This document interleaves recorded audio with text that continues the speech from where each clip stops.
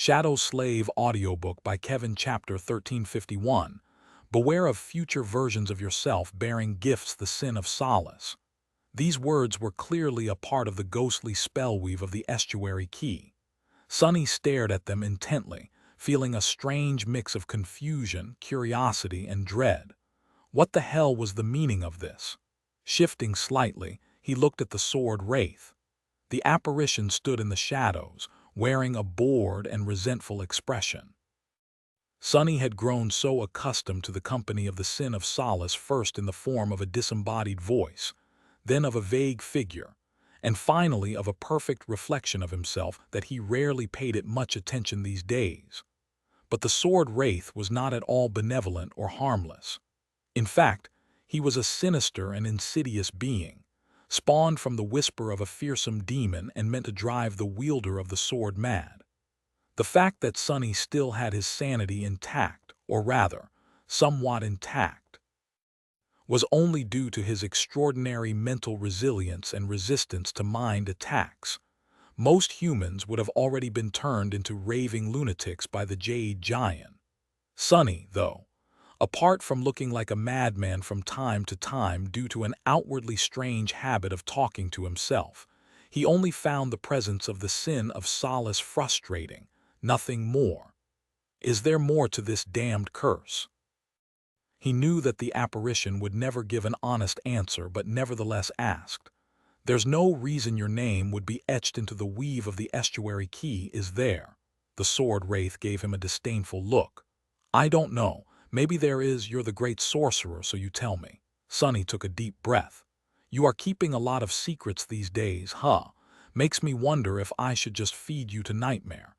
Better safe than sorry, that is what they say." The sin of solace laughed. "Go ahead, get rid of your most powerful offensive memory. Why not? You're going to die in this nightmare anyway. In fact, I encourage you to destroy me. Oh, do you think that I want to be here? Gods, no," he grinned. "Ah, but there's a problem. Are you sure that destroying the sword will get rid of me? It might, but then again, maybe it won't. Maybe the damage to your mind has already been done, and we are stuck together for the rest of your short, distasteful, pitiful life. What a cruel fate." Sonny gritted his teeth. Indeed, he couldn't afford to destroy the sin of solace, and neither was he certain that doing so would banish the apparition. They were truly stuck with each other, at least for now. And I won't get any information out of the bastard either. So, there were only two ways to solve the mystery of the estuary key and its connection to the sin of solace. One was to find the great sorcerer who had created the ominous memory. The other was to deduce the truth somehow. Sonny looked away with a somber expression. "Now that I know that the sin of solace has something to do with the estuary key," he suddenly felt cold. After entering the nightmare and discovering that he had somehow come into possession of a supreme memory, Sonny made several theories about how it could have ended up in his soul sea. One of them was that the soul serpent had slain a great nightmare creature out there in the real world.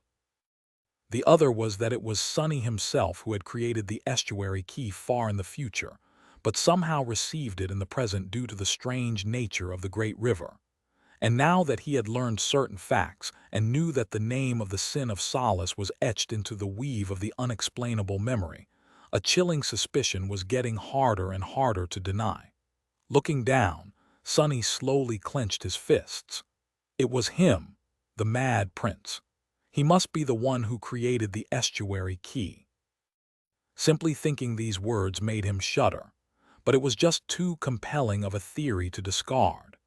Sonny had suspected that the mysterious memory had been created by a future version of himself. He also suspected that the Mad Prince was one of his possible futures. So, wouldn't it be logical to assume that the future version of himself who had created the estuary key was the Mad Prince? The name of the sin of solace etched into the weave, the ghostly strings of shadow essence, the unexplainable nature of the key, and the strange words describing it. The answer is oblivion. It had to have been him. How many weavers were there who could create threads out of shadow essence? Sonny was certain of it. Then, What exactly did it mean? If that abomination really created the estuary key, did it prove that Sunny was really inhabiting the body of one of the 6 plagues? That would certainly make things easier for the cohort. One adversary was already gone, after all. And it didn't even have to be just one. What if each of the members of the cohort had been sent into the bodies of these powerful defiled? Actually, that was a chilling thought, because while it would really be wonderful to not have to deal with the 6 plagues, it also meant that the other members had been sent directly to the heart of the defilement, the city of Verge. The Mad Prince was the only one of the defiled champions who had traveled into the far reaches of the future, after all, from what Sunny knew. Surely, the nightmare spell wouldn't have been so unjust in setting up its trial. Still, if Sunny had indeed taken the role of the abomination from the future, he could also tentatively explain the sudden change of the sin of solace. Why had the sword wraith suddenly grown to look so vivid and real at the start of the nightmare, almost indistinguishable from the real thing? Was it, perhaps, because Sunny had actually inherited not one, but 2 things from the Mad Prince?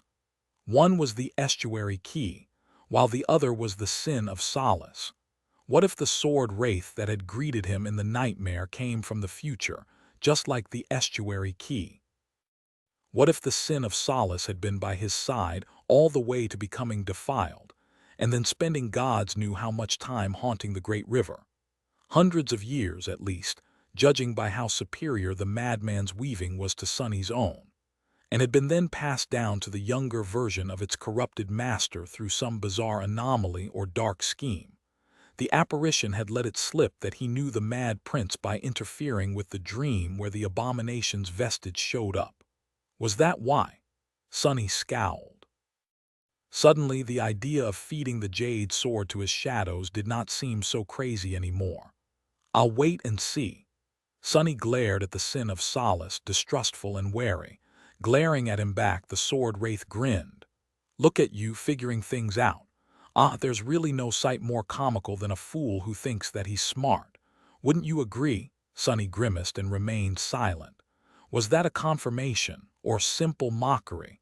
He gritted his teeth, knowing that there was no way to tell. Chapter 1352, nearing the edge in the end, Sunny failed to get the wraith to say anything informative. Just as usual, all the answers he received were either vague and misleading, or outright insults that had nothing to do with the question. Later, in a somber mood, he left the shadow of the sacred tree and walked around the ship, examining its state. Sunny felt odd in light of the things he had learned and suspected to be true. It's infuriating. He seemed to have stumbled on the truth, or rather, on a big chunk of the truth. However, there were still plenty of missing parts, and those were the parts that contained the most important answers. His mind was spinning, coming up with one baseless theory after another.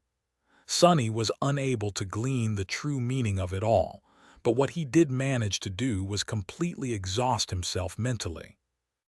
Eventually, feeling foul, he threw the manic desire to get to the bottom of things right here and now out of his head, and settled near the catch to start weaving another memory for nightmare. The fiery sunset lasted for the entirety of the day, and was then replaced by the ghostly radiance of the night. Here in the western reaches of the great river, even the opalescence of the water was different. It was shifting between deep carmine, vibrant crimson, and rich maroon, as if they were truly sailing on a river of blood. The nights they had witnessed before were dreamlike, but this one was like a scene from a darkly beautiful nightmare. Sunny and Nephi's had not slept for a single moment, too wary to close their eyes. In the morning, the impenetrable darkness of the night was once again replaced by a blazing sunset. It seemed like one of the 7 suns was always within reach, drowning in the currents of time. The further west they sailed, the dimmer the light became. Eventually, they were surrounded by a fiery dusk. Sunny, isn't the current strange? Neff's voice sounded tense. Currently, he was holding the steering oar while she was leaning over the railing nearby. Confused, Sonny sent one of his shadows to take a look overboard. It took him a long time to understand what had alarmed Nephi's. Strange. The current of the great river was changing. Ever since they entered the tomb of Ariel, it had always flowed in the same direction. But now it seemed as if the currents were twisting, not only carrying the chain breaker forward but also slightly pulling it to the side. In the direction of the setting sun, he gripped the oar tighter. We must be nearing the edge. The great river was vast and flowed endlessly, but it was not limitless. That was one of the first things they had asked Anak, hoping that there was a shore somewhere in this inhospitable world. But there was no shore. Instead, the great river was limited from west and east from dusk and dawn, as the river people called these directions, by a bottomless dark abyss. It was as though the river flowed through nothing, suspended in the void by the power of the demon of dread. And so, there was an edge instead of the shore, a colossal and unceasing waterfall where the waters of time spilled into the abyss and disappeared into the boundless darkness. Sailing close to the edge was tantamount to suicide. They had not reached the truly dangerous waters yet otherwise. The currents would have already been pulling the chain breaker toward the abyss with ferocious force, but the subtle change in the direction of where the water flowed indicated that the edge was already not too far away, which was good news, because it meant that they were even closer to fallen grace. And dusk, the last sibyl of the estuary. Sonny inhaled deeply. Check the navigation tools again. It would be really awful if we overshoot fallen grace and end up deeper into the past than intended.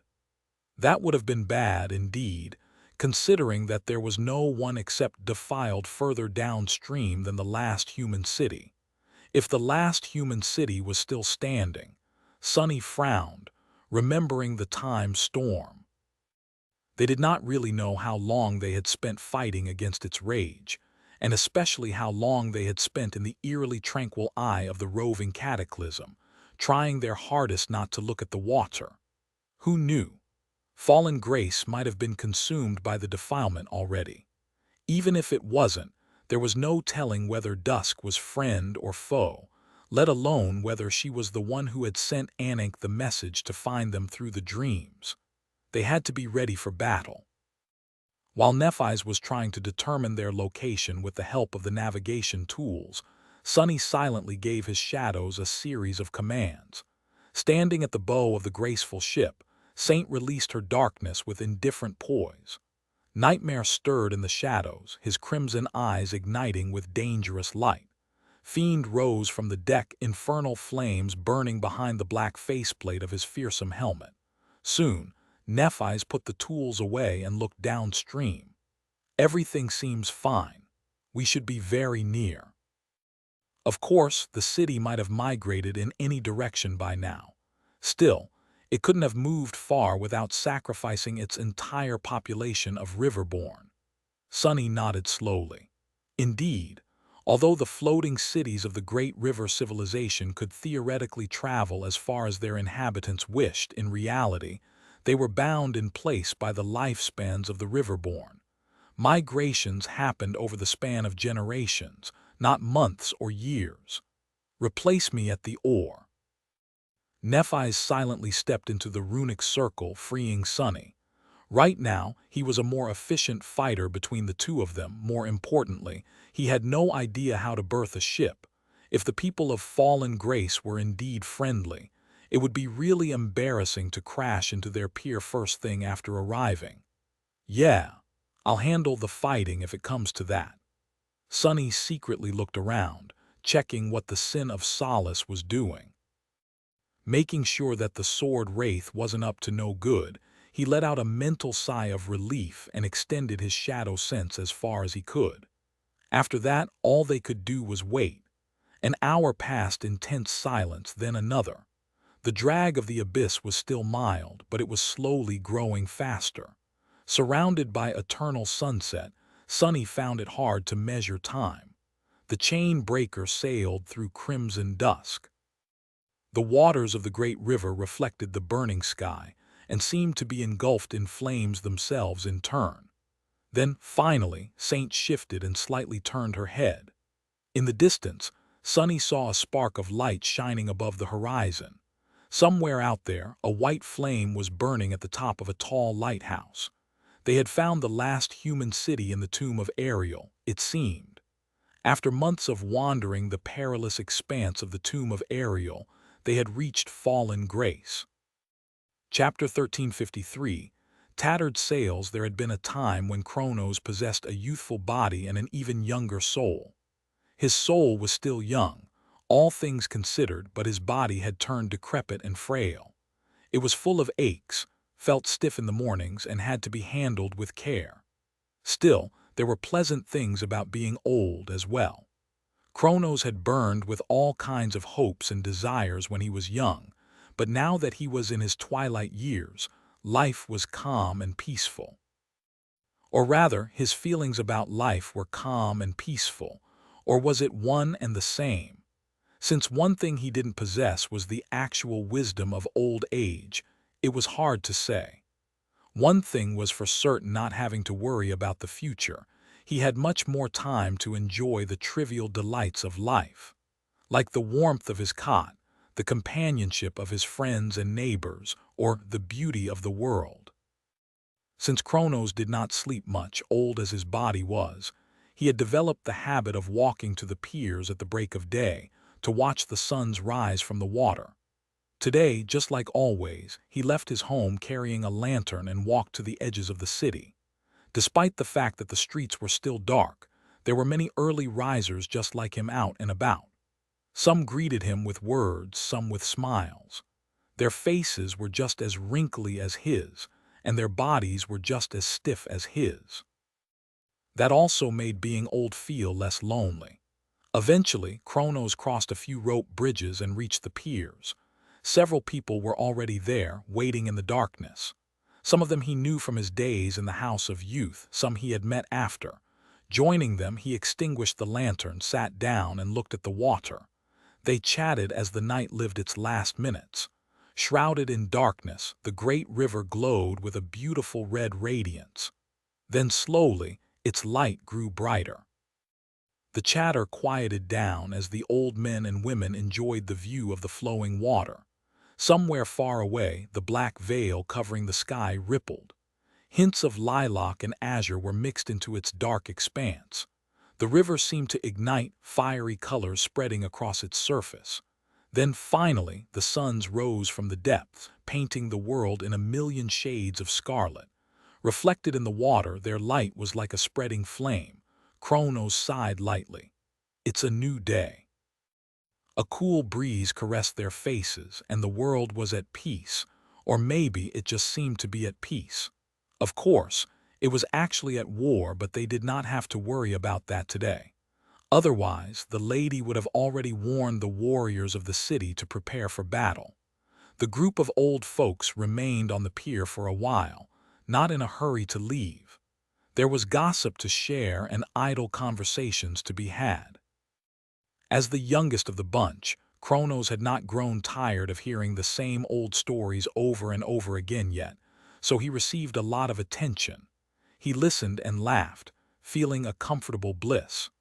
But then, a note of confusion entered that bliss. Still engrossed in a story told by an old woman who had left the House of Youth a few years before the rest of them fled, he glanced at the river and froze, stunned. There was a black spot on the horizon. It was a ship moving in the direction of fallen grace. Kronos trembled slightly. A ship, but it's not time yet for the fishermen to return. Has something bad happened? Soon, the other old folks noticed the approaching vessel as well. The conversation died down and all of them stared into the distance, somber and tense. Then their expressions changed. The mysterious vessel had drawn close enough for them to discern a few details: its size, the color of its hull and sails, the strange shape of its mast. Kronos was suddenly gripped with fear. It's not. The vessel had a graceful silhouette but looked indescribably menacing as it emerged from the crimson glow of dusk. Its hull was battered and covered in scars, while its tattered sails were like an ill omen. Much more importantly, the ghostly ship was unfamiliar. It was unmistakably alien to their city and its fleet of fishing boats, all of which Kronos knew by heart. He had never seen an unfamiliar ship arrive at Fallen Grace. They had received guests in the past when his parents were young, but that time had long passed, because Fallen Grace was the last human city on the great river. Defiled. Someone's yell broke the silence, sending the old folks reeling. The Defiled did not have a habit of traversing the great river on ships, but they were also sinister and unpredictable. The ominous ship might very well belong to the abominable monsters. But if it did, why had the lady not warned them of an approaching attack? Why was the light burning at the top of her palace still white? Icy dread grasped Kronos. Has the lady succumbed? No, no, impossible. His irreverent thoughts were interrupted by a loud scream. The observers staggered back, horrified by a dark shadow that moved below the water.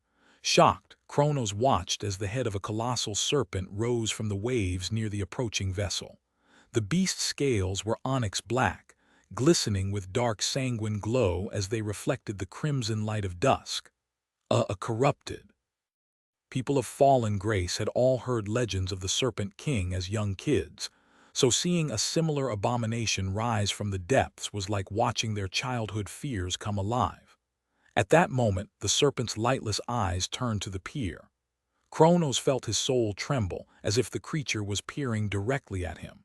And then something unexplainable happened. The colossal body of the monstrous Leviathan suddenly rippled, becoming vague and indistinct. Then it dissipated into a tide of darkness. Instead, a slender human figure appeared on the bow of the approaching ship. The dark figure was contoured against the burning sky, its mantle moving slightly in the wind. It seemed to belong to a young man with porcelain skin and raven-black hair, his eyes as dark as night. The same lightless gaze swept across the pier, and then the sails of the ominous ship lowered themselves as if by magic. Kronos took a shaky breath, staring at the ghostly vessel. A strange thought appeared in his mind. Is this the end? Or a new beginning? Chapter 1354. By grace of dusk with its tattered sails lowered, the ominous vessel slowed down, eventually coming to a semblance of a halt. It drifted on the waves a few hundred meters away from the pier, carried by nothing except the current. Kronos had managed to regain some composure by then. He briefly thought about running away, but decided against it. His body was too old to run with any kind of significant speed anyway. The watchers guarding the city must have noticed the ghostly ship and the terrifying onyx serpent.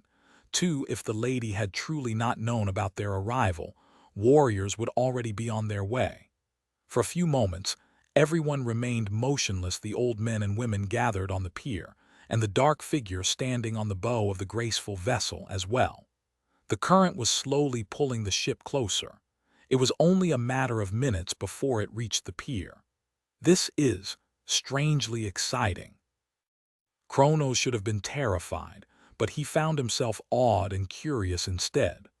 All of them here in Fallen Grace lived with the knowledge that their lives would soon come to an end. Death was like an old friend, not an odious enemy.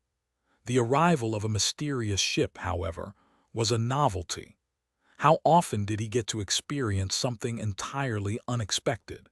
He had never seen anything like it, and would most likely never get a chance to witness something as wondrous again. So he waited for the moment when the hull of the ship touched the pier with bated breath. Eventually, the graceful vessel drew close enough for them to see every terrible scar and every burn mark covering its battered hull. It seemed like the battered ship had escaped the depths of hell and survived all kinds of untold disasters. What terrible battles had it endured? What harrowing creatures had clawed its hull, unable to break through? What kind of beings dwelled within it, who had been able to survive all these ordeals? Were they, perhaps, more harrowing than the creatures that had left their marks on the ancient hull? Kronos and his fellows saw the deck of the ship, as well, stunned by the sight of a beautiful tree growing around the ship's main mast. That tree was vibrant and full of life, not at all like the grim vessel below it. It was much taller and robust than any tree growing in fallen grace. What is this craftsmanship? Kronos had never seen a vessel of such design, nor had he known of any shipbuilder who could have created it. The lines of the ghostly ship were elegant, but unfamiliar. The small details of its construction were unlike anything that the river people would have built. They were also entirely different from how the Twilight people had built things, back before they were wiped out by the Defiled. The ghostly ship looked ancient and mysterious, like all things passed down from the outsiders. Suddenly, Kronos felt joyous excitement. Are these people? The ship smoothly approached the pier and halted just beside it, its bow softly touching the mooring berth. As the humans of fallen grace watched in stunned silence, 4 figures jumped from its deck onto the weathered wood. There were 2 humans in front, if they were really humans and not deities. Kronos suddenly found it hard to breathe. The first one was the slender young man wearing a dark mantle, his porcelain face drowning in the shadows. His lightless eyes were like 2 pools of unfathomable darkness, cold and piercing. There was a crown of black metal resting on his head, shaped to resemble a twisting serpent. The other was a tall young woman with silver hair and calm gray eyes, wearing a white tunic. Her face was like that of a statue, beautiful and distant. She wore a crown, too, this one bright and adorned with a single radiant gem. When she appeared, it was as though the light of the 7 suns had grown a little brighter. Kronos felt something move in his heart, and for a moment his soul was grasped by a deep and unexplainable longing. The 2 were like night and day, mysterious and beautiful. The other 2 were like monsters. One was a towering knight that seemed to have been carved from onyx, her graceful armor both intricate and fearsome. The other was like an ogre forged from black steel, with hungry flames burning in the depths of his ferocious eyes. There was something hiding in the shadows, too. A dreadful presence that felt both elusive and terrifying. Everyone stared at the strangers, feeling dread, awe, and wonder. After a few moments of silence, the young man wearing the serpent crown took a step forward and spoke in a familiar language, his voice resounding across the pier. "We have come from the far reaches of the future in search of fallen grace, the last bastion of the river people. We mean no harm unless you do us harm. I am." At that moment, Kronos became sure of his suspicion. They must be. With his heart beating wildly, he stepped forward and asked in a trembling voice, My lord, are you the children of Weaver?" The young man glanced at him, making Kronos shiver under that piercing gaze of his. A hint of surprise appeared in the lightless eyes, but then disappeared, replaced by something that resembled satisfaction. "Indeed, we are changing star and sunless, children of Weaver." His words were like an explosion for the old men and women gathered on the pier. Their fear disappeared, and instead bright smiles illuminated their wrinkly faces. "Of course, it's them, just like the lady foretold. Praise the lady." Kronos couldn't keep the smile from appearing on his face either. I must have gone senile. Why haven't I realized sooner?" He hesitated for a moment, then bowed deeply and spoke, trying to make his voice sound solemn instead of amazed and excited. "It is our honor to meet you. We welcome you to fallen grace, esteemed guests." Then he straightened and added reverently, "Lady Dusk has been awaiting you for a long, long time." Chapter 1355, Fallen Grace. No, I'm definitely not imagining it. These people are weird. The citizens of Fallen Grace were indeed looking at Sunny funny. The frail old man in front of him was smiling with an odd mix of joy and terror, just like the rest of the elderly folks that had met them on the pier. They were simultaneously far too excited and far too scared, like a bunch of teenagers who met an idol for the first time. He could vaguely understand why they would be delighted. It seemed that Dusk had already been waiting for Sunny and Nephi's after all, which was potentially a piece of good news. But where had the awe and terror come from? Maybe I shouldn't have shown up as a serpent. Sonny had thought that the river people would be accustomed to seeing creatures of all kinds, but maybe he was wrong. Still, there was a strange incongruity between the age of these people and how animated their reactions were. This whole city was strange. When Sonny and Nephi's had first seen it, both were tense and wary. They had not known what kind of welcome to expect and kept their guard up. Fallen Grace looked a lot like Weave, but also different. Painted by the crimson radiance of dusk, it floated on the waves, stretching as far as the eye could see. It was much larger than the forlorn city of the followers of Weaver, and also more developed, feeling like a place with much deeper roots. There were more island ships, most paved neatly with cobblestones and carrying graceful, picturesque buildings. The islands were connected by rope bridges, with wide canals below. Slender gondolas with intricate patterns carved into their pale wood moved through them. Unlike Weave, there were no wind catchers here. Instead, there were sails of vibrant scarlet fabric stretched between the taller buildings, making the city look like a grandiose flotilla. The buildings themselves were built from white stone and pale wood, with crimson accents added here and there to liven up their scenic facades. Fallen Grace was like a flower of pure, immaculate white drifting between the ominous crimson sky and the blood-red waters of the great river. However, it was a wilting flower.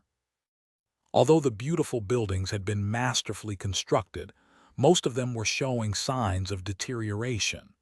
The newer ones did not seem nearly as picturesque, either. The rope bridges were frayed and poorly maintained. The scarlet sails might have looked magnificent once, but now their fabric had faded, its surface covered in patches and signs of makeshift repairs. Most glaringly of all, the streets of the city were too desolate. From what Sonny could tell, half of the buildings had no inhabitants, standing abandoned and empty. That felt deeply wrong. He had grown up in NQSC after all.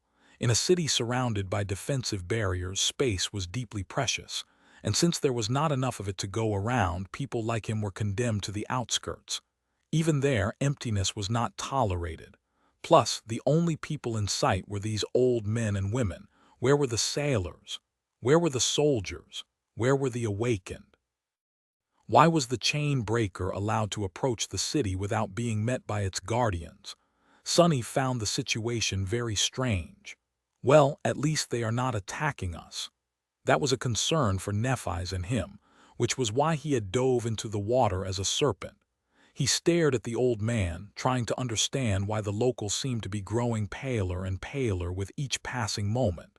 Then, mentally shaking his head, he sighed and said, "That's good, then. We've been anticipating meeting Lady Dusk a great deal, too. Maybe they would finally receive some answers from the last Sibyl of the estuary." Sonny hesitated for a moment, then asked bluntly, "Your city defenses seem awfully lacking. Where are the warriors? Why hasn't anyone prevented our ship from entering your waters?" The old man let out a nervous chuckle. "Oh, why would they? The lady would have warned us if there was danger. Since she didn't, there must be no danger. So." He paused awkwardly and added, "Please don't worry, though. Someone will arrive shortly to escort you, esteemed guests. I am sure of it." Sonny and Nephi stared at the old man incredulously. Huh, so that was why. Fallen Grace was ruled by an oracle, and therefore its citizens lived by a completely different set of rules. Why post watchmen if any attack could be foretold in advance? It was something like that, perhaps. He wasn't sure he could really comprehend how drastic of a change such a life would be. Makes one wonder how the cities of the Sibyls fell despite it all. Perhaps it was precisely because these people relied on the Sibyls so much. And the Sibyls, no matter how potent their prophetic powers were, could not have been omniscient, especially when there were more sinister powers at play. As Sonny was pondering these matters, there was a small commotion at the end of the pier.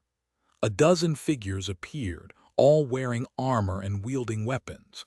Their armor was white, with red sashes tied around the waist. The weapons, thankfully, were sheathed. The old men and women stepped aside to let the soldiers approach. As they did, Sonny was surprised once again. The warriors, each and every one of them, were as old as the group of people that had met them on the pier. The armor fit their shriveled figures badly, and they seemed to struggle under the weight of their weapons. Nevertheless, the old soldiers tried to maintain dignified expressions. There was fire in their eyes still. The leader of the squad, an ancient woman wearing an open helmet with a red plume, bowed deeply and then saluted with a trembling hand. "Welcome, children of Weaver. It is my honor to witness the day of your arrival. I will take you to the lady. Please." The old woman made a gesture asking them to follow. Chapter 1356. The last Sybil. Sonny studied the old woman's armor, hesitated for a few moments, then looked at the chain breaker with doubt. He felt rather impatient to meet dusk of fallen grace, but reminded himself to keep calm and take it one step at a time. "We've yet to moor our ship." The old warrior bowed again. "Everything will be taken care of." How convenient! These ancient soldiers did not seem like much of a threat. The old woman was an awakened, but the rest were mundanes. Sonny had no doubt that he would be able to escape any ambush or trap they could potentially lure him into. And it didn't even seem like there would be a trap. Still, he didn't like the idea of leaving their only means of escaping fallen grace behind. That said, if Dusk had really anticipated their arrival, wouldn't she have also anticipated his reluctance? If she knew that he would be wary of a trap, wouldn't she have been able to construct a trap insidious enough to fool Sonny? Suddenly, he was full of apprehension. Damnation. Sonny had mostly been blessed by finding himself on the right side of people with prophetic powers. Now that he was about to meet an unfamiliar oracle, though, he fully realized how terrifying of an enemy one could be. His unease wasn't helped one bit by the fact that he had actually already met Dusk of fallen grace once, in a way. There were deep scars left on his psyche by the terror of Low 49. Whatever. What else can we do? Demand that she comes to meet us here on the pier. After exchanging a glance with Nephi's, Sonny shrugged and followed the group of soldiers deeper into the city. The old man who had greeted them joined as well, which caused an irritated sigh to escape from the lips of the old woman in charge of the soldiers. "Kronos, why are you tagging along with us, kid?" The old man simply smiled. "Why, I'm the one who greeted the esteemed guests first. Surely they'll feel better having someone familiar escort them." The leader of the soldiers shook her head and didn't say anything else. The old man, Kronos, seemed satisfied and hurried to keep up with them. "Kid, how ancient is this woman to be calling a fossil like him kid?" As Sonny was escorted through fallen grace, he couldn't help but look around with a somber expression. Everywhere they went, they were only met by old people. Ranging from elderly to ancient, the inhabitants of fallen grace all had white hair, wrinkled faces, and frail bodies of people living out the last of their twilight years. They went about their business with careful steps and looked at Sonny and Nephi's with amazed expressions. He thought that it was because of their status as guests in the city at first, but then realized that it was simply because they were young. Apart from Sonny and Nephi's, there was not a single young person in sight. "They are all river-born." Sonny frowned, pondering the implications of this simple realization. Riverborn did not age with the passage of time. Instead, they aged by moving upstream from the place of their birth. The process was supposed to be gradual, happening over the span of generations as the city migrated into the future to allow new families to be formed. Therefore, there had to be a mix of people of different ages on the streets, just like there would be in a normal city. So what did it mean if everyone here was? Looked old. It meant that fallen grace had migrated far upstream for a reason other than ushering in a new generation, at some point, killing the older population and thrusting everyone else into decrepit old bodies as a result. Sonny's face grew somber as he looked at Kronos one more time. It might have been that the leader of the soldiers had called him a kid not because she was incredibly ancient, but because the old man was actually a child, or a youth no older than Sonny and Nephi's at least. He hesitated for a few moments, then asked cautiously, "Kronos, was it? Say, how old are you?" The old man smiled, his face turning into a labyrinth of deep wrinkles. "Oh, I am 17, my lord. I'll be 17 in a few days, to be precise. But who's counting?" Sonny inhaled deeply, disturbed by the cheerful tone of that answer. Nephi seemed to have figured out the reason for why everyone in Fallen Grace looked so old as well. Hearing Kronos confirm it, she frowned. "Then why aren't you at the House of Youth?" As the words left her lips, the face of the old woman leading the soldiers darkened. While Kronos lingered, she answered in his stead, "It's because we lost them. We lost the entire downstream half of the city during those dark days. And if it wasn't for the lady, we would have lost the other half as well." At the mention of dusk, an expression of deep reverence and love appeared on the faces of Kronos and the old soldiers. But there was also something else, hiding behind the devotion. A hint of sorrow, fear, guilt. It was at that moment that they reached the point that should have been the center of the city. However, it was its edge instead. There was nothing but empty water where countless island ships should have been. The rope bridges leading to them had been cut, their remnants singed and floating aimlessly in the water. The closest buildings to the edge bore scars and burn marks, some of them tilting sideways or laying in piles of mostly disassembled wreckage. It was as if the whole city had been bisected into two halves, one still drifting on the crimson waves, the other long gone, lost to the unceasing pull of the past. So that's how it is. Fallen Grace had indeed migrated upstream, escaping an attack. A large part of it had been lost in the process, both in terms of island ships and people. Sonny looked away with a grim expression. Was it because of the defiled? The old woman chewed on her lips, then nodded with a strange darkness hiding in her eyes. Yes, a defiled, something like that. After that, she remained silent. Soon, they reached an island ship that floated a small distance away from the rest of the city. It carried a beautiful palace built of white stone, with tall columns and a spire that rose high into the scarlet sky, crowned by a pyre of pure flame. That was the source of the white spark they had seen from a distance.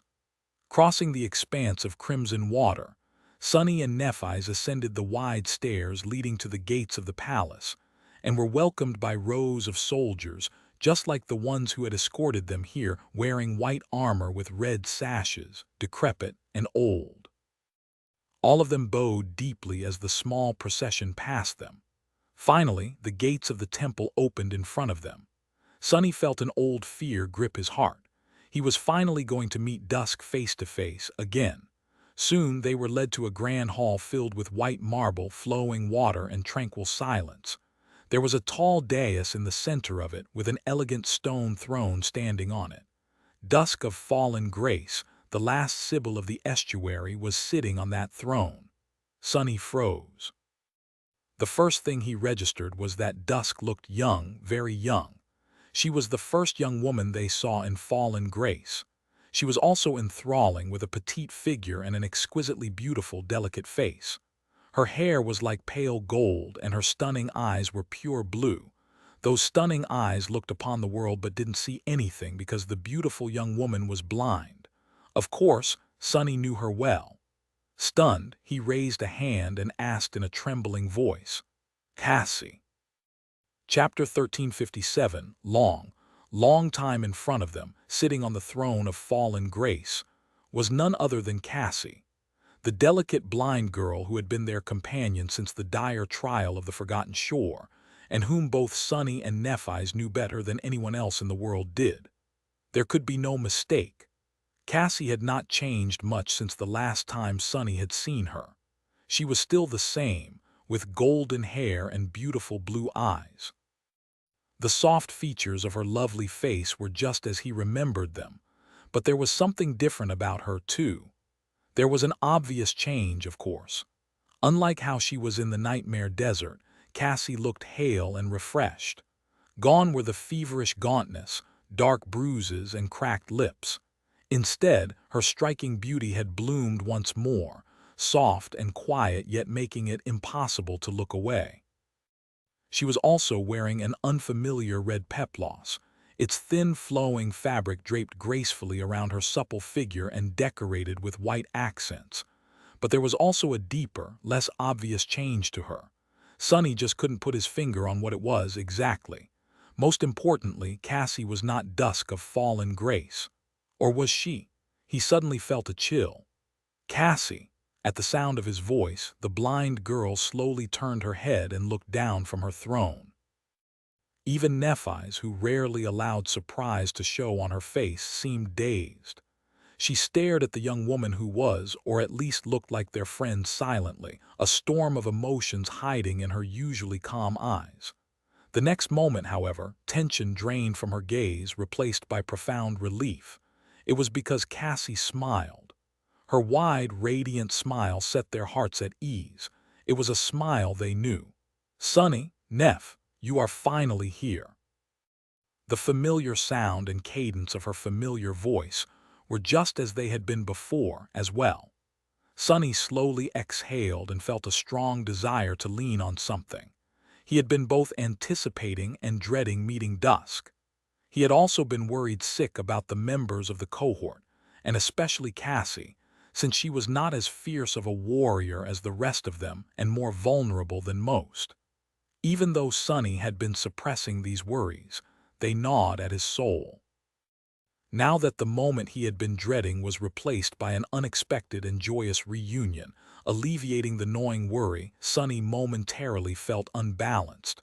Then a million questions flooded his mind. Wait, why is Cassie here? Where is Dusk? Could Cassie have taken the role of Dusk in the nightmare? Wait, then what about Torment? Why was she sent so much further downstream than Nephi's and I were? How long has she been here? Where are the others? How? Sensing that he was on the verge of spiraling, Sonny forcefully put those questions aside. He would be able to ask them all to Cassie anyway. As soon as they were able to talk freely, as if reading his thoughts, the blind girl turned slightly and smiled at the soldiers who had escorted them into the temple. They looked at her with intense devotion, then lowered their gazes and bowed. Cassie lingered for a moment, then spoke softly. "The children of Weaver are here. Please leave. There are important matters I must discuss with them alone." The old woman leading the soldiers looked up in protest. "But my lady, it might not be safe," the blind girl chuckled. "I know, child, I know more than most remember." The elderly soldier looked away in embarrassment, recalling who she was talking to. She hesitated for a moment, then bowed her head. "Forgive me, my lady. I acted out of line." Cassie shook her head. "No need to apologize. You only spoke out of sincere concern for me. Go and feel at ease. I also know these two. They will not harm me." She paused for a moment and added, "Oh, and you, Kronos, don't think I don't know you're hiding behind a column, brat. You go as well." An awkward cough resounded from somewhere behind, and the elderly teenager appeared in sight, scratching the back of his head. "Ah, I was just enjoying the splendor of the temple. Sorry, my lady. I seem to have gotten carried away." Under Cassie's unseeing gaze, Kronos and the soldiers backed away and left the three of them alone, or so it seemed. After the initial shock of the unexpected meeting receded, Sonny noticed two people standing in the shadows of the throne. Both of them ascended. They were an old man and an old woman, dressed in ceremonial robes. The woman wielded an unsheathed greatsword, while the man held a crimson silk cord in his hands. Tracing his gaze, Cassie let out a quiet sigh. "These are my guards. Don't mind them. They are deaf and won't hear us." Sonny was strangely disturbed by these words. Why did Cassie have two deaf guards? The whole situation somehow seemed eerie. At that moment, Nephi's finally spoke. "Is that old woman a teenager as well? Are all your troops composed of children?" The blind girl blinked a couple of times, bewildered, then shook her head. "No, she is a few hundred years old." Sonny tilted his head, stumped. "What? Then why did you call her a child? Cassie remained motionless for a while, then sighed deeply and lowered her head. Her voice sounded strangely hollow when she spoke, the words echoing across the white hall. It is because I've been waiting for you two for a long, long time. In the silence that followed, both Sunny and Nephi's froze. The terrible implication of what Cassie had said slowly seeped into their minds, making them realize that, at that moment, the blind girl's shoulders trembled, and she suddenly exploded into bright laughter. Oh gods. Sorry, I just couldn't help myself. I really did wait for a while, about a year, I think. I imagined this day a lot, and so I just couldn't resist making this joke. Sunny and Nephi stared at her, stunned. Wow, what the hell, who makes a joke at a moment like that? His eye twitched. Wait, did she say a year? It had been less than 3 months since Sunny and Nephi's entered the nightmare. So the time storm did indeed mess up their perception of time, just not as direly as they had feared. Cassie, meanwhile, had gotten such a good laugh at their expense that tears appeared in the corners of her eyes. Her hands had been laying on her knees before. Now she raised them to wipe the tears away. And when she did, Sunny heard a familiar sound. It was the rattling of chains. There were golden shackles wrapped around Cassie's slender wrists, and a golden chain connected them. Wiping off her tears, the blind girl looked up with a smile and blinked. It seemed that she had noticed their confusion. Cassie frowned a little, then touched her shackles and sighed. Oh, you guys don't know much about the Sybils yet, right? I should explain. She lingered for a moment, then glanced briefly at the two deaf masters behind her. One held an unsheathed sword, the other a silk cord. Her expression remained calm and relaxed. When I said that these two are my guards, I didn't mean that they guard me against danger. Instead, they are guarding the city against me. Chapter 1358. Beautiful chains. Nothing about the situation made sense. Sunny and Nephi's tentatively came to terms with the fact that Cassie had replaced Dusk of fallen grace, but now they were struck by yet another revelation. Sunny did not know why the blind girl was shackled yet, but his mind had already entered a state of battle readiness, just in case. Not showing any emotions, he briefly glanced at the two deaf guards. The sword and the cord they wielded were suddenly much more sinister.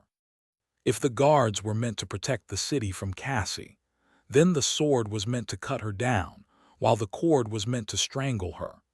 How strong can these old masters be? Sunny was mentally calculating the swiftest way to kill them guards when a sudden thought sent a chill running down his spine. His first impulse had been dictated by the deeply ingrained desire to protect Cassie, but why were the guards there in the first place? Looking at the beautiful young woman sitting on the white throne, wearing golden shackles, Sunny had to wonder if he should be thinking of a way to protect himself from her instead. She sighed. You don't have to worry. I'm not in danger, nor do I represent danger. It's just that, well, it's a long story. I'll explain. But first, standing up, Cassie smiled and descended from the dais. Let me climb off that throne. It feels really odd to be looking down on you from up high. She approached them with light steps. Her delicate figure was accentuated by the vibrant red fabric of the archaic dress, which contrasted starkly against the white marble of the grand hall. Her movements were swift and graceful. Before Sunny could really decide whether he should be on guard or not, Cassie was already near. She raised her shackled hands and gave Nephi's a tight hug.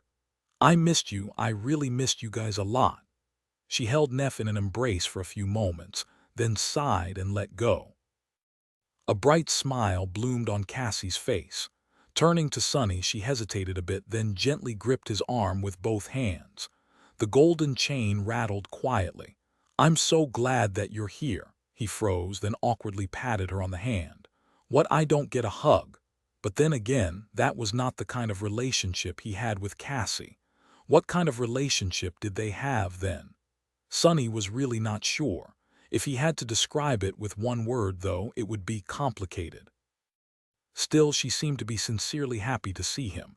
He felt the same way, too. We're glad to be here as well, But do you mind explaining what is going on, starting with why you are chained, please?" Cassie's smile dimmed a little. She hesitated for a moment, then nodded and turned away. "Sure, but not here. This hall is too oppressive. Follow me." After exchanging a glance, Sonny and Nephi's followed the blind girl out of the great hall and into the depths of the White Temple. The two old guards did not seem concerned by the fact that their ward was moving around freely. They simply walked behind them silently, carrying the sinister sword and the silk cord. The presence was rather ominous, but Cassie did not seem to mind.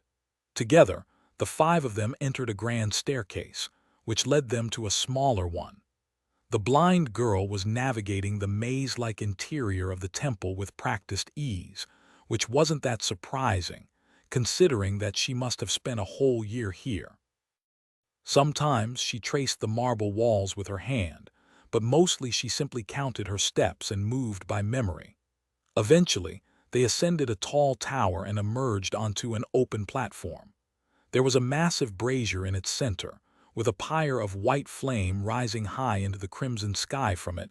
This was the flame they had noticed from afar, and which guided them to fallen grace.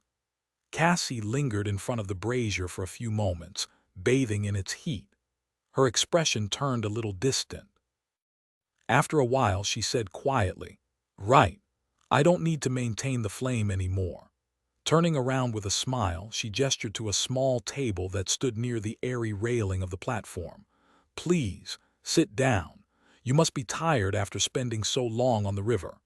The table was brimming with fresh fruit, crystal pitchers of wine, and savory snacks. Cassie did not have to ask them twice, since Sonny and Nephi's were indeed tired after the long journey, hungry and parched. Soon, the three of them were sitting around the table, enjoying the refreshments. From the height of the temple's spire, the whole of fallen grace was revealed to them, as well as the fiery expanse of the flowing water painted in a million shades of red by dusk. Looking at the surreal sight of the endless crimson river, Sonny couldn't help but notice how damaged and incomplete the city looked.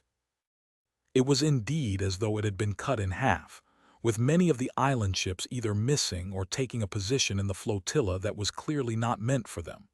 Taking a sip of fragrant red wine, Cassie sighed and turned to face fallen grace as well. She was holding the glass with both hands, careful not to let the golden chain get in the way. Eventually, she said, "I entered the nightmare around a year ago. It was very disorienting, as you must have experienced yourself. Especially once I realized that I had taken the place of Dusk, the Sibyl of fallen grace. Dusk, I don't know how powerful she was exactly, but she must have been at least a transcendent, while I am not." Sonny nodded somberly and added in a low voice, "The last Sibyl." The blind girl turned to him with a strange, fragile smile. "Yes, the last, although I wasn't so at the start." Nephi's frowned, feeling a dark undertone in Cassie's voice. "Wasn't so? What do you mean?" Cassie remained silent for a few moments, her face turning solemn. Then she said, "The Sibyls were oracles once. The revelations they received came from the gods. But then the gods grew silent, and one after another the Sibyls turned to another source of knowledge, the estuary. What revelations do you think they received from there?" Chapter 1359, See No Evil. Sonny suddenly paled. "Wait, no way." The runes describing the shroud of graceless dusk resurfaced in his memory. There they found solace, safety, and shelter. In time, the voices of the gods grew silent one after another, leaving behind only a vast and dreadful silence. That was how the Sibyls embraced the estuary, and that was how they fell. He looked at Cassie somberly and said, his voice slightly hoarse, "The defilement." The blind girl nodded sadly. "Yes, the defilement spread from the estuary, consuming Verge, the city of the Seekers. And from there, the defiled slowly moved upstream, threatening to devour all other settlements on the great river. The Sibyls and their people waged a war against them for a long time.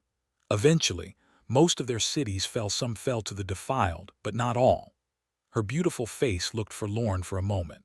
Cassie sighed. The Sybils were truly formidable at the height of their power.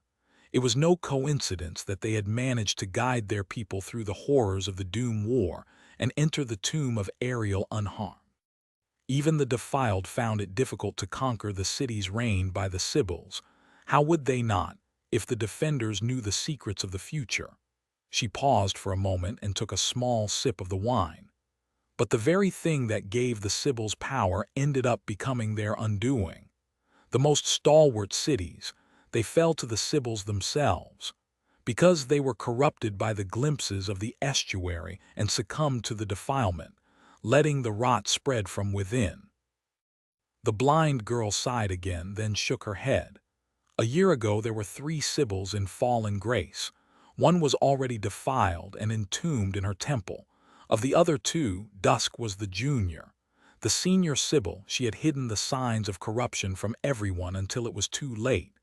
The day she lost control was the day I took Dusk's place. She lingered for a moment and gestured to the city below. This is what I managed to preserve. I was able to rally the defenders of fallen grace and slay the defiled Sybil. But by then, much of the city had already been lost.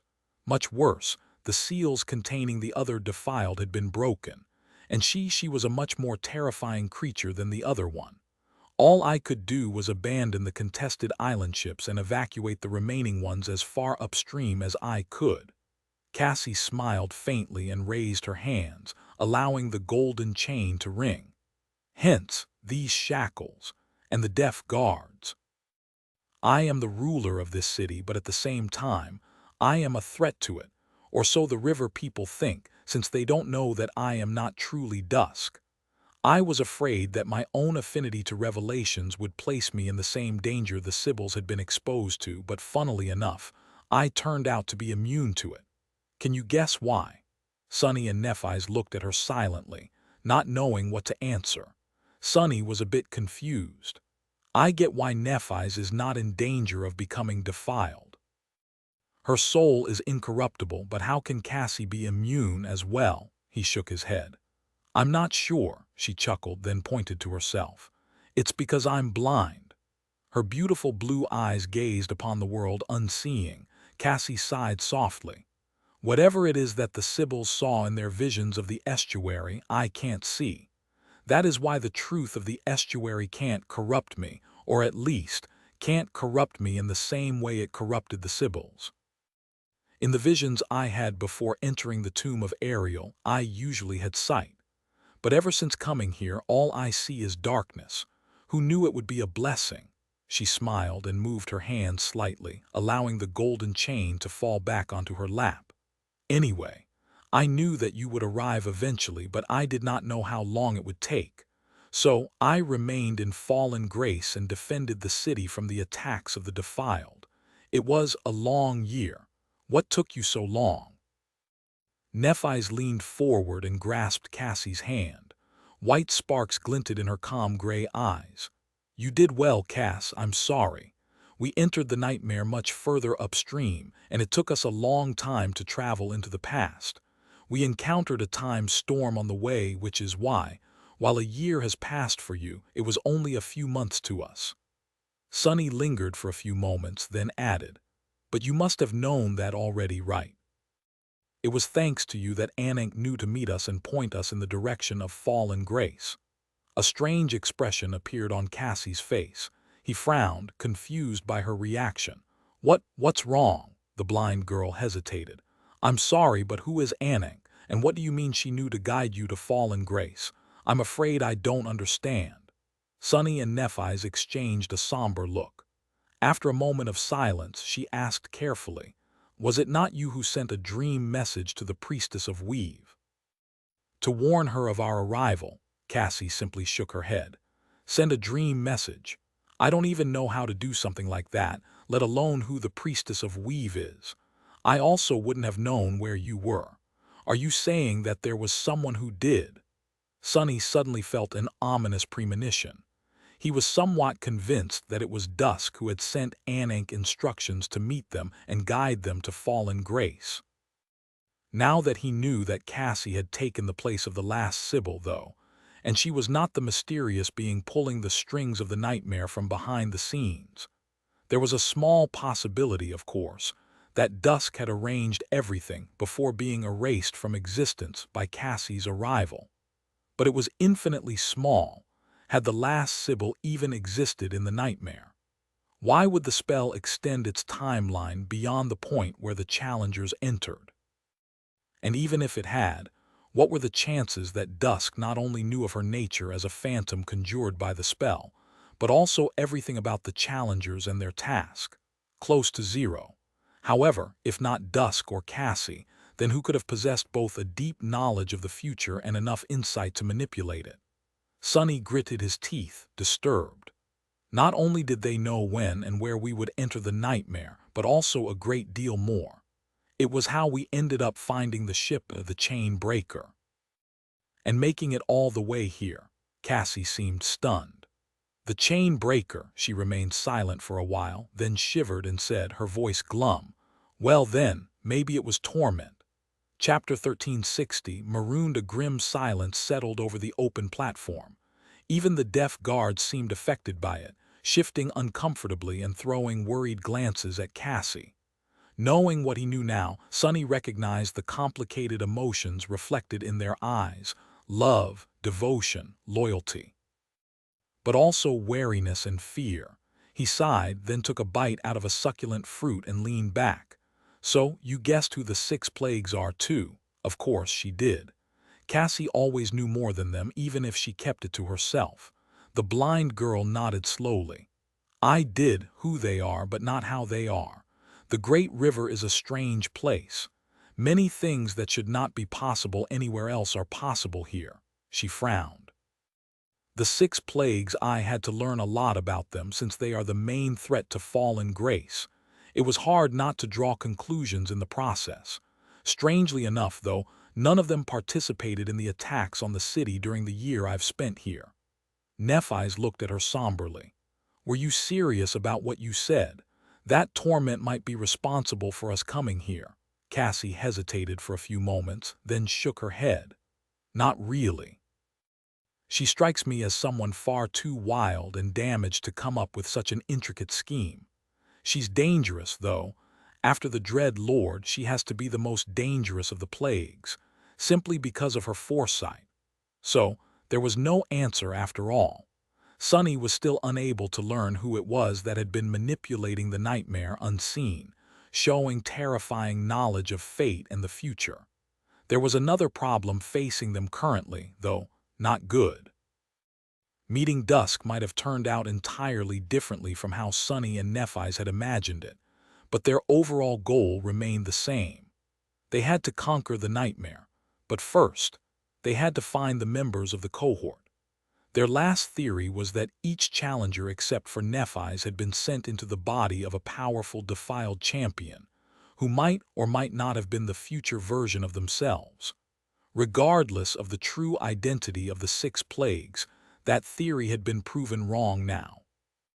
After all, Cassie was right here in front of them in place of the last Sybil, Dusk not Torment, which meant that they had no idea where the other members were. And since it had already been a year since the nightmare started, Sonny felt intense worry gnaw at his heart. No, don't think about it." Looking at Cassie, he hesitated for a while, then composed himself and asked, "You said you knew that we would arrive eventually?" The blind girl nodded. "Yes, I saw us meeting in a vision. Or rather, felt it." Sonny took a deep breath. "Then what about the others? Do you know where they are?" There was one more question that he had but couldn't bring himself to ask. "Are they alive?" Cassie suddenly smiled. The melancholy shrouding her features was vanquished, her face illuminated by that smile. "Yes, of course." She froze, then coughed awkwardly. "They're alive, I mean, sorry." "Right. I should remember who I'm talking to." The blind girl was more than capable of answering questions that had not been asked yet. Her smile dimmed a little, and Cassie sighed. "I haven't wasted the whole year doing nothing, you know. Apart from making sure that fallen grace is not conquered by the defilement, I also tried to learn as much as I could. About the world, the tomb, I also tried to find the others, of course." Nephi's leaned forward, a hint of excitement in her eyes.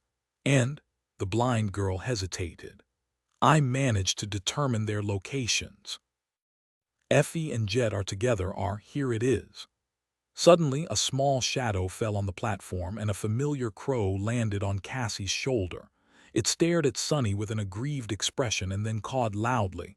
"Sonny, Sonny." It was Jet's crow echo. Staring at the bird with excitement, he asked, "They're here in Fallen Grace." The crow suddenly looked crestfallen. It shook its beak slightly, then cawed sadly, "Stuck, stuck." Both Sonny and Nephi's looked at Cassie, worry apparent in their eyes. She sighed. They are alive and together, but they are caught in a dangerous zone of the great river, unable to escape. I spent a lot of time trying to locate the exact coordinates of where they are marooned, but only succeeded after this echo found me. I would have tried to rescue them myself, but I am the only outsider left in Fallen Grace. I couldn't leave before you arrived. Sonny nodded, both relieved and concerned. It was good that Effie and Jet were together. And it was even better that Cassie had determined their exact location. The existence of the crow echo also proved that at least one of them was still alive. And yet, how could he not worry when he had just learned that they were stuck in some bizarre hazardous zone of the great river? Nephi's inhaled deeply, then asked, "What about Kai and Mordred, Anvil's son?" The blind girl frowned. "They are also together. However, their situation is worse." She lingered for a few moments and said darkly, "They are in Twilight." Sonny and Nephi's glanced at each other, confused. He suppressed the impulse to touch the crown of Twilight and asked, "Twilight, the city of the Serpent King, wasn't it destroyed?" Cassie remained silent for a while. Eventually she shrugged with uncertainty. "It is lost, but it is not destroyed. The legends say that it was devoured by time. I am not sure what it means. In fact, I am not sure about anything that has to do with King Daron and his people." Sonny raised an eyebrow. "Oh, why is that?" A deep frown appeared on the blind girl's face. She pursed her lips, then said hesitantly, "Everything about them is odd. They were not riverborn, but they weren't refugees from the dream realm either. They appeared within the tomb much later than the Sibyls and the Seekers, when the river people civilization had already been established and the defilement had already spread." Cassie lingered for a bit and then added, "If not for the fact that they simply can't be from Earth, I would have said that they were challengers just like us, each and every one of them." Chapter 1361, Devoured by Time, challengers just like us, each and every one of them.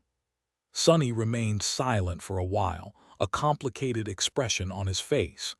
He was remembering the very beginning of the nightmare and the strange words the spell had spoken.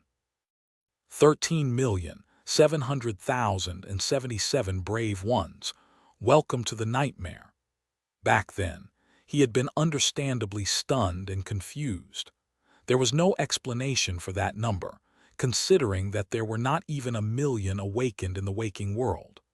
The start of the nightmare had been abnormal in more than one way, though, and so he tentatively attributed these words to an error made by the spell. However, Sonny had never been truly convinced that the spell was even capable of being mistaken. So what if it had been correct? He slowly exhaled. "They are." Cassie turned her head slightly, confused. "How can it be?" Sonny lingered for a few moments, then shrugged. "I'm not sure, but I know for a fact that the people of Twilight were challengers. It is because we've met King Daron, Nephi's and I. It was written in the description of the crown of Twilight, thus, the valiant king became a guide who guarded his people in their nightmares. That had been Daron's entire plan, to enter the tomb of Ariel so that a phantom of him would be conjured by the spell to guide his people when they challenged the nightmare. It had already seemed strange when Sonny first read the runes. However, back then, he had not met Anik yet, and therefore had not learned that there were no nightmares in the ancient past of the dream realm. So where had the Serpent King and his people come from? "You've met the Serpent King." Cassie's voice trembled a little.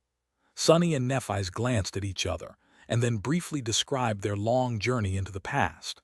With each sentence Sunny spoke, the story sounded more and more implausible.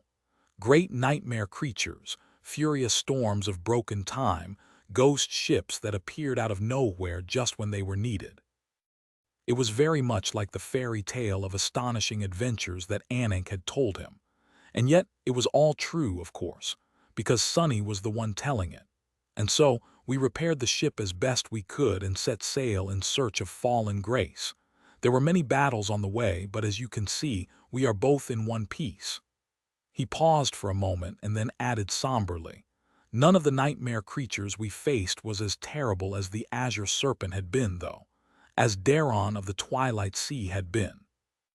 Cassie frowned. "I've heard that Twilight had its own culture and was an independent city, not at all similar to the ones established by the Sybils. I also heard that they were tremendously powerful and even laid siege to Verge at one point, which ended in disaster. Many of the Twilight people were outsiders, maybe even all of them. But challengers, where could they have come from?" Sunny slumped in his chair, thinking. Eventually, he said with doubt, Maybe they came from the future of the waking world. Either that, or they were the last remnants of the Dream Realm humans, from the time of extinction after the Doom War had ended. Seeds of nightmares should have first appeared sometime between when the Sybils entered the tomb and when the spell infected our world. So, maybe Daron ruled then, during the twilight of human civilization in the aftermath of the war. Wasn't that also what the description of the Crown of Twilight said? There was a king who ruled over a dying land. Nephi sighed. It is strange, though. If these people were indeed challengers, they would have entered the nightmare by taking someone's place. Were there 13 million humans inhabiting the great river, even? I doubt it. She lingered for a few moments, then added somberly, "There is one thing that concerns me much more, though. Cassie, you said that Twilight was not destroyed but lost, devoured by time. None of us knows what it means exactly, but we do know that the Serpent King at least managed to escape. He was a demented beast when we met him, his soul consumed by corruption. So, will we find millions of powerful nightmare creatures when we reach Twilight? Is that lost city an even bigger threat than Verge?" Sunny suddenly felt cold. As he considered her dreadful words, Cassie said in a cautious tone, "There is such a possibility. The inhabitants of Twilight can also be long dead. Lastly, there is also a possibility that we will find millions of powerful awakened warriors, not abominations, when we reach Twilight." He blinked. "She's right. Twilight could turn out to be a dire threat, but it could also be hiding an army of allies they sorely needed to destroy Verge and conquer the nightmare. There was no point in guessing either way." Sunny sighed. "We'll find out when we get there.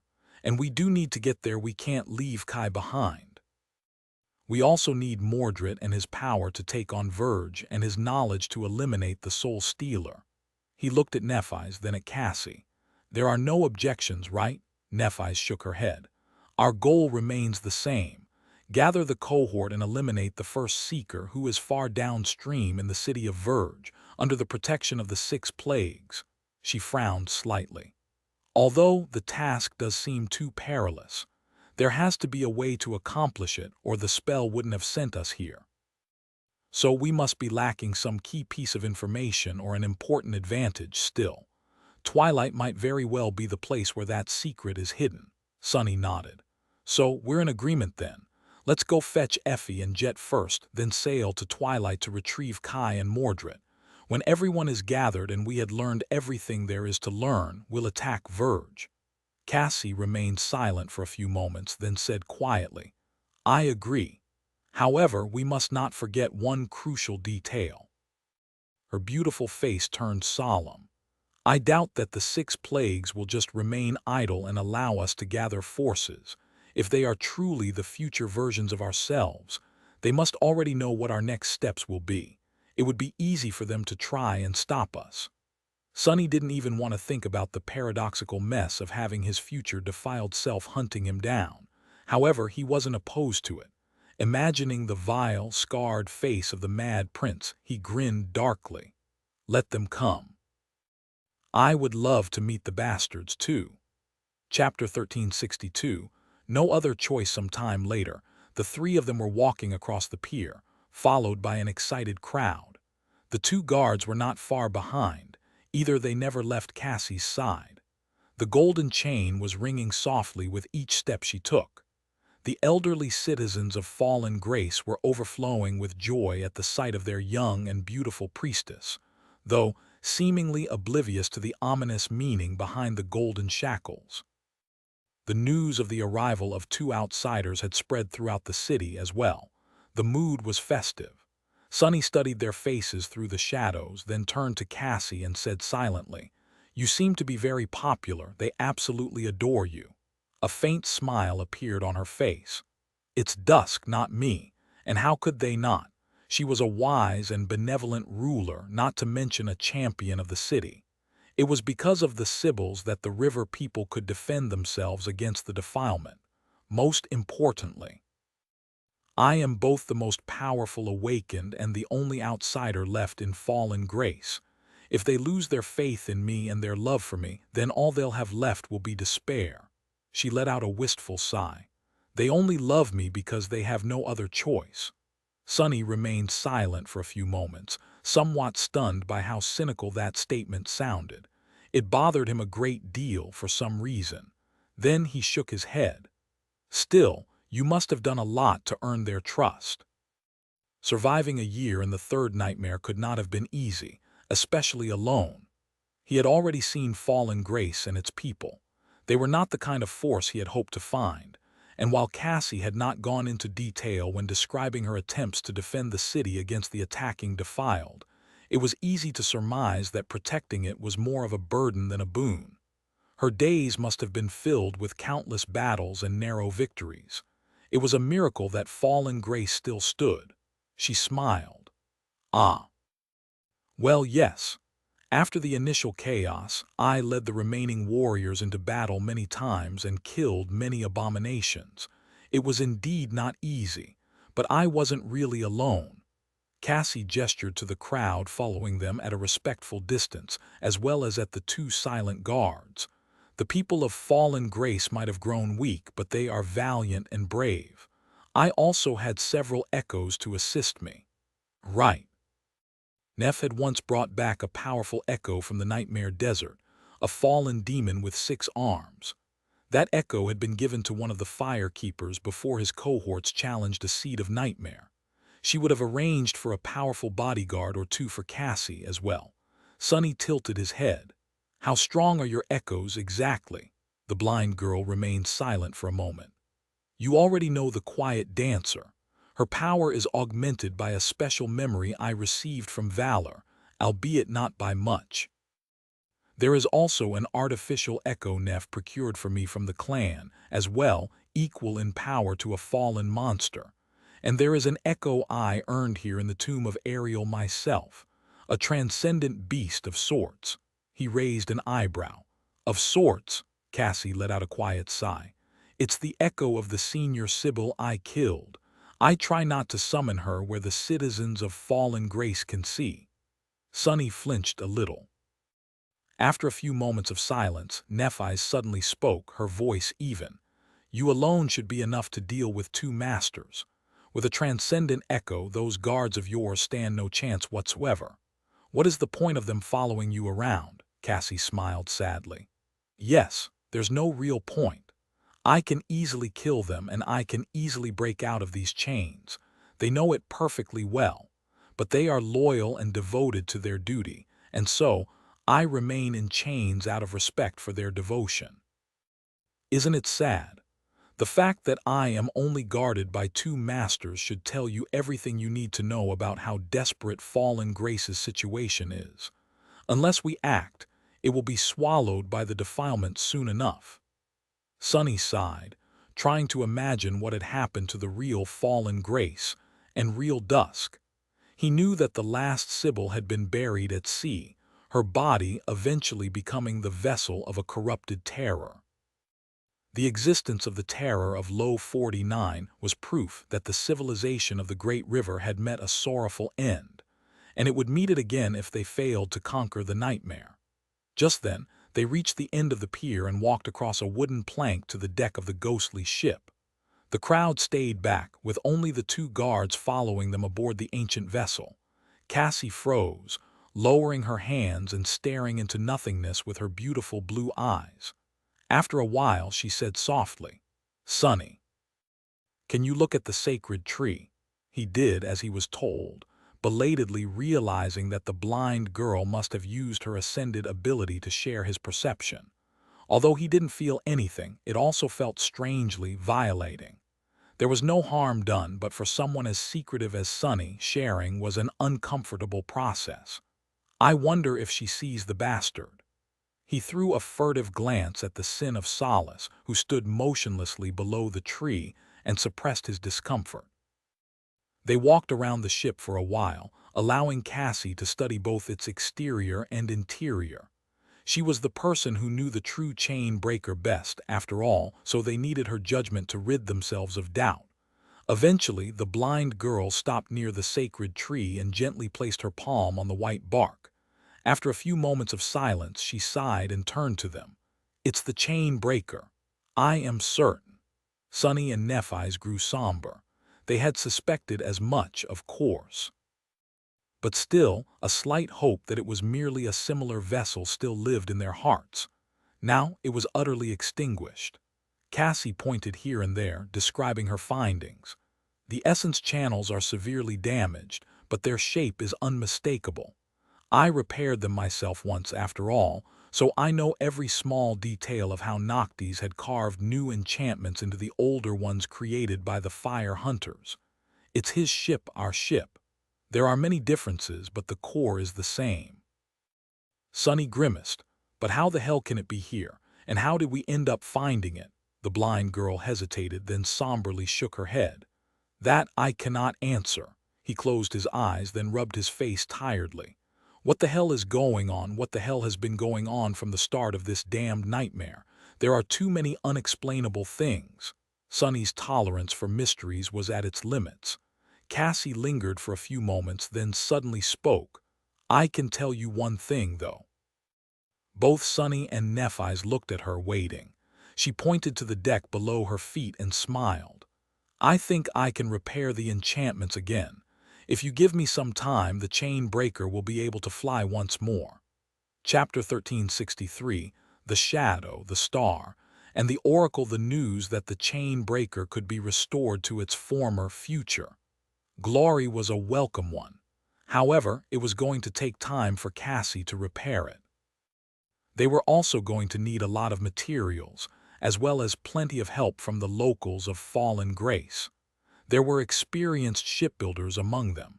Sonny and Nephis had only patched up the ancient vessel well enough for it to not sink immediately, but there were a lot of things they weren't able to achieve. Now, the situation was different. Just repairing the hull and the decks was going to take a few weeks. After that part was done, more intricate work would start. Cassie was going to have to restore the runic pathways that made the enchantments of the flying ship work. That sounded like a lot of time.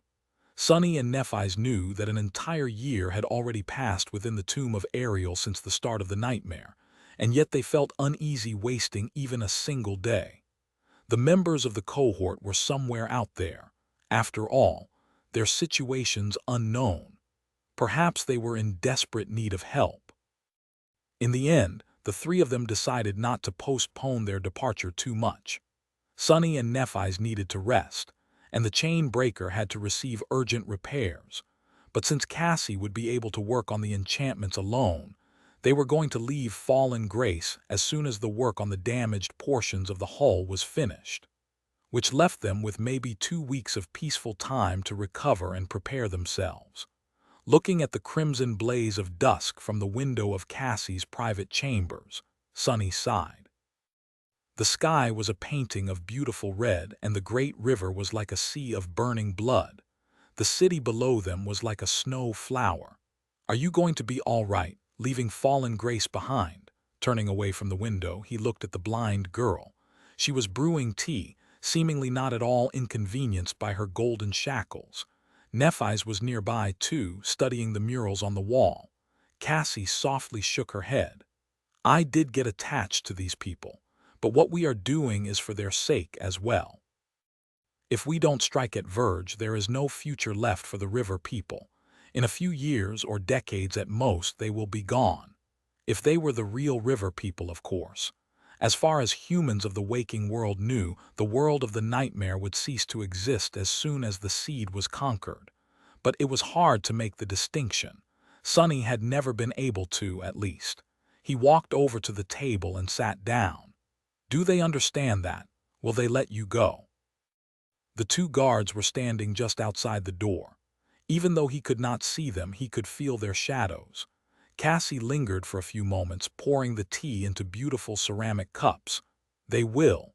I'll explain it well, don't worry. Come, let's have some tea. Nephi's pulled her attention away from the murals and joined them at the table. Her face was calm and composed.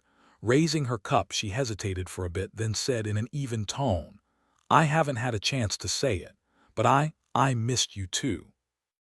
And I'm glad that we found each other too. She looked at Cassie, then at Sonny. Her gaze lingered on his face for a few extra moments. Then Nephi's took a sip of the fragrant amber liquid and smiled faintly. It's like the good old times.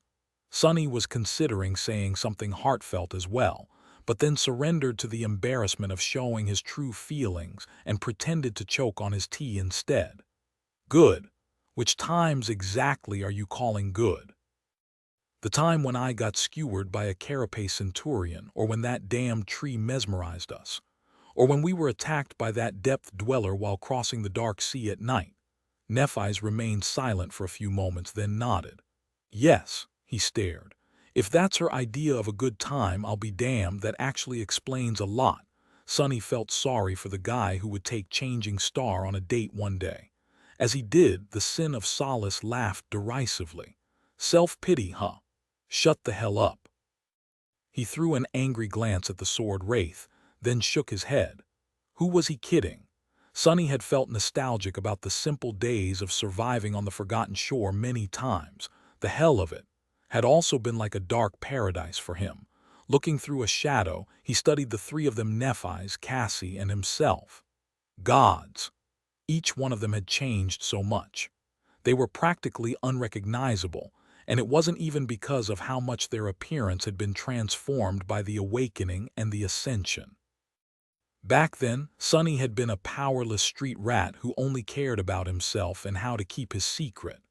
Cassie had been a sweet but helpless girl, broken by the severity of her crippling flaw. Nephi's had been an isolated young woman who didn't know much about the world, except for the fact that she was going to burn it to the ground. Look at us now. The scrawny kid from the outskirts was gone, replaced by a fair young man with eyes so cold and dark that it was easy to cut yourself on their chilling gaze.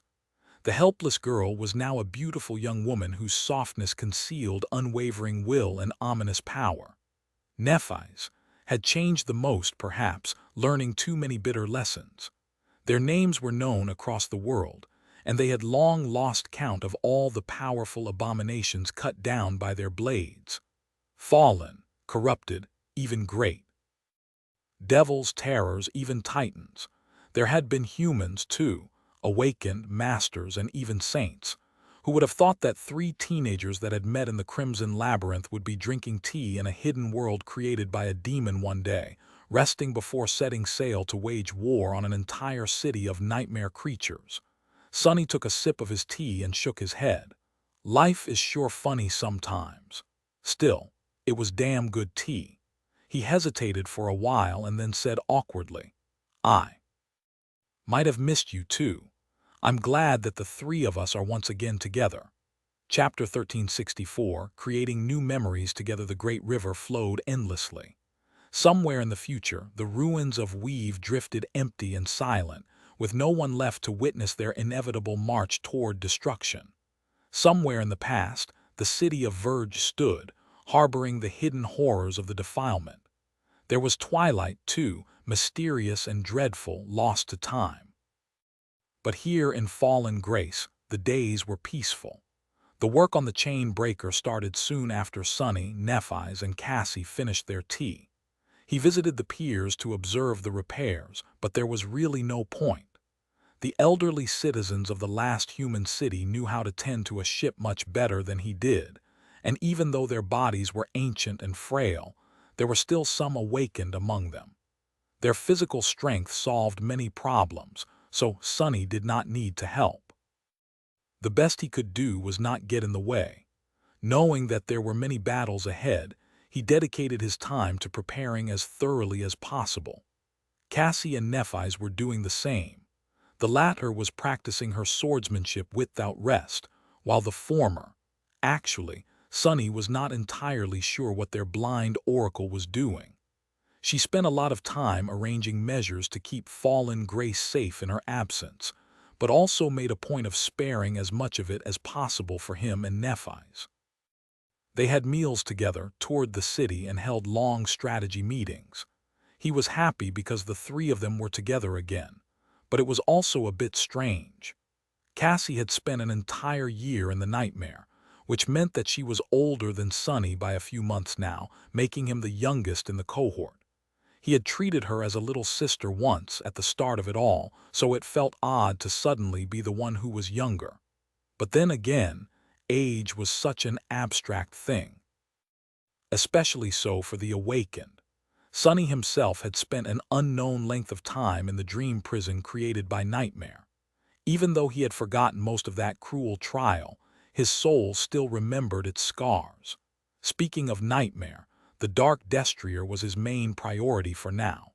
Sonny had been unsure that he would be able to create enough memories to help his steed ascend before departure from fallen grace, but he was pleasantly surprised to have been mistaken.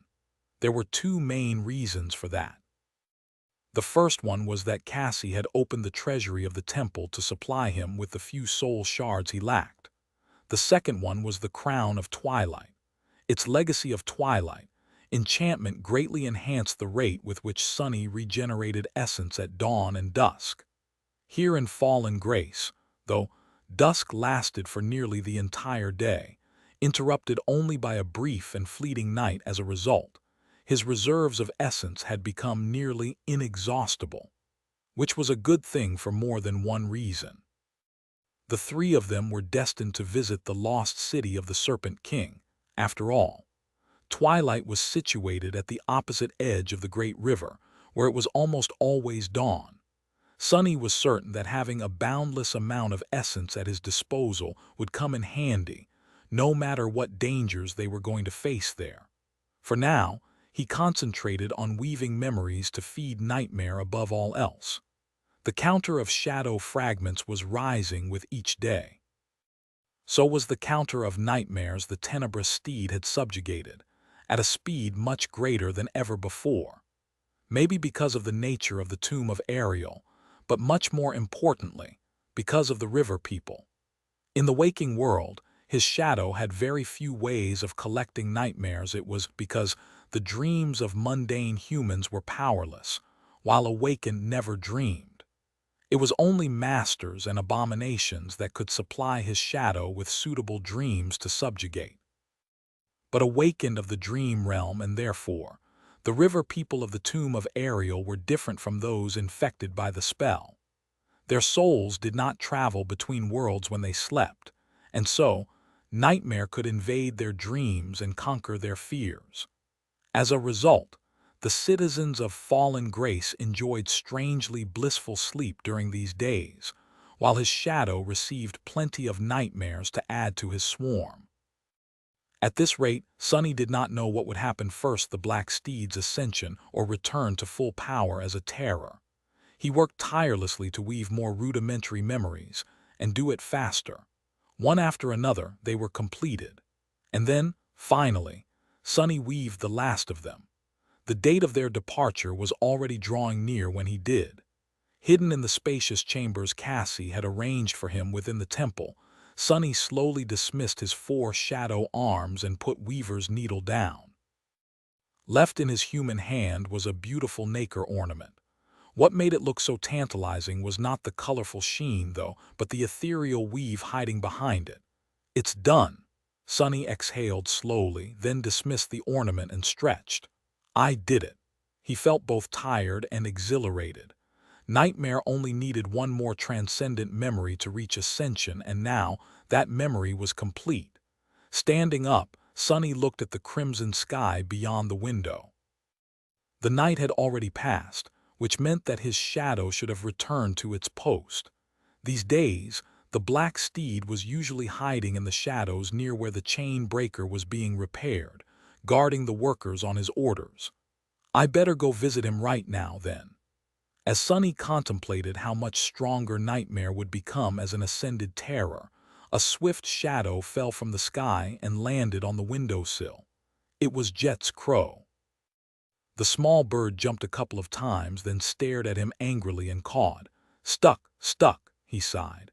"I know, Crow Crow, we'll go get your master soon. Hey, I want to see her too, just wait for a few more days." The echo had been hanging around him a lot, perhaps out of familiarity. Whenever Sonny was tired from weaving, he would study the small avian creature and try to appease its impatience. Suddenly, a smile appeared on his lips.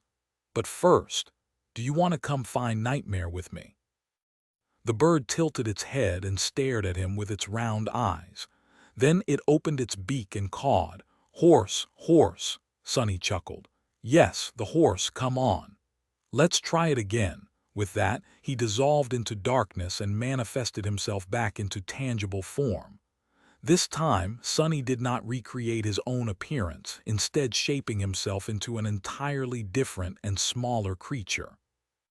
A few moments later, two crows, one black, the other even darker, as if made of shadows, flew into the crimson sky. Chapter 1365. The sound of his wings. Sonny was flying through the crimson sky above fallen Grace. His black feathers were moving slightly in the wind, and his wings rose and fell with a relaxed cadence. His flight was somewhat awkward, but he did not plummet to the ground, at least, like the previous time. He had, of course, assumed the form of a crow. After mastering the fourth step of shadow dance, learning a new form had become much easier for him. So, he had spent the last 2 weeks doing just that, teaching himself how to become a crow. Sonny was already confident on land and had the sea serpent form to protect himself in the water. Only the skies were left unconquered. Granted, he was not going to win a battle as a small bird, but he had to start somewhere. The idea of trying to assume the form of Jet's echo had entered his mind when he was resting after a long and tedious bout of weaving. Yes, Sonny had plenty of essence and more than enough soul shards to accomplish his goal, but even his patience was not limitless. He needed to take a break from time to time and distract himself from the rote process of creating rudimentary memories. During one such break, the persistent crow visited him once again to caw about how Jet was stuck. Staring at it, Sonny remembered that he had not yet made use of his improved ability to shadow various creatures better. The desire to fly across the vast sky stirred in his heart. Who said that only Kai was allowed to zip around in the air? So that was exactly what he had done. Staring at the talkative bird, he tried to teach himself its form, which ended up being just as hard to achieve as turning himself into a giant sea serpent. The body of the crow itself was much smaller and simpler. The problem was that Crow Crow was an echo, and thus not truly alive. So, Sonny met an unexpected obstacle. Shadow dance was not that effective against things that weren't alive. In hindsight, he should have known that it would be like that. Thinking back to how he created the form of the onyx serpent, and even further into the past, to the days of learning battle styles from his adversaries, Sonny realized that there were two components to shadow dance. One was purely physical, the other was much deeper and more fundamental, concerning the essence of a being. Its mind, its spirit, its very soul. Echoes did not really possess any of these things, so he was left stumped for a while. In the end, though, Sonny still managed to turn himself into a copy of the crow. It had just taken him much more time and effort than he would have expected, and he did not stop having trouble with the new form after mastering it. Possessing the body of a bird was one thing, but actually moving like a bird was an entirely different issue. Since Sonny had never flown without the help of enchantments before, he had to learn everything from scratch. The first time he turned into a crow, he proceeded to fall on his beak after the simplest hop, a few dozen times in a row, all under the perplexed gaze of the befuddled echo. Nevertheless, he was flying right now. It was a rather exhilarating feeling. It was so exhilarating, in fact, that Sonny opened his beak and cawed, "Fly, fly." Then he got embarrassed and almost lost control of his wings. Now, why the hell did I say it twice? Shaking his head slightly, Sonny looked at the dry dock where the chain breaker stood, being repaired by a large number of craftsmen, and cautiously descended toward it. He did not fall until the last second. Jet's Echo landed with natural ease and hopped a couple of times in excitement, but Sonny gracelessly sprawled on the cobblestones after rolling a couple of times. Ouch! There's still room for improvement. Sighing internally, he let the form of the crow dissolve into a formless shadow, then emerged from it as his human self. Being a human felt cumbersome and boring, but he was also slightly shocked by the ferocious strength hiding in his slender, pale body. Damn. I've only been a crow for a minute. Looking around, Sonny tried to find the shadow in which Nightmare was hiding.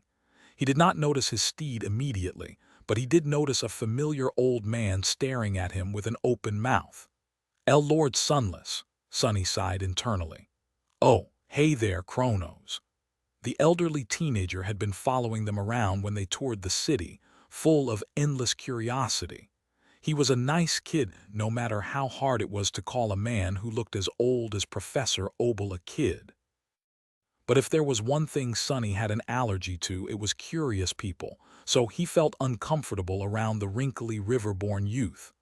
Did you turn into a bird? Sonny stared at Kronos for a moment, then shrugged. Yes, in a manner of speaking, I did. The old man stared at him with amazement.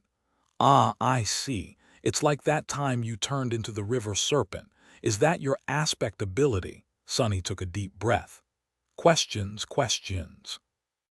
He had to remind himself how sad the kid's situation was. Not even because Kronos had turned into an old man before becoming an adult, but because he was starved for excitement and interesting things. His whole life was limited to a city that would have been considered tiny in the waking world, and worse than that, that city was the last one there was, with not even news of distant events ever reaching it. Of course, he was endlessly excited by the two unexpected visitors. Sonny remained silent for a moment. To be precise, it's the result of combining all my aspect abilities to create a kind of battle art. Kronos nodded a couple of times, showing that he understood, and said thoughtfully, "Oh, I have no idea what you mean, Lord Sunless." Then he smiled. "Are you here to check on your ship?" The crow Echo looked at the young man with disdain and flapped its wings impatiently. "Horse, horse," Sonny nodded. "No, I'm here to feed my horse." Chapter 1366, Terror of the Earth. The crow hopped on Sonny's shoulder and they headed toward where Nightmare was hiding. Kronos annoyingly followed them with an excited smile. That said, Sonny couldn't remain annoyed for long because of the worshipful gaze the old man was giving him. "Lord Sunless, if I may ask," he rolled his eyes and sighed. "What?" Kronos hesitated for a moment. "What is a horse?" That almost caused Sonny to stumble. What the hell, why does it sound like something I would say? He shrugged. "It's a large animal that runs really well. People used to ride them to get around. Of course, my horse is no ordinary horse. He's a real menace, that beast." The old man frowned in contemplation. "But why wouldn't they just use a boat?" Sonny suppressed the desire to grind his teeth and answered in an even tone. "The world outside the tomb is not all water, remember. Most people live on land. Horses are land animals." Kronos looked into the distance, confusion written all over his face. Ah, I see. Are there no land boats? That seems strange.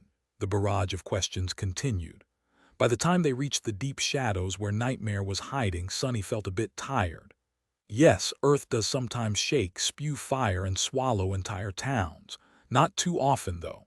Mostly when a volcano erupts. Oh, a volcano is just a fire-breathing mountain. And a mountain is basically a big sharp rock, tall enough to reach the clouds. There's ice and snow on top, but not enough air to breathe it well. Rather, there's plenty of air, but you can't breathe it without dying. The old man's eyes grew wide. How bizarre. I would never want to live on land. It sounds terrifying. Sonny stared at him wildly. What the hell do you mean, terrifying? You live on an endless river that falls into a bottomless abyss, plagued by roving time storms and defiled monsters from the future. He shook his head, then said in a stifled voice, "Nightmare, come out." Two scarlet flames ignited in the darkness, and the shadows surged, forming into the shape of a dreadful black steed. Light glistened on Nightmare's steel fangs and sharp horns, tinted red by the blazing sunset. Kronos yelped. Ah, a horse. His wrinkly face grew pale, and he took a couple steps back. My lord, you didn't tell me that horses are such terrifying beasts. Do land dwellers really ride them? Sonny looked at the youth vindictively, then felt bad about it. The kid was very old, after all. What if seeing Nightmare gave him a heart attack? He hesitated for a moment, then patted Kronos on the shoulder. Yes, but as I said, Nightmare is not your usual horse. He is an ancient shadow creature that used to serve an immortal transcendent before becoming mine. Now let's feed him. As Sonny threw an excited glance at the black steed and summoned the nacre ornament, the old man asked in a shaking voice, "But what does this dreadful beast even eat?" You. You don't seem to have any meat with you." Consumed by thoughts of Nightmare's ascension, Sonny smiled absent-mindedly. "Oh, don't worry. I have what I need to satiate his hunger right here with me." Surprised that Kronos suddenly took a few more steps back, he gave the old man a strange look and offered the ornament to the dark destrier. "Here, buddy. Sorry it took me so long." Nightmare snorted quietly, then brought his snout to his hand and pushed it, throwing the memory to the ground. Then he crushed it with one strike of his adamantine hoof. A whirlwind of sparks rose from the crushed ornament and separated into 6 streams, each flowing into one of the dark embers burning within the shadow that served Nightmare as a soul. Here we go, finally. Sonny had always been preoccupied with raising the power of Saint, his primary battle shadow, as much as possible, so he had neglected the black steed a little. It was not without a reason, of course. Nightmare's main purpose was not to be a destructive force in combat. He was a loyal steed first and a fighter second. The utility he offered Sonny was much more valuable than an additional combatant would be. Still, this moment had been a long time coming. As the streams of sparks were absorbed into the darkness hiding inside Nightmare, his silhouette suddenly grew vague. Then, the destrier disappeared. Already expecting that to happen, Sonny dove into his soul sea. Appearing in the lightless silence, he saw his shadow standing on the surface of the still water. Nightmare had lowered his head, his body trembling slightly. Yes, within the shadow, the glow of the 6 dim embers was growing more and more intense. The water suddenly surged, as if assaulted by an invisible wind. Wisps of black flame rose from Nightmare's sable coat, soon shrouding his figure completely. Sonny had already seen a shadow rise to a new rank several times. He knew that the transformation would not take long. Unlike evolving to a new class, this change was only going to take several minutes.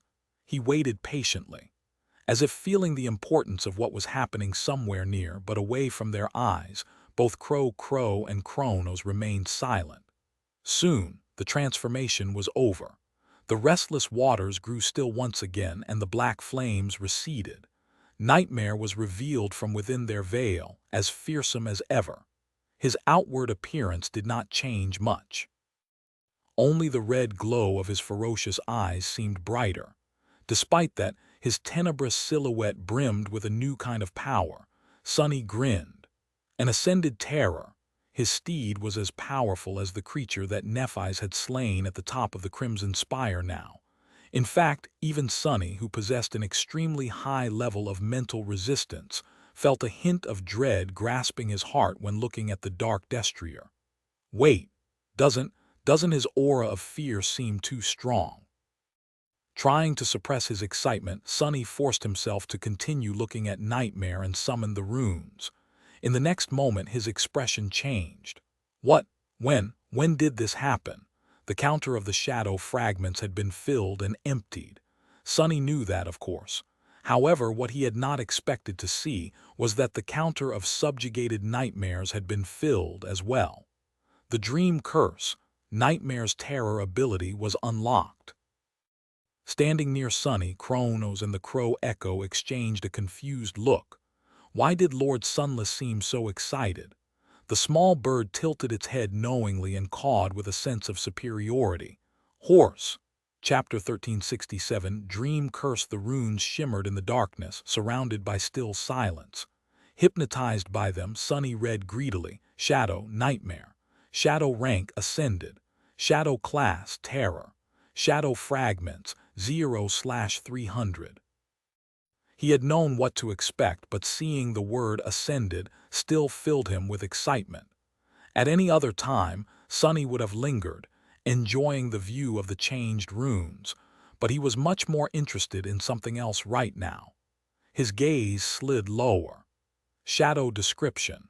This beautiful steed was tamed by the treacherous lost from light in the depths of a harrowing dream. The two shadows battled across countless nightmares, shattering them all apart. Neither was willing to give up, so in the end, the nightmares did. Despite the excitement, memories of his dreadful battle with Nightmare made Sonny shiver. Shadow attributes: Swift, Dark Destrier, Dreadlord, Dreamwalker. The attributes were the same as before. His steed was swift, could travel through dreams, and grew stronger when feared or surrounded by shadows. Sonny's gaze finally settled on the string of runes that interested him the most: shadow abilities. Flowing Shadow, Mantle of Fear, Nightmare, Dream Curse. His eyes widened slightly. The first two abilities had not changed. Flowing Shadow allowed Nightmare to move through shadows with stunning speed, as well as become one of them. Mantle of Fear was a powerful mental attack that induced terror in those affected by it. The second two abilities, though, the runes describing them were different. It happened faster than I thought. The Nightmare ability shared its name with the Black Stallion. At this moment, its description read, Nightmare ability description. This shadow can create and subjugate nightmares. The more nightmares serve it, the more powerful it grows, both inside and outside dreams. Dormant nightmares, 287 awakened nightmares, 252 ascended nightmares, 455 transcendent nightmares. 6. Sonny's eyes glinted darkly. It's 1,000. Not only had Nightmare subjugated enough dreadful dreams to unlock his terror ability, but due to the nature of the carriers of the Nightmare spell, most of these dreams were also much more powerful than expected, to the point where his rise in rank did not make them obsolete. The Black Stallion had even managed to find and defeat 6 nightmares belonging to saints, or maybe corrupted abominations. Each and every one of the subjugated nightmares added a little to his power, just like absorbing shadow fragments did. Much more importantly, the last few runes, which had been lightless before, were finally glowing with ethereal light. After accumulating an army of 1,000 nightmares, his shadow was finally a true terror once again. Trying to calm his wildly beating heart, Sonny concentrated on the newly awakened runes and read the description. Dream Curse, ability description. This shadow is a master of a lesser dream domain. It is capable of lulling living beings to sleep and imprisoning their souls in a labyrinth of nightmares. The souls destroyed within the nightmare maze feed the shadow. The more powerful the shadow grows, the faster and further the dream curse spreads. Sonny stared at the runes, suddenly chilled to the bone. How curious. He was shaken so much that he uttered those words aloud. "Curious. What are you referring to, Lord Sunless? Did your horse not like the food? It smashed it with a hoof. I'm sorry to say this, my lord, but you might not know what beasts like to eat. That was a shell ornament after all. Who would want to eat a piece of shell? You should try fish next time." Sonny lingered for a moment, then turned his head and stared at Kronos wordlessly. The old man trembled. Right. He's still here. Leaving the soul sea, he concentrated fully on the real world and said evenly, "I was referring to how similar an ability of my steed is to some other things. He did like the food. It was much more preferable than fish." Kronos looked at him with doubt, but Sonny ignored the youth and turned away. Maze of nightmares. It was truly an insidious and dreadful ability, one worthy of a terror. Sonny could easily imagine the dream curse slowly spreading to swallow this entire city. People falling asleep one after another until there was no one left awake, all of them dying, their souls devoured by the hungry shadow.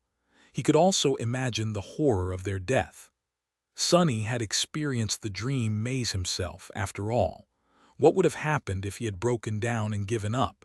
His soul would have been torn apart by the torment of endless nightmares, and his body would have turned into a hollow husk. The most frightening part of it all was the measure of control Nightmare had over the dream labyrinth, and the fact that the more his victims were terrified by it, the stronger he would be. There was a limit to the power of the dream curse, of course. After all, Sonny had broken free of it by destroying each and every one of the dreadful dreams. It had not spread to all the kingdom of hope either, because its reach was limited by Nightmare's own strength. As an awakened terror, the dreadful steed could only influence one castle and its surroundings. As an ascended terror, though, that reach would have become greater. Who knew how far the dream curse would be able to spread in the future? But all of that was not why Sonny felt cold. Why would he? The power of his shadow was his own power. Rather, he was shaken by the words the spell used to describe the dream curse. A lesser dream domain. Didn't it sound like something he had encountered before? For example, the dreamscape. A vast illusion maintained by the aspect of a certain saint, where countless people could combat each other without the risk of injury. Awakened used the public arenas for training, but there were private ones established for the government forces and the legacy clans as well. There was even a version for mundane humans to enjoy. Was Dreamscape a type of lesser dream domain as well?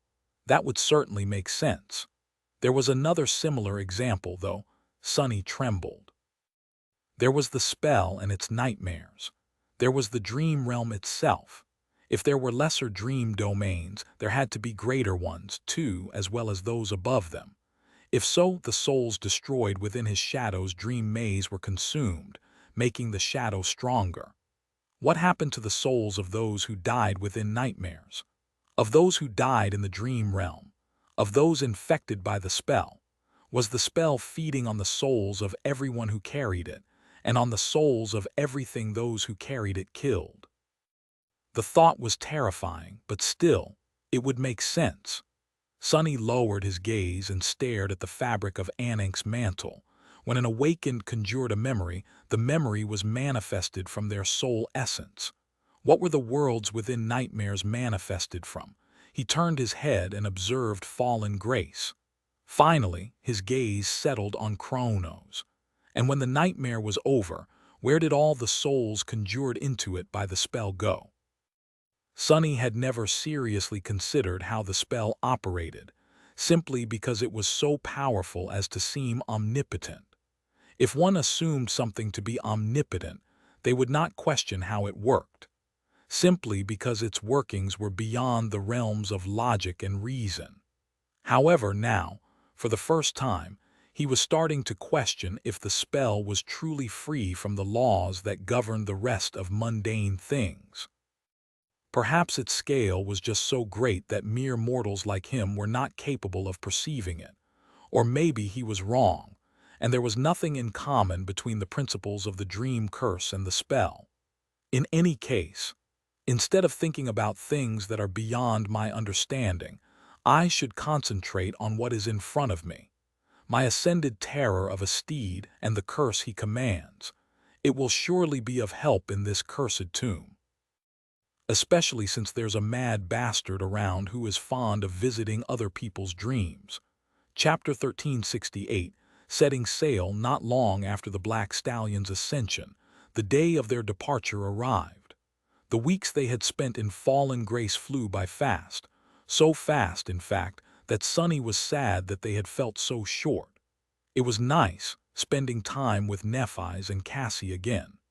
Back in the waking world, there had always been invisible walls between them. The great clans, the war, the complicated feelings of the past, the dark promises of the future, but nightmares had a way of simplifying things.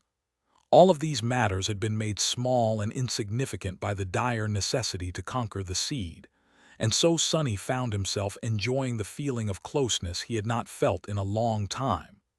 It was funny, really. Ever since becoming a sleeper, he had been told over and over again how dreadful and deadly third nightmares were. And there was truth to these rumors, of course. After all, Sonny had already been forced to battle a damned great beast to survive here. But strangely, most of his time in the tomb of Ariel had been rather peaceful. He had a feeling that peaceful days would become a thing of the past very soon, though. From today onward, theirs was a straight path. First to the dangerous waters where Effie and Jet were marooned. Then to the mysterious city of Twilight to find Kai and Mordred. And finally to Verge, the throne of the defilement, to burn it down and conquer the nightmare. Of course, the chain breaker was going to return to fallen grace between each step to resupply, receive repairs, and give its crew an opportunity to recover. But those stops would be brief and far between. For the remainder of the nightmare, Sonny and his companions would be going from one dire battle to another. Looking at the dreamlike view of the last city of the river people from the height of the temple's tower, Sonny sighed and looked at Cassie and Nephi's. The suns had just risen and the whole world was drowned in countless shades of red. Illuminated by the crimson blaze, both of them looked solemn and ready. He lingered for a moment, then asked, "Is it time?" Cassie nodded slowly. "It's time. Let's go." Together, they descended from the tower, passed the grand hall of the temple, and walked outside. The blind girl's guards were following them from behind, just like always, but today many more people had come to bid their Sibyl farewell. Soldiers, artisans, and citizens of all kinds. Thousands of gaunt old men and women were crowding the streets, looking at the beautiful young woman with golden shackles wrapped around her wrists. Their frail figures and wrinkly faces were like a sea. Their eyes, Sonny did not know how to describe the emotion that shone in them. Was it pride, sorrow, fear, love, guilt? Or all of it fused together? Human beings were not that simple after all. They rarely felt only one thing. Most of the time, their hearts were an irrational and contradictory mess of clashing and conflicting emotions. Will we manage to save these people, or are they all doomed? Sonny knew that this was not the real fallen grace. And yet he also knew that the shadows of living beings he killed in the nightmares were still within his soul, indistinguishable from the shadows that belonged to the inhabitants of both the dream realm and the waking world. So what exactly was the difference? They passed through the crowded streets and approached the piers. The chain breaker rested on the water, freshly repaired and refurbished. Its tattered sails were replaced by new ones, each of a gorgeous, vibrant scarlet color. There wasn't much ceremony. Sonny, Cassie, and Nephi's climbed aboard. The two deaf guards remained on the pier. But before they left, Cassie turned to the crowd of elderly riverborn and smiled. Her smile was like a ray of pure sunlight in this land of eternal dusk. "My people," her voice echoed above the water, reaching far and wide. The inhabitants of fallen grace, the last humans in the tomb of Ariel, listened with rapt attention, catching every word. Sunny gazed at the crowd and soon noticed a familiar figure. Kronos was also here, looking at the graceful ship with awe and longing. Cassie waited for a moment, then continued, "I have to apologize. Usually I would have taken you all to the House of Parting to celebrate and enjoy a delicious feast. Sadly, the lower house is no more, and so I have no food to offer." A wave of murmurs rose from the crowd as many people chuckled. Someone yelled, "It's all right, my lady. Feed us when you return." The blind girl remained motionless for a few moments. Still, today is not a day for sadness. It is a day for celebration. This journey I am leaving on is not my last. Instead, it is the beginning of a new era, a better era, an era of grace and freedom. She raised her hands and pulled them apart, easily breaking the golden chain. The shattered links fell into the water. Cassie smiled again. "Lady Changing Star, Lord Sunless, and I, we are leaving to gather powerful outsiders and vanquish the defilement once and for all. Our victory is assured. I know." It would have been an empty proclamation if anyone else had said it.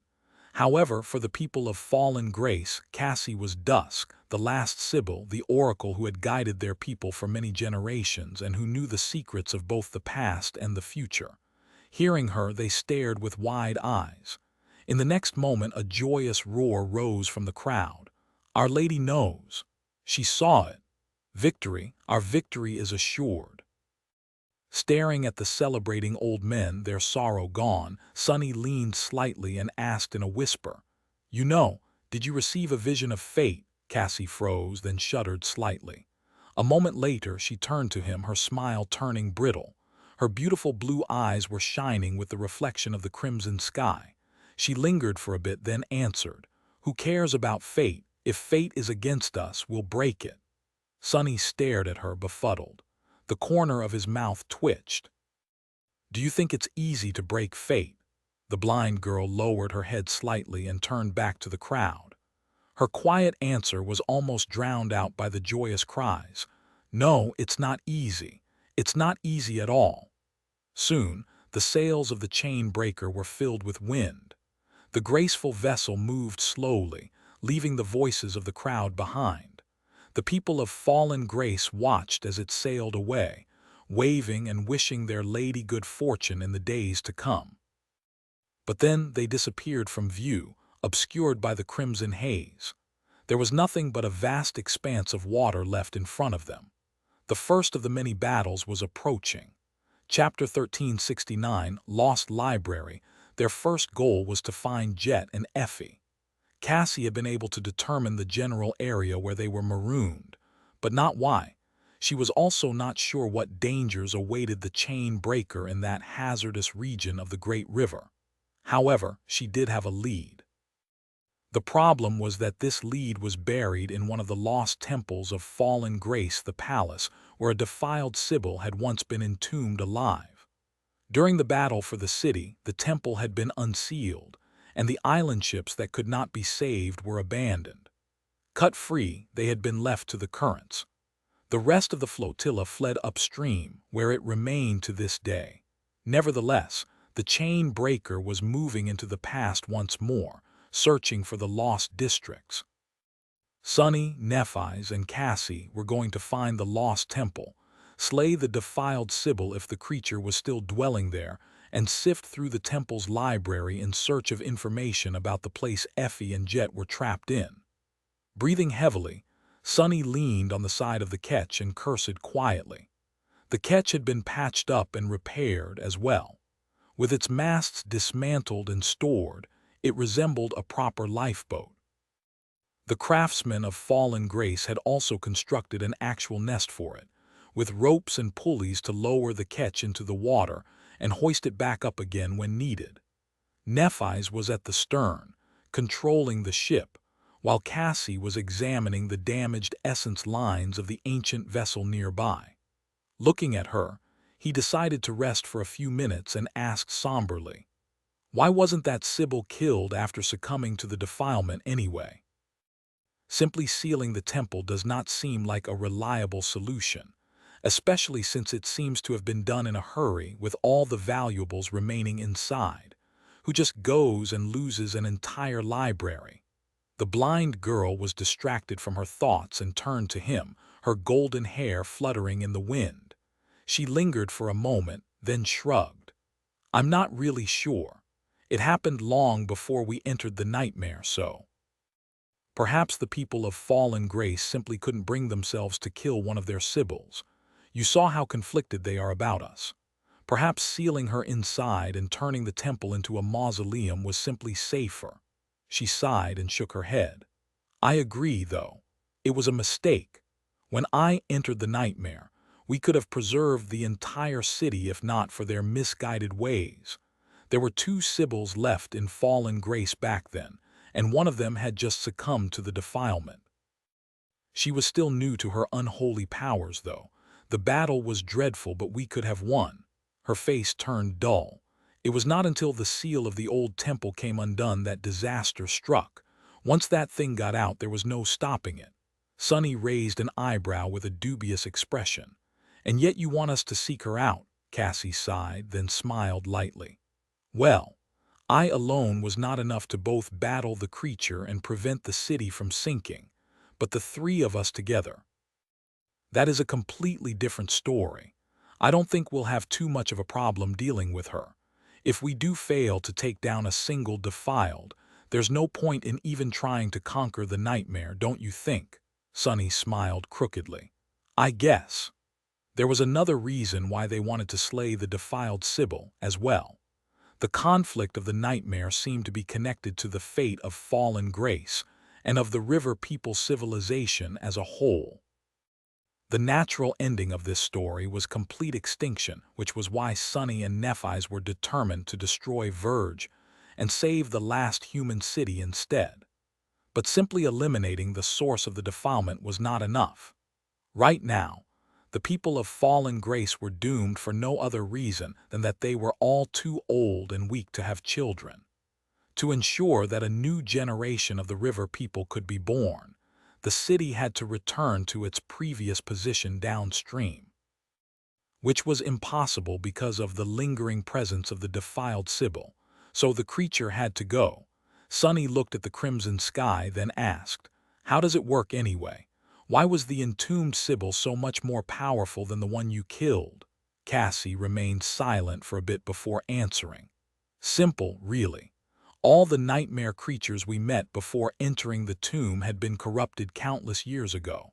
There was barely a trace of their previous selves left. Corruption is a gradual process, as it turns out. The sibyl I killed had not been an abomination for more than a week. She was still mostly human. The other, though, had spent a long time sealed in that temple. The thing that broke free from it could barely be called a human. Its powers were greater, and it was much more used to them as well." Sunny sighed. It made sense. With his curiosity satisfied, he decided that it was time to get back to the arduous practice. He was trying to master the sorcery of names. Sadly, Sunny was making zero progress. Learning the names themselves was not too hard, at least not the simple ones Nephi's had done her best to teach him. Even though those names were eerily odd, barely fitting into his mind and constantly fading from his memory, he possessed enough mental discipline to hold on to the knowledge of them. The problem was actually trying to speak them. In that regard, Sunny was failing miserably. It was as Anik had said, people needed an innate talent to master the words. And it seemed that he severely lacked it. Curse it.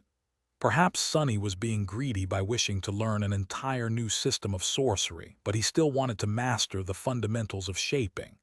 Today, his attempts to summon the wind were going even worse than usual. He was tired and drained, but there was no result whatsoever. Damned wind, come on, blow. When Sunny's irritation reached a boiling point, Cassie suddenly straightened and turned her head slightly. There was a frown on her face. Something is wrong. Chapter 1370, Insidious Adversary. Sunny sighed heavily, then subtly studied the world through his shadows. There was no danger around them. Everything seemed fine. That said, his intuition was indeed telling him something. It was not exactly ringing an alarm, but there was an eerie sensation at the back of his mind. He rose to his feet and studied the great river with his own two eyes. After a few moments, Sonny asked, "What is it? I don't see anything." Cassie did not move, her frown deepening. The waves rustled as they brushed against the hull of the ship. The sails rippled in the wind. Raising a hand, she touched her cheek briefly, then said somberly, "I feel strange, as if I'm drunk." Sonny stared at her wordlessly. "Huh," the blind girl grimaced. "It's like I'm seeing double. Only, of course, it's not my sight that is blurry. Rather, it's my aspect ability. The one that allows me to sense what will happen a few seconds into the future."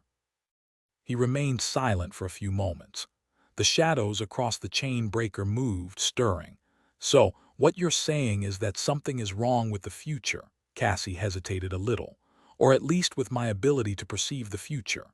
That was a rather terrifying thing to hear. Sonny looked around once more, noting how peaceful their surroundings looked. The sky was burning beautifully with countless shades of red, with not a cloud in sight. The surface of the flowing river was spotless, with nothing hiding beneath it. And yet there was something sinister happening to the world, unseen and imperceptible. If not for the keen senses of the oracle, none of them would have known that something was wrong. "Let's go." Taking Cassie by the wrist, Sonny guided her to the stern of the ship, where Nephi's was holding the steering oar. He had not had to guide the blind girl in a long, long time, but now that her aspect ability was compromised, she must have been disoriented. Even if she was looking at the world through his eyes, that was not the same as perceiving it with her own senses. What the hell is happening in this damned tomb? Soon, they arrived at the runic circle and told Nephi's the news. She remained silent for a while, looking forward with a somber expression. After a while, Neph nodded. "I see. I felt that something was wrong, too." Sonny tilted his head a little. "How?" Even his faint premonition had only appeared because of his tenuous affinity to fate, which had been enhanced by Weaver's lineage. Sonny usually called these vague feelings his intuition, but it was not exactly a sixth sense. It was actually a rudimentary ability to feel the tremors of the strings of fate. What allowed Nephi's to feel the wrongness then? She pointed to the sky. "It's the sun's. I am responsible for steering the ship, so I keep an eye on them for navigation. There's something strange happening, though. For the last hour or so, our course has been changing slightly. It's like we are being pulled towards something. But if we are, I don't know how. I don't think there are any forces exerting pressure on the ship or the current." Sonny suddenly had a very, very bad premonition. His face turned grim. They were on a hunt for a defiled Sibyl, and Cassie's perception of the future was suddenly behaving strangely. More than that, the world itself was not working quite as it was supposed to. "No, no, it can't be, can it?" Glancing at the blind girl, he asked evenly. "Say, Cassie, that thing that broke free when the temple was unsealed. What exactly were her powers?" Cassie hesitated for a moment. "I am not sure. I did not get a proper look at her. All I remember is that all the soldiers I sent to stall her were torn to shreds in an instant, unable to land a single blow on her hide.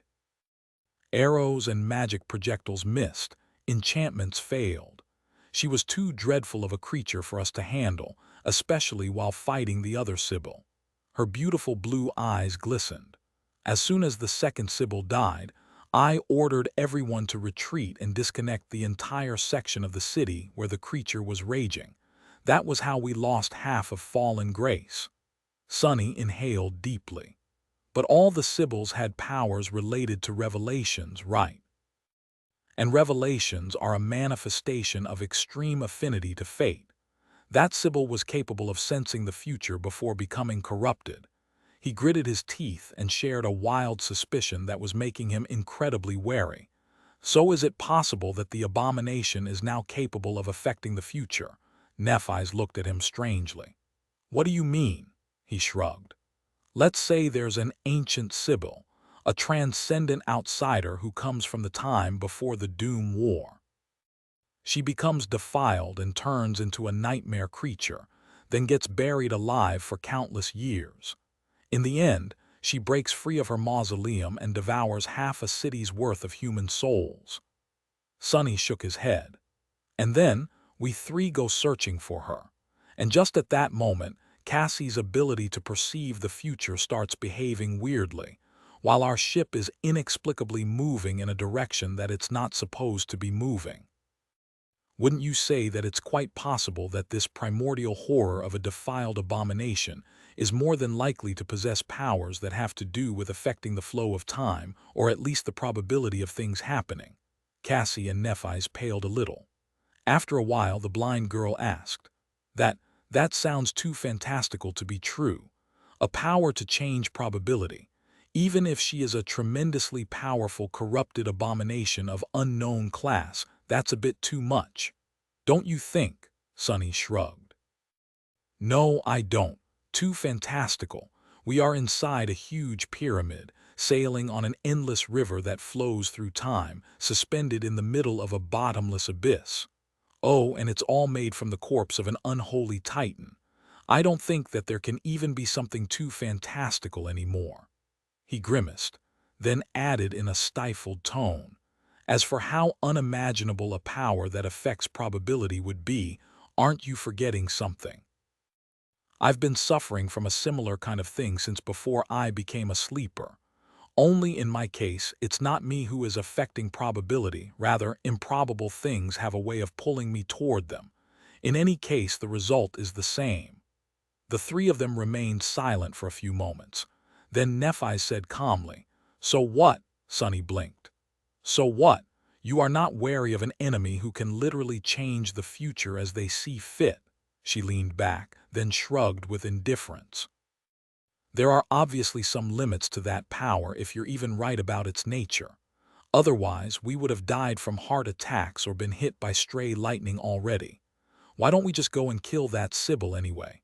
Do I need to remind you too that we also have the power to change the future? Sonny and Cassie were confused. The blind girl tilted her head a little and asked, We do, Nephis nodded.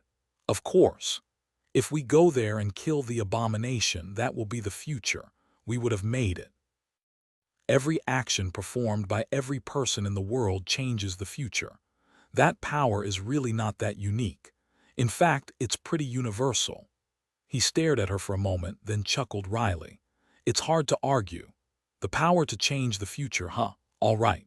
Let's go and make a future where the abomination is dead and we're alive. It's not like we know how to escape, anyway.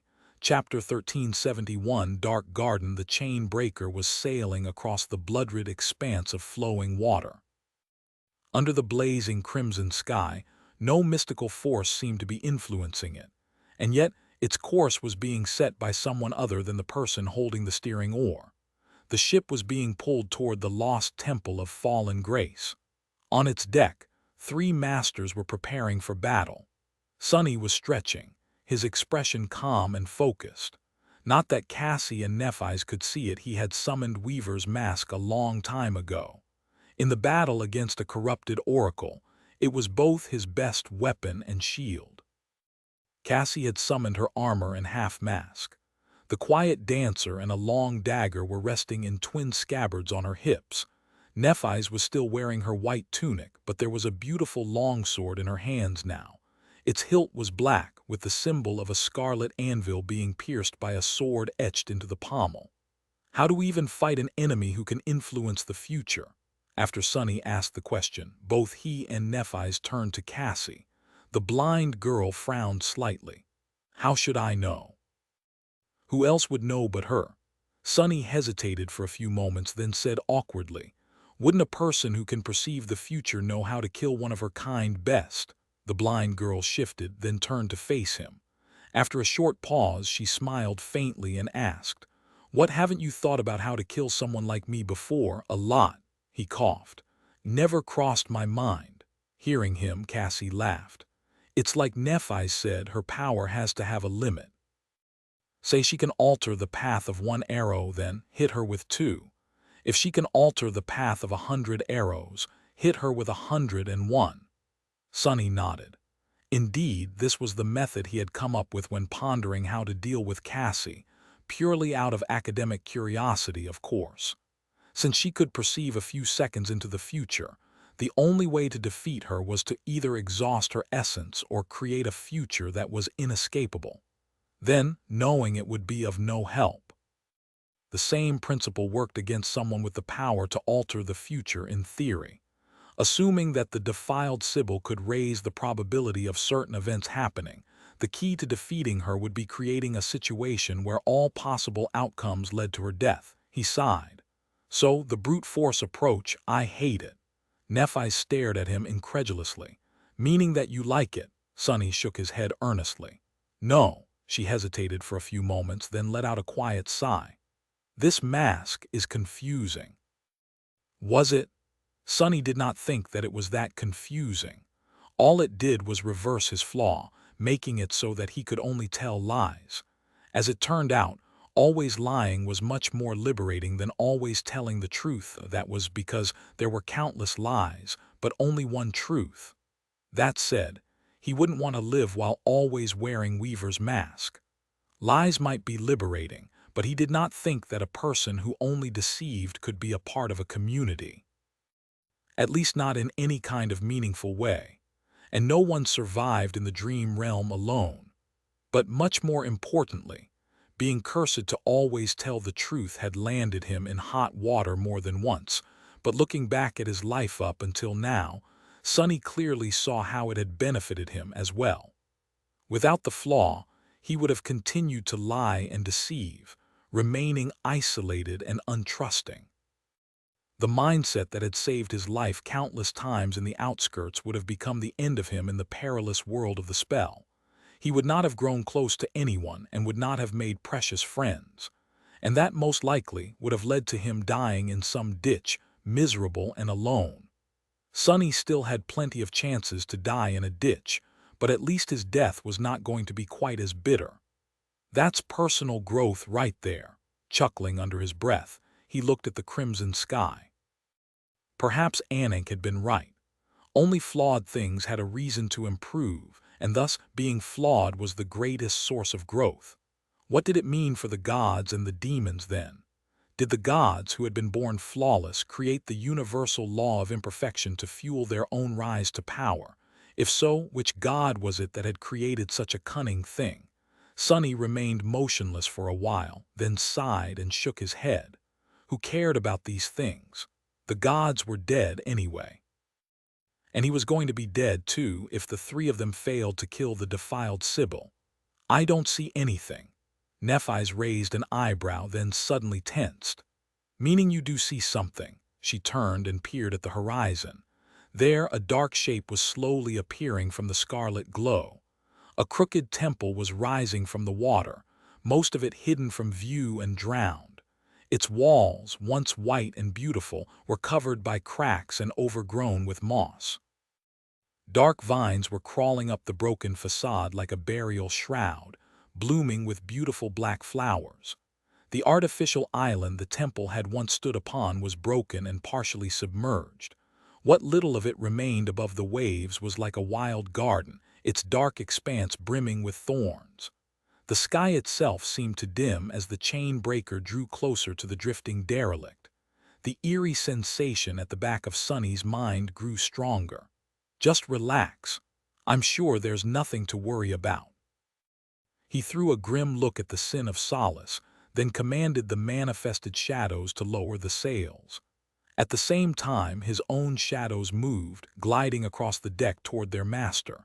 Cassie unsheathed her rapier and dagger. Nephi silently raised her sword and rested its blade against her shoulder. She remained silent for a while, then suddenly let out a long sigh and covered her face with a palm. Sonny gave her a glance. Huh. Wait. Don't tell me that you're actually worried. Neph avoided looking at him, lingered for a bit and shook her head. No, I'm just realizing the meaning of everything Lord Mongrel said. Her voice sounded strangely aggrieved. Was Sonny seeing things, or had her cheeks become slightly pink? He stared for a bit, then coughed awkwardly. Ah, well, I meant every single word. With that, he headed to the bow of the chain breaker. Soon, the ship slowed down. Reaching the drowning island, it scraped gently against its surface and came to a halt. Just like before, everything seemed calm. There was no movement in the wild garden of black flowers, and no abominations lunging at them from inside the temple. The breached walls stood precariously, gaping with ominous darkness. It was as if something was inviting them to come inside. Summoning his cursed sword, Sonny grimaced and jumped down onto the sinister shore. Since we're invited, let's not make the host wait too long. Chapter 1372, clearing a path a moment later, Cassie and Nephi's landed behind him. The water splashed quietly as it licked the shore of the drowned island, the black vines glistening with crimson luster in the blaze of dusk. Apart from that gentle sound and the whispers of the wind, the dark garden was silent. Sonny lingered for a few moments, extending his shadow sense outward. Eventually, he shook his head and said warily, "There's movement," which meant that there was none. The dark vines also did not seem to exude poisonous mist, and neither were their black flowers full of parasitic pollen. As far as Sonny could tell, the Garden of Thorns was entirely safe. They were not taking any chances, though. Taking a step forward, Nephi silently raised a hand. Wisps of white flame rose from her skin, and then suddenly shot forward in a rain of incandescent drops. As her eyes shone with incinerating radiance, the white drops fell on the vines and suddenly exploded into a roaring blaze. Nephi stared at the dark garden with grim determination, and following her will, the flames spread with astonishing speed. Soon, the entire place was engulfed in fire. It crawled up the walls of the crooked temple, turning the magnificent edifice into a towering pyre. Soon, the three of them found themselves standing in front of a sea of flames. The black flowers dissolved into the white inferno. The slithering vines were obliterated from existence. The ancient stones cracked and melted, revealing more of the dark interior of the lost temple. Still, no abomination revealed itself from the depths of the burning garden. Nephi's let out a long sigh and closed her eyes for a moment. The furious radiance illuminating them from within dimmed, and then disappeared to reveal her pale complexion. At the same time, the raging flames were left without the will that had been pushing them forward. With no more fuel to burn, they grew smaller and were gradually extinguished. The black garden had been turned into cinders and ash, while the walls of the drowned temple were cracked and blackened by soot. The path was clear. Sonny had expected an ambush to spring until the last moment, but it seemed that there was indeed no danger here, at least on the surface. What waited in the depths of the temple, though? No one could tell. He considered sending his shadows underground to explore, but decided against it. The more powerful enemies he faced, the more of them possessed means of sensing and harming intangible beings. The shadows were no different from parts of his soul, but lacked the protection of his ascended body. So, keeping them close when dealing with a powerful opponent was a wiser choice. "Let's go." Shielding her face from the heat, Cassie took a hesitant step forward. Sonny observed her for a moment, then followed. Catching up to the blind girl, he asked, "How are you feeling?" She held tighter to the hilt of the quiet dancer and forced out a smile. "Better. It's just that I sense varied futures instead of a definite one here. It was disorienting at first, but not too difficult to get used to. I am long accustomed to perceiving the world from multiple points of view after all. Still, I think I am going to have a huge headache when we're done." He nodded slowly.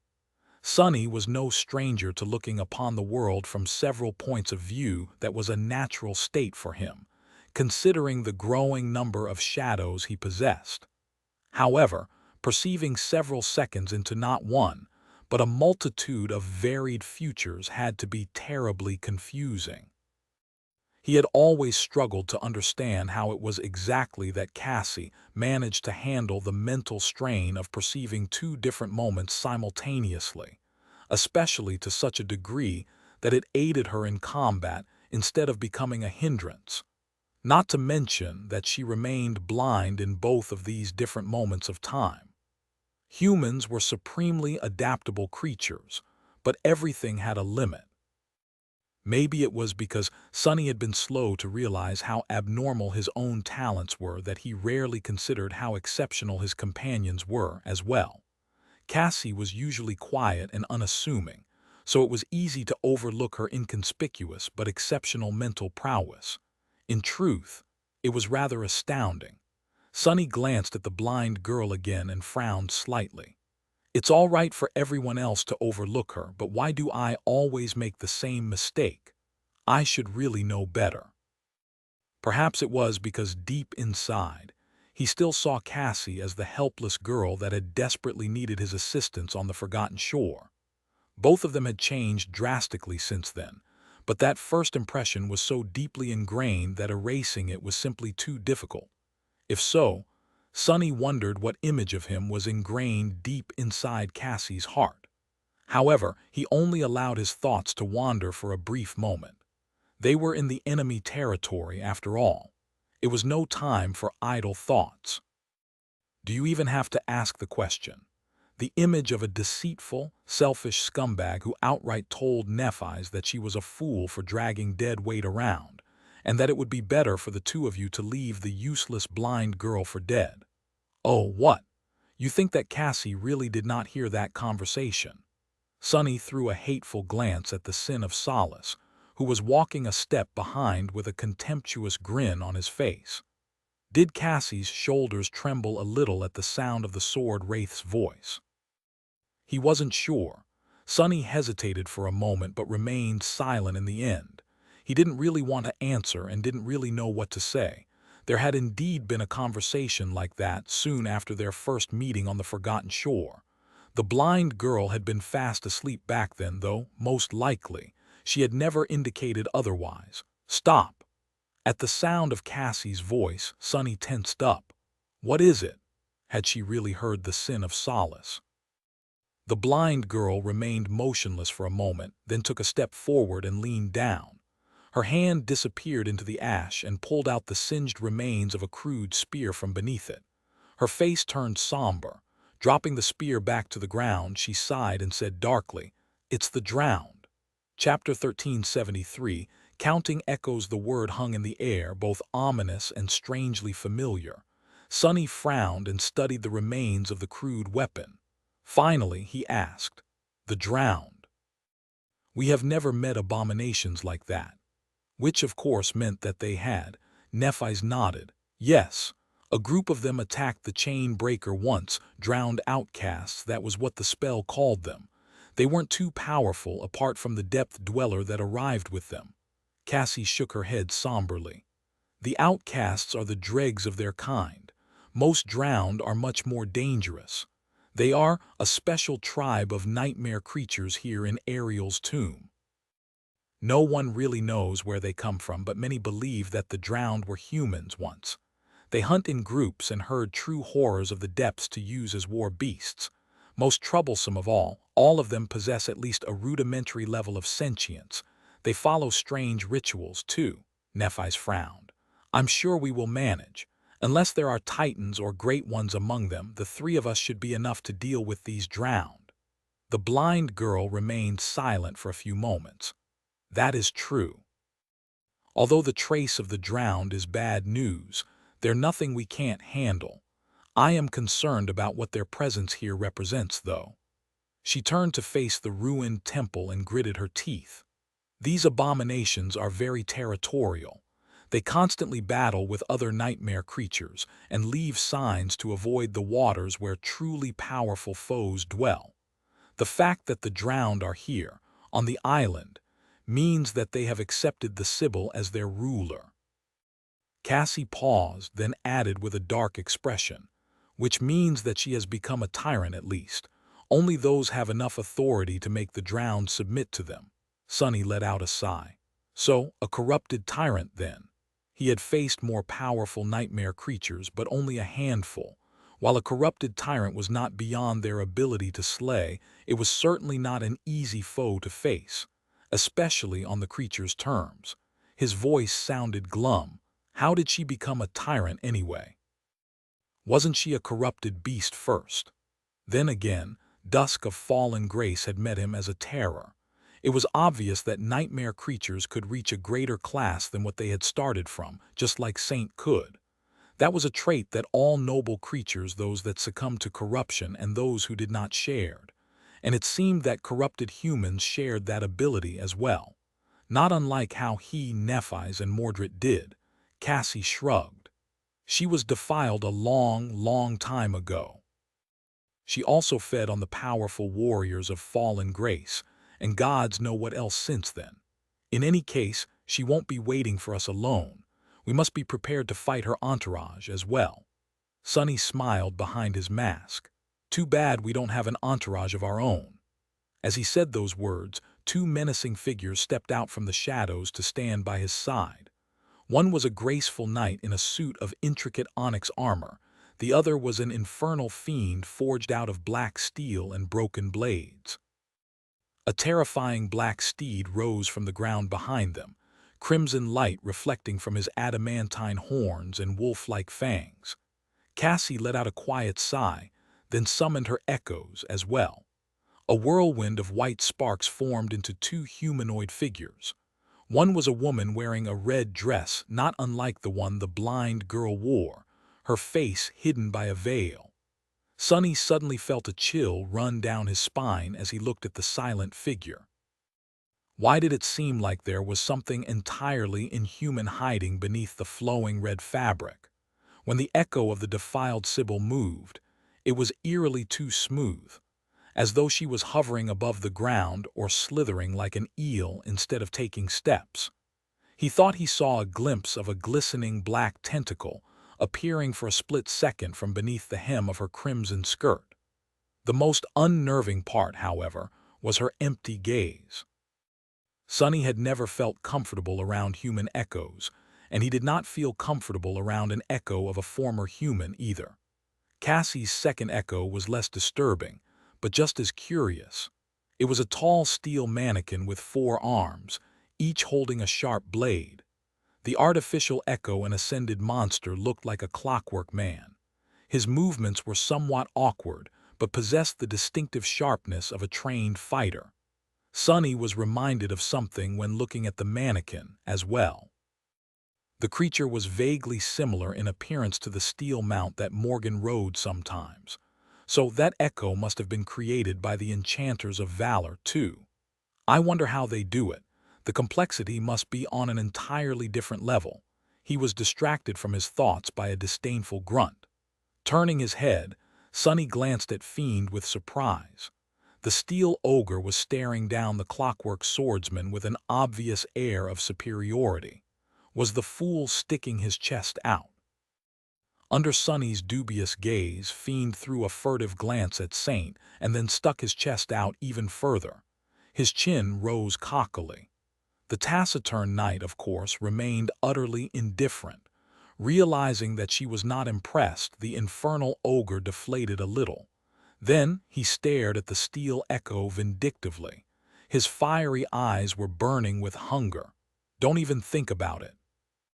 Hearing Sonny's hiss, Fiend flinched and turned away from the clockwork swordsman with an innocent look, as if the thought of gobbling up Cassie's echo out of spite never crossed his gluttonous mind.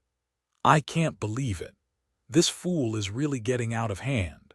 Shaking his head, Sonny turned to Nephis. She was the only one of them who didn't have anything to summon, of course. That was only because Changing Star had always given the echoes she earned away to someone else. Even now, 2 of Cassie's 3 had come from Neph. It was a bit sad, though, for her to look like an impoverished noble when compared to Sonny and Cassie. Feeling his gaze, Nephis shifted slightly and stared back. What? Sonny shook his head. No, nothing. At that moment the sword wraith laughed. Doesn't have anything to summon. Fool, why would she need to? She already has a mighty shadow following her around, ready to satisfy her every whim. That's you. You're her echo. So, in a way. Nephis has 4, while Cassie has 3. You, on the other hand, don't even qualify to be compared to them. The Sin of Solace paused, then added with a smile. Ah, don't forget that it was the blind traitor who turned you into an echo to begin with. Sonny's face twitched. Cassie, meanwhile, scowled and started walking toward the temple. Come on. We should finish her off before night comes. He gritted his teeth and followed, furious at the fact that the apparition's words had gotten to him.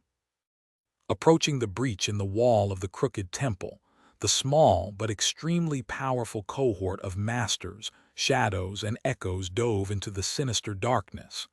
Chapter 1374, Drowned Temple Damned Sword. Making his way into the ruined interior of the temple, Sonny was seething with dark emotions. What did the sin of Solace even want? One moment, he was fanning the flames of guilt Sonny might have felt about how he treated Cassie in the past. The next moment, the Wraith was reminding him of what had happened, and of how cruelly she had betrayed his trust. Well, it was perfectly clear what the apparition wanted. The bastard wanted to drive him mad. And Sonny was mad. No matter how much he understood why Cassie had done what she did, and no matter how many times he told himself that her actions had ended up saving Rain from being killed by nightmare creatures, and him from dying in the nightmare desert or becoming Mordred's slave. No matter how many things they had gone through together after the Forgotten Shore and how much their relationship had improved and deepened, at the bottom of it all, Sonny was still hurt, resentful, and angry at Cassie, while at the same time caring deeply about her. It was a proper mess. What else is new? It had been for a while. This place is not creepy at all. Jumping down from a pile of rubble, Sonny landed in shallow water. The interior of the lost temple was drowned both by stale water and darkness. Since the island ship was tilted and partially submerged beneath the waves, the long corridors with high ceilings were tilted as well. The three of them had to walk awkwardly, stepping on the walls with one foot and the cracked floor with the other. Not to mention that there was rubble everywhere, forcing them to jump or climb over the natural barricades obstructing their path.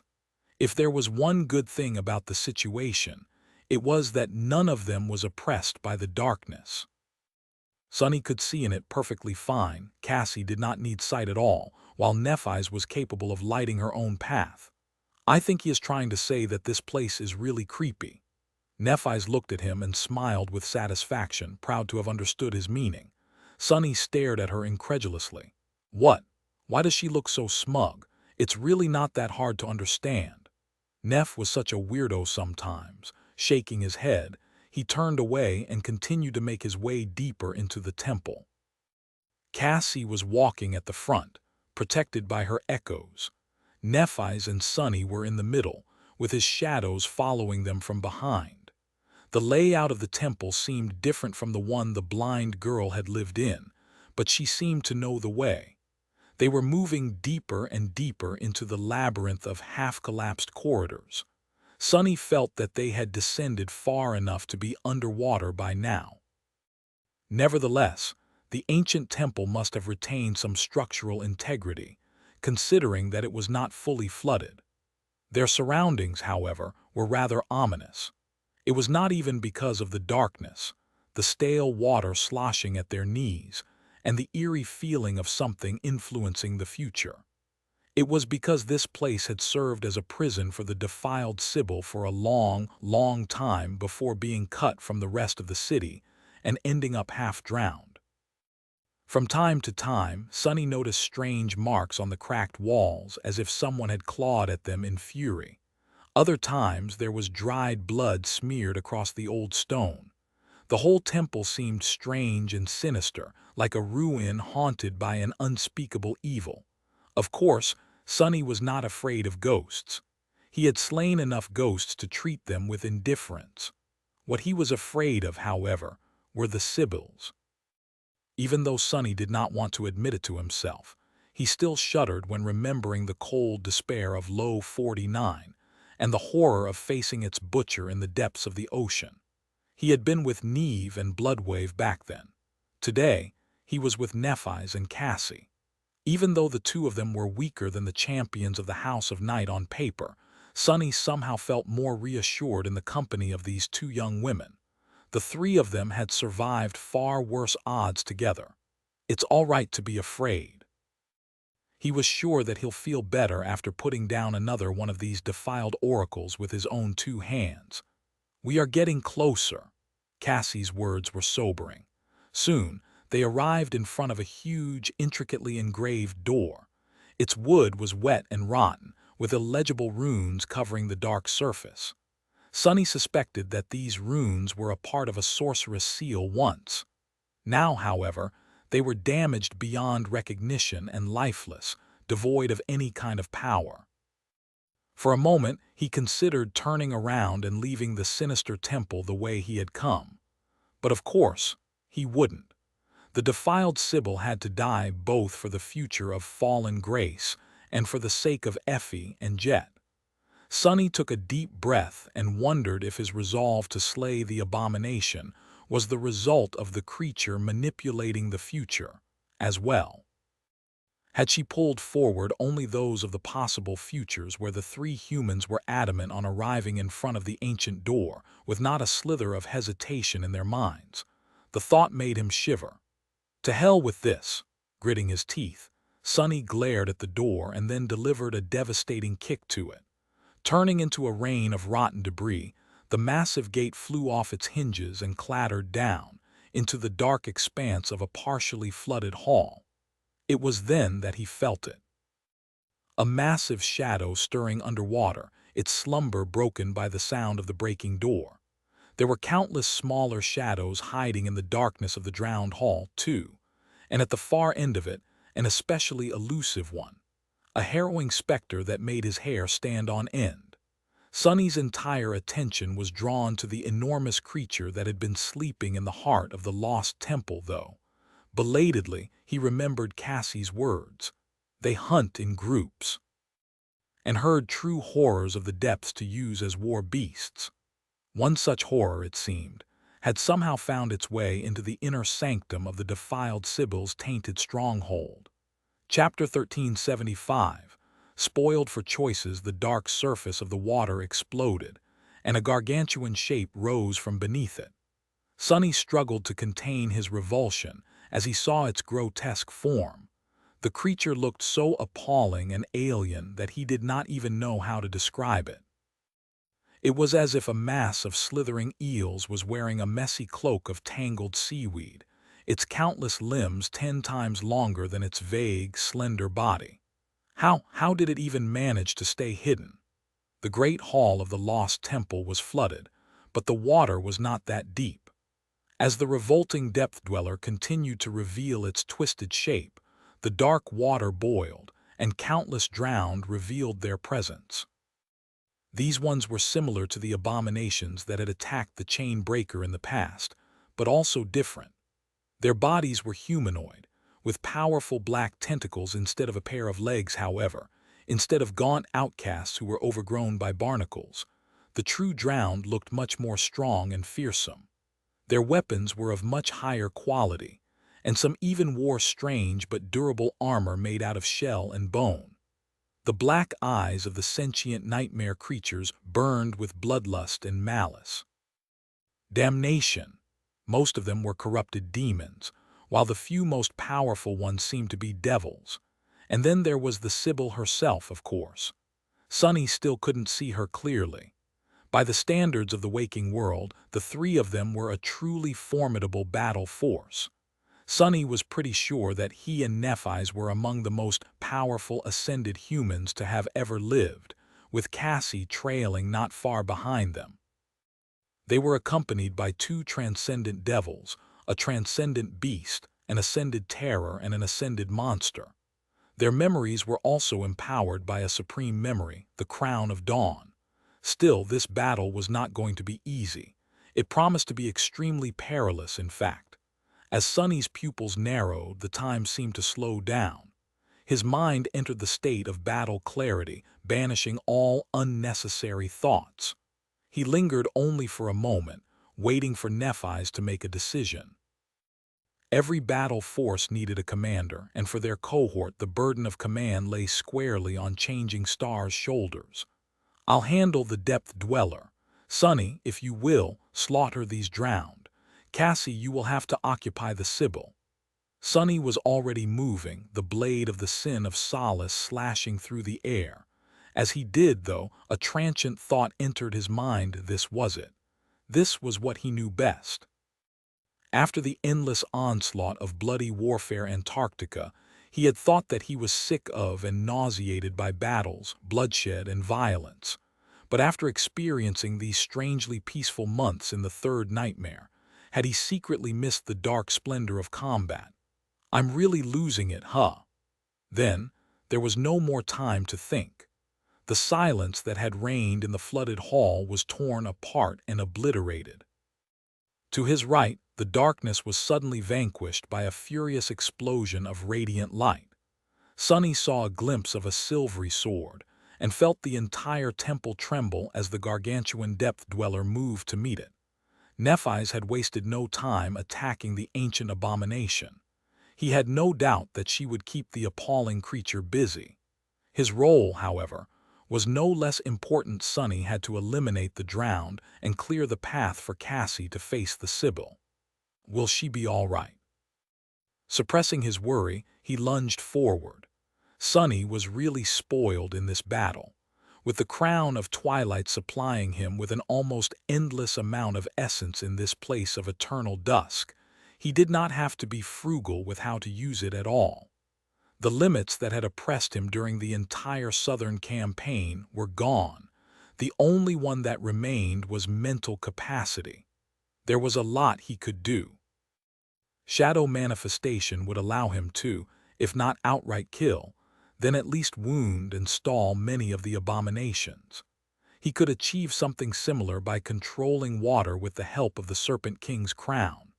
While the hall was not spacious enough to warrant turning into the onyx serpent, he could still use Shadow Shell to assume the form of the Shadow Spawn. He could also use Shadow Step to rain terror on the battlefield. The problem was that his mind was not potent enough to handle all of these tasks at the same time. The enemies were also more powerful than any group he had faced in Antarctica. Corrupted demons and devils were not new enemies for him, but Sonny had never faced so many of them at the same time. What made sentient abominations so dangerous was their intelligence, and the drowned seemed more than smart enough to fight as a single force instead of a group of powerful, but uncoordinated creatures. Many of the strategies he had used to slaughter weaker enemies were not going to work as effectively against them. So, he chose to concentrate on two of the multitudes of tools available to him. The first was the Crown of Twilight and the rudimentary control over water it gifted him. Although the Great Hall was not entirely flooded, it still gave an advantage to the drowned, who could move with equal ease on land and in water. Terrain advantage was of utmost importance in any battle, so Sonny was going to try and turn the tables on his enemies. The second was the Sin of Solace. Currently, all memories Sonny had summoned were augmented by the Crown of Dawn, including his already fearsome giant. Its long jade blade was more than powerful enough to cut through both the corrupted abominations and their armor, and therefore, augmenting his strength even further with Shadow Shell was simply unnecessary. The best decision Sonny could make was to fully concentrate on his swordsmanship, cutting out all things except for those that were in service of it. Let's show them. Landing on a toppled column, he moved fluidly and delivered a lethal slash to the neck of an attacking abomination. However, from just that first strike, Sonny realized that this battle was going to be much more deadly than he had ever thought. Chapter 1376. Fighting the Future. The Sin of Solace flashed through the air, moving with stunning speed. Considering how insidiously sharp the cursed blade was, there was no way for the drowned to survive the strike. Sonny was so confident that he would see the abomination's head flying away in a rain of blood that he did not even slow down to consider other possibilities. And yet, something entirely different happened. He missed. At the last moment, the nightmare creature lowered itself deeper into the water, and the jade sword whistled safely above its head. What? It had been a very long time since Sonny made such an egregious mistake. His swordsmanship was not flawless, since nothing really was. He was a lesser swordsman than Nephi's was, true, but who wasn't? Compared to almost every other living human, Sonny was an absolute master. A seasoned warrior with enough talent, skill, and experience to be considered an actual sword saint. He could accept that an enemy was more powerful than him. He could even accept that an enemy was more skilled than him, although exceedingly rare. There were a few of those. What Sonny could not accept, however, was the fact that he missed a simple killing blow. Something did not add up before he could even try to understand what had happened. The drowned was already near. Saved from assured decapitation, the creature pushed with its tentacles and flew forward as if shot from a cannon. The dark spear struck Sonny's unprotected chest and tossed him backwards. Arg! The blow was powerful enough to send a blinding flash of pain through his body. However, the spear of the drowned demon failed to pierce the black silk of his tunic or rip his marble skin. How did I miss? Sonny fell into the water, or rather, he would have. Instead, his body disappeared into the shadows and appeared a moment later behind the triumphant abomination. The sin of solace flashed again and was blocked by the shaft of the dark spear. It was of no help, though. The jade blade seemed to have passed through the ancient weapon unobstructed, then did the same with the abomination's armor, flesh, and bone.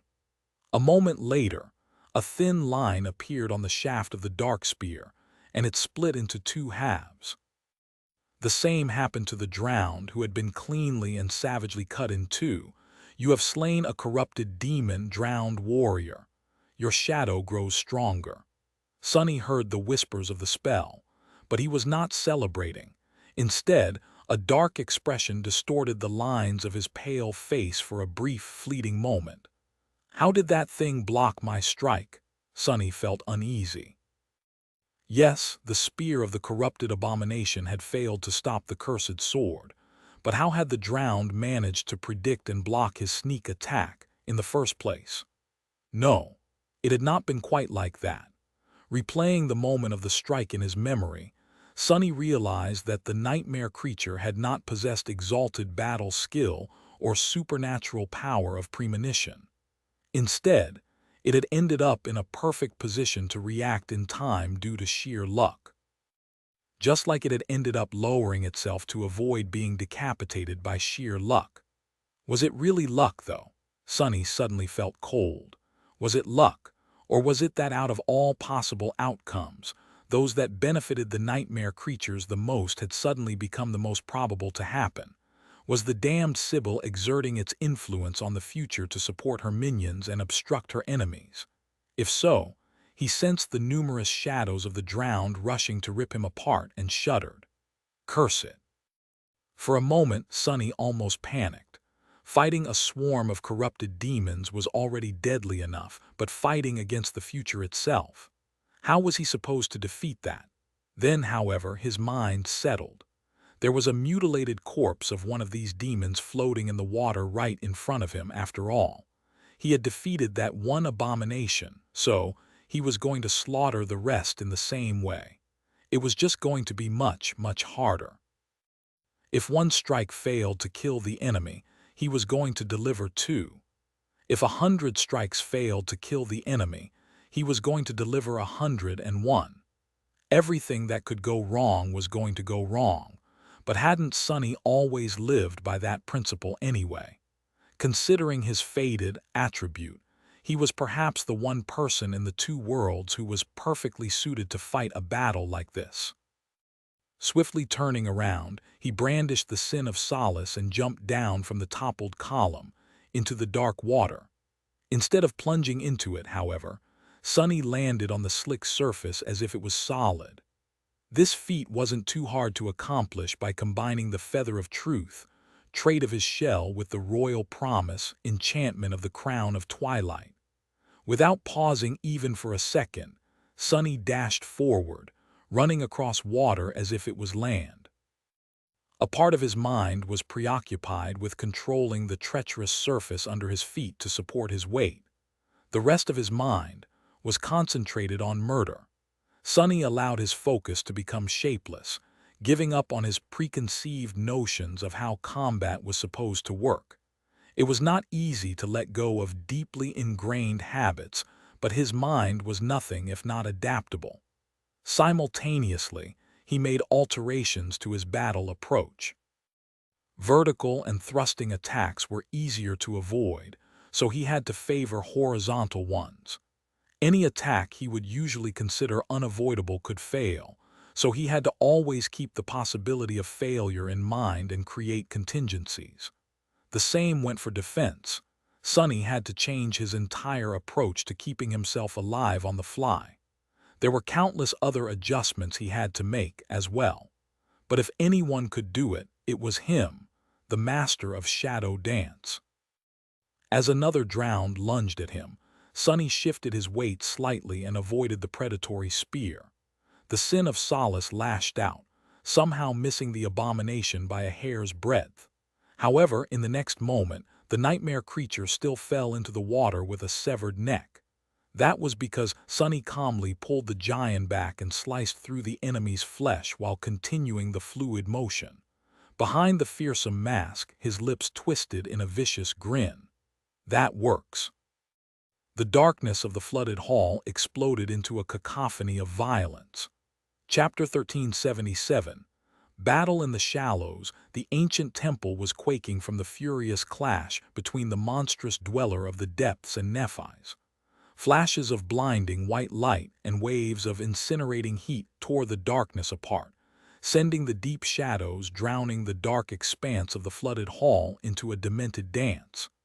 Sonny danced with the shadows like a specter of death. Wreathed in a billowing black mantle, his figure had turned vague and elusive. He moved across the restless surface of the black water with stunning speed, no different from how he would have moved on solid ground.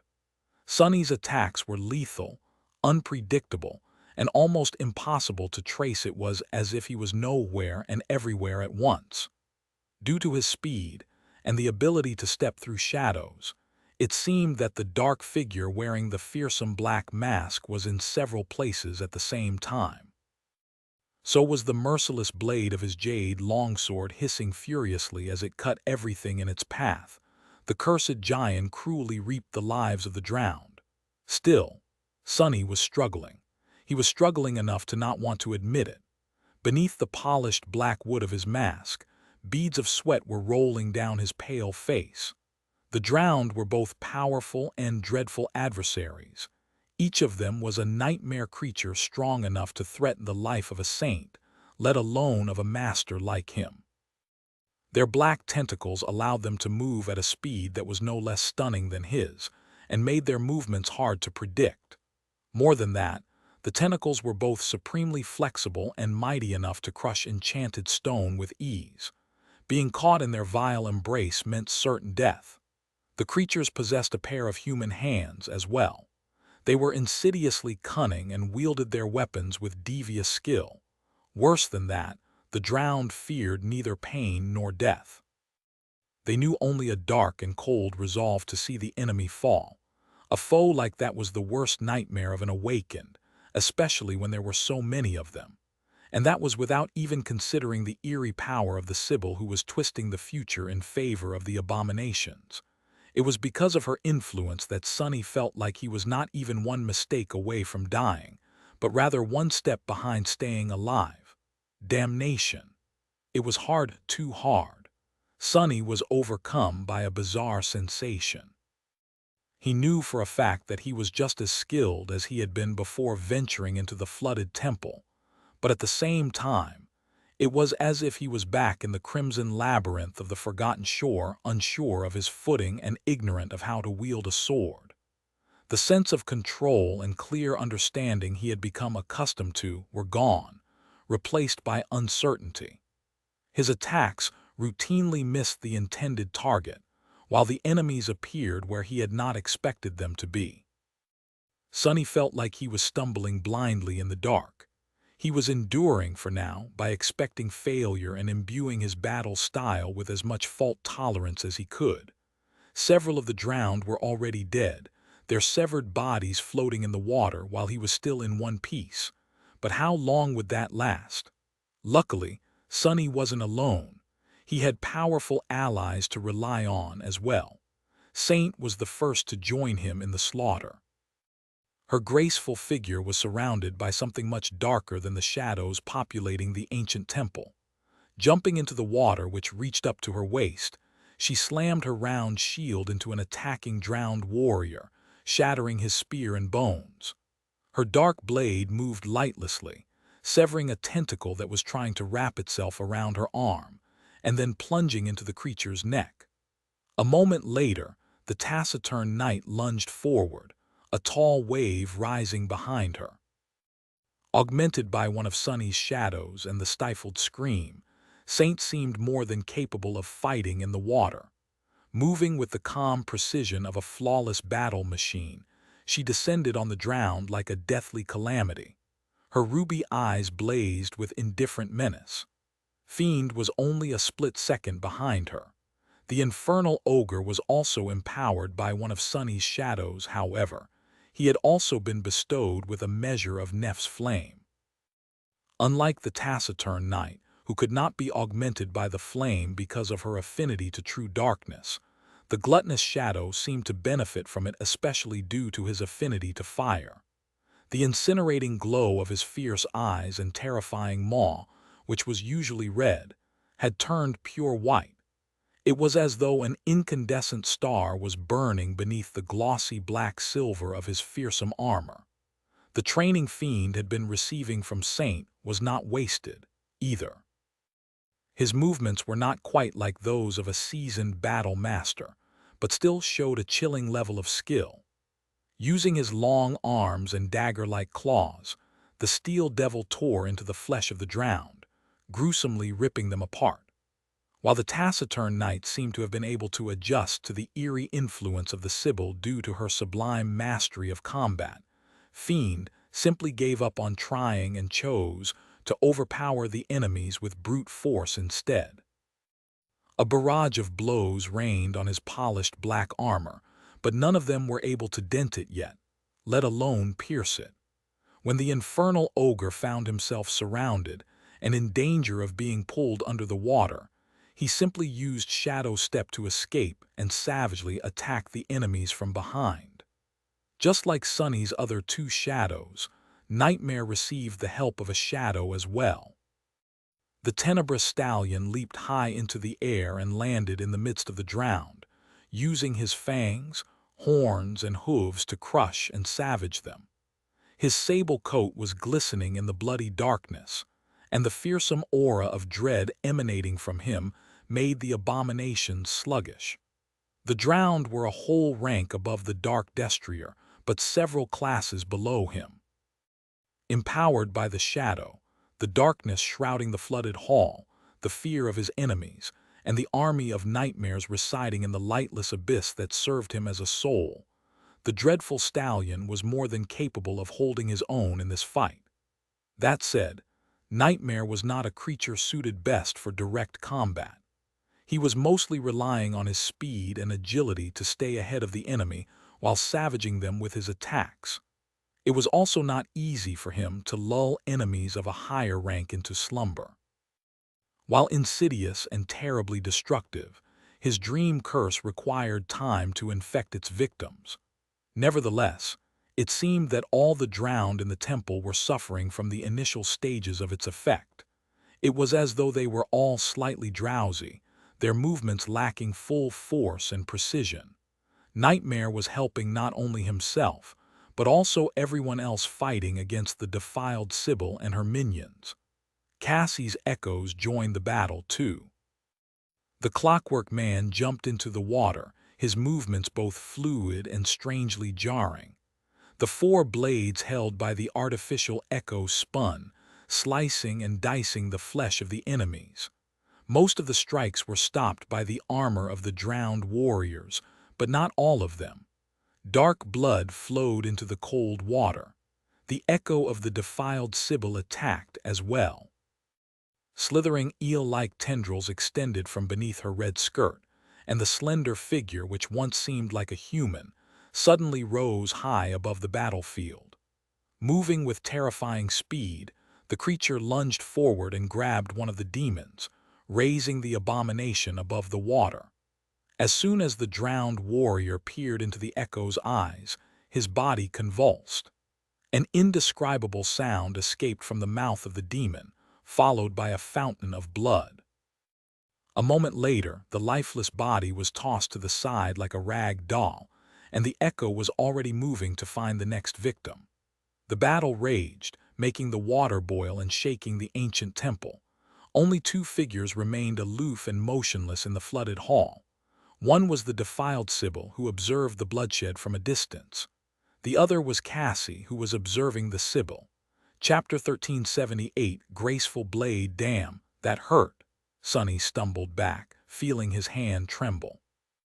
He was too slow and failed to avoid an attack, or rather, he was fast enough, but the attack still passed his defense somehow.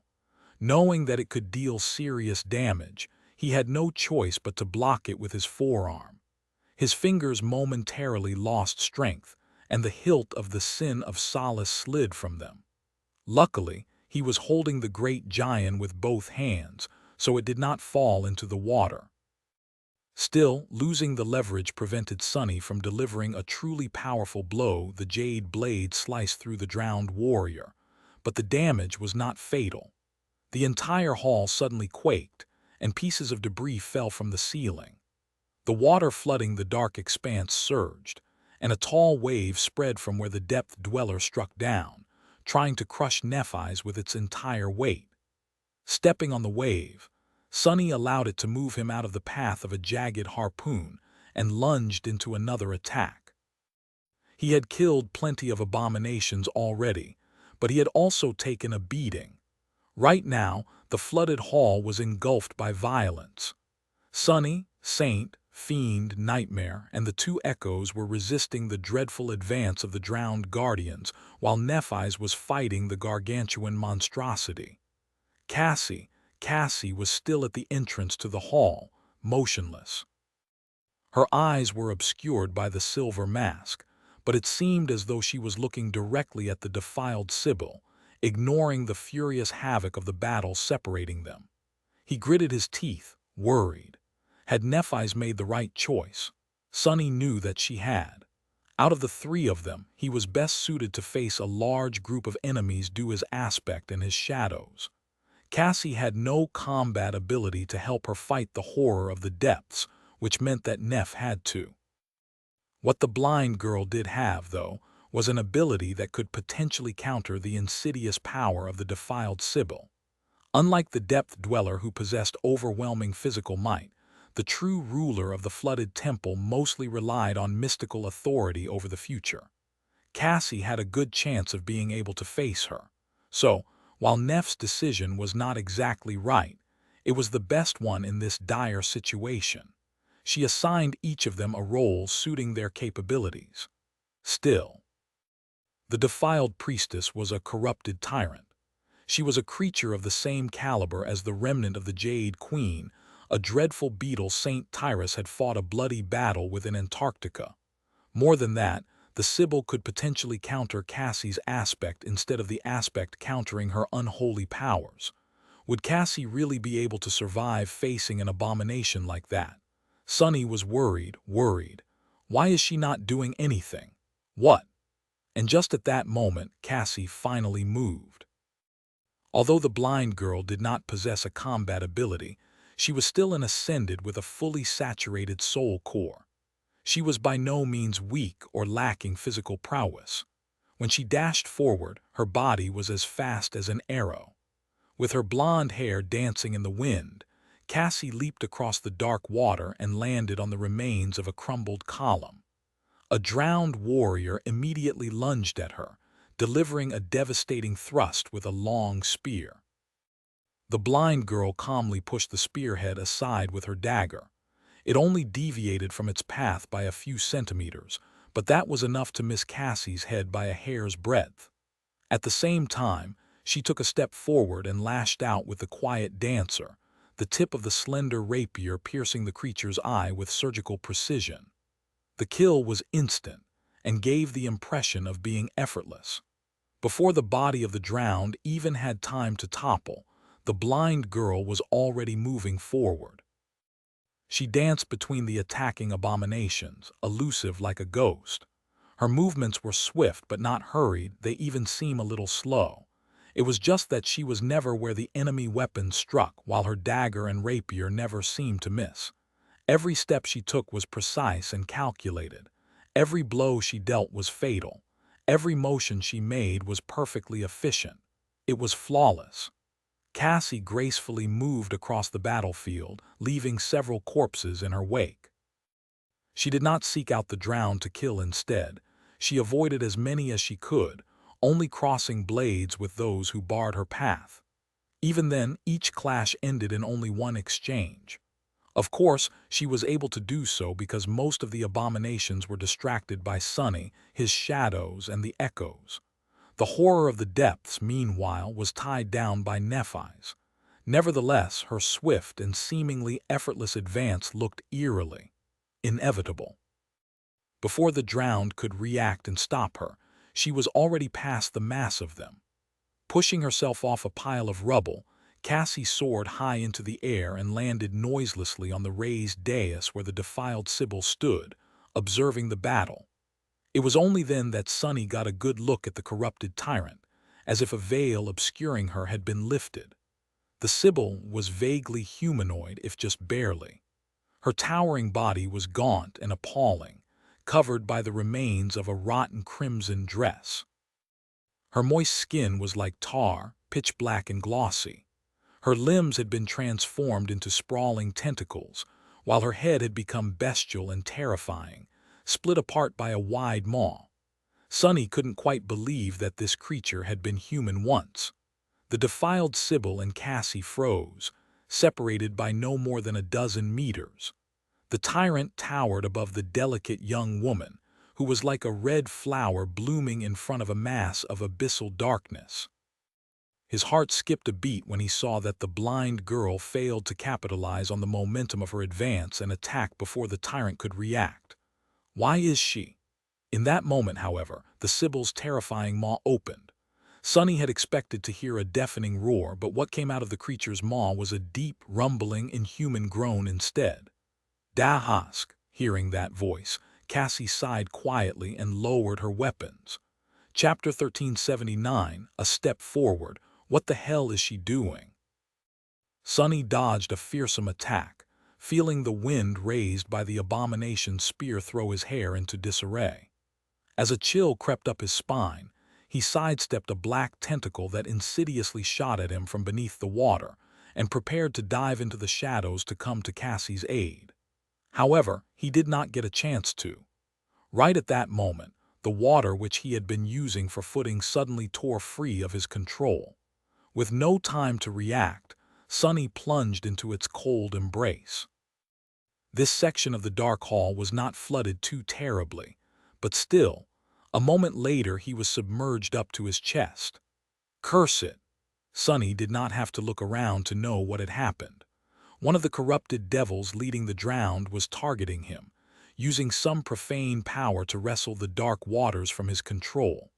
He did not possess a domain yet, after all, so whatever connection to the element the crown of twilight provided him with was weak and rudimentary. The situation was not good. Currently, Sunny was only augmented by a couple of his 5 shadows and some of Neph's flame. Because of the synergy between the two, he was much stronger than he would have been otherwise, enough so to push his body through water with sufficient speed, but not enough speed to keep the same frantic cadence of combat. That devil has to die, fast. Distracted by his own predicament, he had to delay joining Cassie in the battle against the Sibyl. Up on the dais overseeing the flooded hall, meanwhile, the defiled creature and the blind seer continued to stand opposite of each other without movement. Only the Sibyl's appalling tentacles were swaying subtly, her monstrous figure reflected in the polished metal of Cassie's light cuirass. Despite their inaction, the air between the two was swelling with an invisible tension. It was as though something utterly dark and dreadful was seething, unseen, beneath the fabric of the world, ready to explode and engulf the expanse of the flooded hall. Cassie stood with her weapons lowered, her silver mask directed straight at the defiled monstrosity. Her beautiful face was slowly growing paler and paler, but its expression remained calm and resolute. Despite her body remaining motionless like an ice sculpture, her mind was in a state of utter havoc. It was because she was using her awakened ability to its utter limit, well past it even. If Sonny was capable of reading thoughts, he would have known that the blind girl was in a state of absolute, pristine battle clarity. Time moved slowly for her, and 1,000 thoughts were being born in her head each second.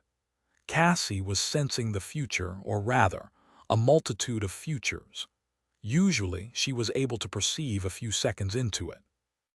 By activating her awakened ability, Cassie could enter a state similar to existing in two separate moments of time, one current, the other approaching.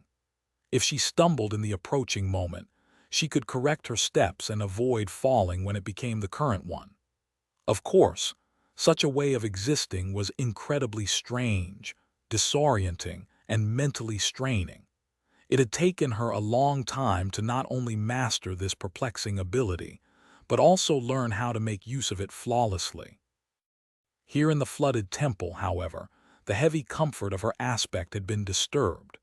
Because of the bizarre influence the defiled Sibyl was exerting on probability, turning it vague and chaotic, Cassie was torn between different versions of possible futures instead of one definite one. Instead of two moments in time, she existed in the present and in several fragmented variants of the approaching. Still, she had grown used to it too. An existence like this was arduous but not impossible. And now she had to master and make use of it as well. A step forward. In Cassie's mind, she took a swift step forward and then dashed at the defiled Sibyl with stunning speed. The quiet dancer flashed, diving under one of the deadly tentacles and aiming to hit the creature in a vital spot. At the same time, it flashed to slice at the tentacle instead. At the same time, the slender rapier was tossed aside, helpless. At the same time, it sank into the abomination's flesh but failed to do any serious damage. And then Cassie stumbled, her attack missing the intended target.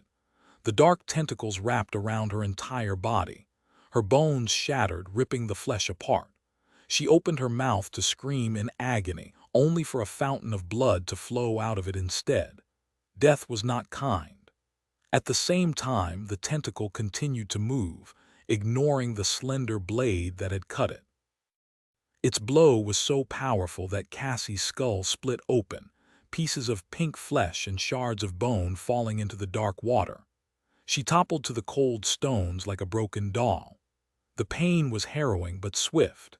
At the same time, she felt something breaking through her armor, crushing her ribcage, ripping her heart and lungs into shreds, snapping her spine, and exiting from her back. Cassie's convulsing body was raised into the air and tossed aside, leaving a long, bloody trail on the dais. The harrowing wound did not kill her instantly. Drowning, she wished it had. At the same time, there was nothing in the future but terrible, inhuman, intolerable agony. Cassie was broken, torn apart, and drowned. The pain never ended, but that was all right. Thanks to her strange ability, she had already survived dying 10,000 times. Every time she fought, she died countless times to emerge victorious from the fight. That was how she won. Back in the present, no more than a split second passed. She was still standing motionlessly, a calm expression on her face. A step to the left then. In Cassie's mind, she took a swift step to the left. Chapter 1380 Cage of Futures. In the darkness of the flooded temple, a second passed. Sonny was still falling into the water. During that second, Cassie had lost count of how many times her slender body was broken and mutilated by the monstrous Sibyl. A thought was much faster than a blade, but it had the same effect on the future as an action. Every time she mentally changed her plan of action, the immediate future changed as well, and currently Cassie was thinking with stunning speed. A step to the right, a step forward, high attack, a step forward, low attack. A half step, she imagined a future and suffered the consequences again and again. The Sibyl was too powerful, too sinister, too vile, but not insurmountably so. Another moment passed, and finally Cassie imagined the future where she did not die. Found it. In the approaching moment of time, she managed to evade the fury of harrowing tentacles unscathed and deliver a fatal strike. The quiet dancer whistled melodiously as she cut the air and plunged into the Sibyl's neck. Cassie prepared to move, but then the fragmented future turned vague, disappearing. Instead, there was more pain, more defeat, and more horror. Of course, thought so. She did not lose her composure because that was what she had been expecting. Cassie was not the only oracle in this temple, after all. The Sibyl had just as much control over the future as she did, much more of it, even. Just as Cassie finally found one path that led to her victory, the defiled abomination destroyed it, pulling over other outcomes from the abyss of possibilities. Instantly, whatever chance the graceful young woman facing her had was gone. Their unseen and motionless, but furious and chillingly violent battle continued. Another second had already passed. Faster, faster, Cassie gritted her teeth, feeling her mind spinning feverishly. She had already found a path, knowing where to look. She would be able to find another one sooner. If the future was a battlefield, then she had just conquered a small part of it, gaining control of not only that single possibility, but also all possibilities similar to it, while simultaneously denying them to the enemy. Now all she had to do was to conquer the rest, until the Sibyl had no more futures to replace her death with. A half step to the left, aim for the neck. A jumping start, aim for the neck. A half step to the right, aim for the heart. A few more frozen seconds passed. The flooded hall quaked and groaned as dust and streams of water fell from its cracked ceiling. The horror of the depths was shrieking as its flesh burned, long limbs lashing out madly to crush the hateful radiant. The drowned were besieging Sonny and his shadows, some of them dead, but much more still frenzied and full of bloodlust. Cassie was standing motionlessly in front of the Sibyl. In her mind, the futures where she lived and the creature died multiplied. With each one she found, finding the next one became slightly easier. But finding many was not enough. She had to have more. She had to have them all. As her mind burned, spinning faster and faster, the abomination grew more furious too. The influence it exerted on the future became much more oppressive and suffocating, forcefully drowning harmful futures and pulling beneficial ones to the surface. And yet, despite that, Cassie was slowly usurping small areas of the invisible battlefield, one after another. Although both the blind seer and the defiled Sibyl remained still, as if frozen, the air between them was crackling with pressure. The darkness boiled, failing to contain the gruesome violence of their clash. It felt as if the stone surface of the dais would crack and shatter from the aftershocks of the ruthless confrontation.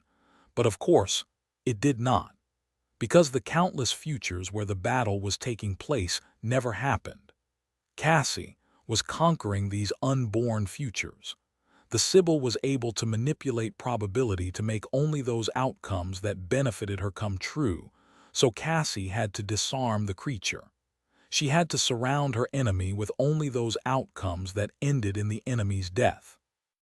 She had to make the future into a cage. A lunge, followed by a feint, followed by a sidestep, followed by a thrust. A false lunge released the quiet dancer, simultaneous thrust and flanking attack. A step forward released the quiet dancer, dagger parry turning into a slash backstab. Cassie died and died and died, each death more gruesome than the previous one. But slowly, more and more fragments of the future she perceived allowed her to live. The Sibyl was surrounded more and more by the outcomes that ended in death. Her cage was growing smaller, and smaller and smaller and smaller still. Down in the water, Sonny used the convulsing body of the corrupted devil to push himself to the surface and shot into the air. Landing on a pile of rubble, he tossed the fiend's severed head at an approaching abomination and followed up with a strike of the sin of solace, piercing the creature's heart. After that, he had a second to breathe.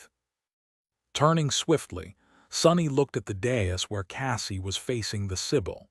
He was both surprised and intensely relieved to realize that neither of them had moved still. Strange. Spreading his shadow sense through the battlefield, he allowed himself a split second to evaluate the situation. Nephi's and the horror of the depths seemed to be in a stalemate. The abomination's body was too alien and vast for her to deal fatal damage to it, while the abomination itself was not smart enough to catch the supremely skilled and calculating human with a devastating strike. His shadows were in the middle of a furious battle. Neither saint nor fiend were seriously injured, although there were several dents on the infernal ogre's armor. Nightmare had avoided being seriously wounded due to his speed and agility, for now, but there was already blood on the tenebrous stallion's sable coat. The two echoes were mostly intact as well. The Sibyl was cruelly vivisecting a drowned champion, while the four-armed mannequin had lost one of his four blades. The latter echo was struggling. No choice. Sonny had to help Cassie, even if it meant abandoning the battle with the drowned and throwing more pressure at his subordinates. A moment later, he was already leaning to step through the shadows and appear on the dais, but at that same moment Cassie finally moved. A split second before, she had been frozen like an ice sculpture, but then, abruptly, she was already in motion. Dashing forward with stunning speed, the blind girl danced between the surging tentacles, somehow avoiding each inescapable and lethal strike. Before Sonny could even blink, the blade of the quiet dancer flashed once, and Cassie was suddenly behind the monstrous tyrant. The Sibyl swayed slightly. Her tentacles grew still. Then a thin stream of crimson blood flowed from a small hole in her neck. As the invisible ripple spread through the flooded hall, the defiled oracle swayed once more and toppled into the seething black water. Chapter 13, 81. Cleaning up. As soon as the Sibyl fell, it was as though an invisible ripple spread through the darkness of the flooded temple. Sonny did not see anything, nor did he sense the change, but the gnawing feeling of something being subtly wrong with the world was suddenly gone, allowing him to breathe freely. Cassie killed her. Stunned, he froze for a split second. The grotesque body of the defiled plunged into the water and disappeared beneath its dark surface. Sonny had no doubt that the creature would emerge from the restless depths to deliver its furious retribution the next moment, but the moment passed, and it had not. The glossy black surface remained unbroken. She did. Sonny was momentarily astounded. Yes, Nephi's had chosen Cassie to face the Sibyl but not to slay her. The blind girl had been meant to occupy the defiled until one or both of them finished wiping out their share of enemies and reached the dais. When had Cassie become so strong?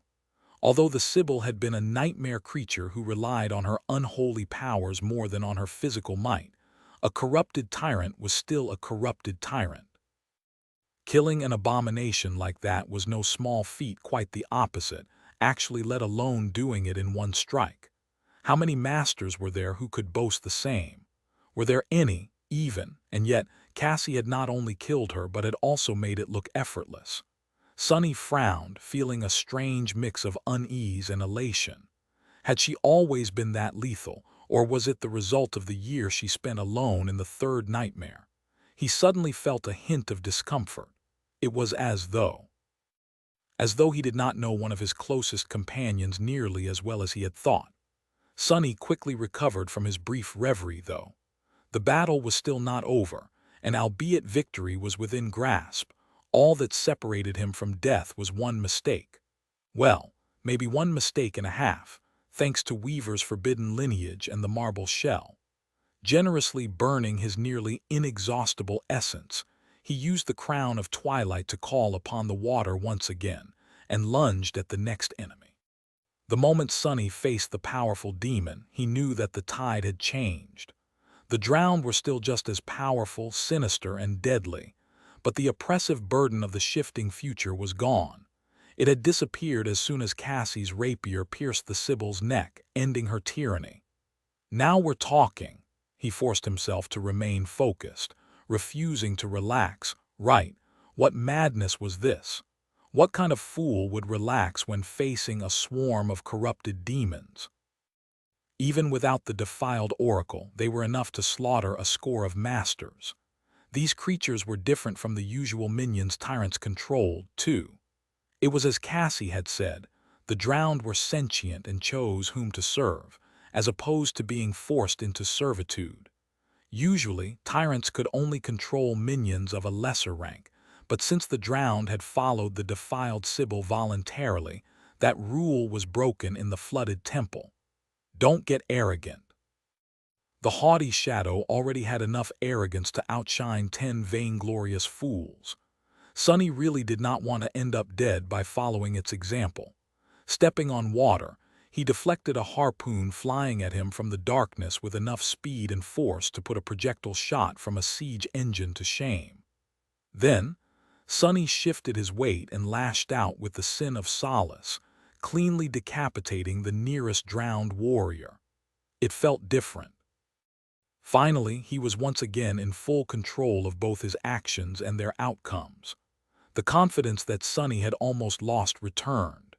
Grinning behind the fearsome mask, he listened to the spell whispering into his ear and disappeared into the shadows. A moment later, a mass of black tentacles enveloped the empty space where he had been standing. Sonny, however, was already somewhere else, his jade sword reaping another life. Not too far from him, Saint continued her silent slaughter. With nothing holding her back anymore, the graceful knight had turned even more lethal. Unlike Sonny and Fiend, she could not move through shadows, which put her at a dire risk of being surrounded. The drowned were not much weaker than the taciturn shadow, so being caught by their tentacles could very well mean the end of her. However, Saint was too skilled and calculating to allow herself to be immobilized. She was a battle master, after all, which meant that any battlefield was her domain. Moving with deadly grace and murderous foresight, she controlled not just her sword, but also the very space around her. Everything that entered it was at her mercy. Fiend, meanwhile, was wreaking havoc among the drowned. The dull black silver of his metal body seemed to radiate heat, and surrounded by boiling vapor, the furious shadow sliced through the abominations with his incinerating claws.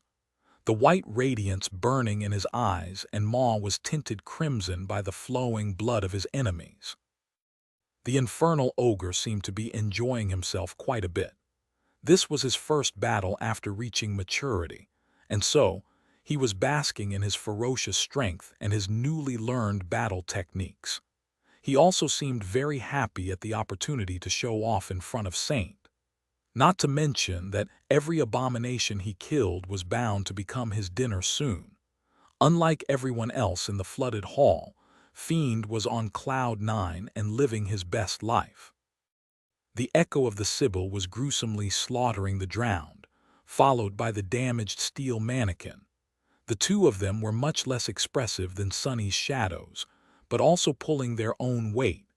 Of course, all of them were having a much easier time of fighting the swarm of corrupted demons, because their enemies were weakened by the dreadful powers of nightmare. The dark destrier was shrouded in darkness and terror, moving across the flooded hall as swiftly as a shadow. His adamantine fangs, horns, and hooves had broken and mutilated many abominations already, but judging by the menacing crimson glow of his eyes, the stallion's fury was nowhere near being satiated. The battle was still perilous and dire, but its outcome seemed more and more certain with every moment. Chapter 13. 82 long time coming. The breaking point of the battle happened when the massive body of the depth dweller finally collapsed into the boiling water. Many of the monstrous creature's limbs had been severed, its mantle of rotting seaweed had been devoured by flame, and the slithering mass of eels comprising its gaunt body had been charred, sliced open, and pierced through. After a long and arduous fight, Nephis had finally killed the abominable giant. By then, Sonny and his shadows already sensed that the drowned were wavering. Once Neph joined the fight against the demons, the scales swung in favor of the cohort drastically, and before too long the last of the sinister creatures was slain.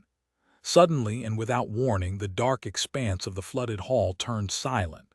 The only thing Sonny could hear was the sound of water streaming through the cracks in the ceiling. He looked up.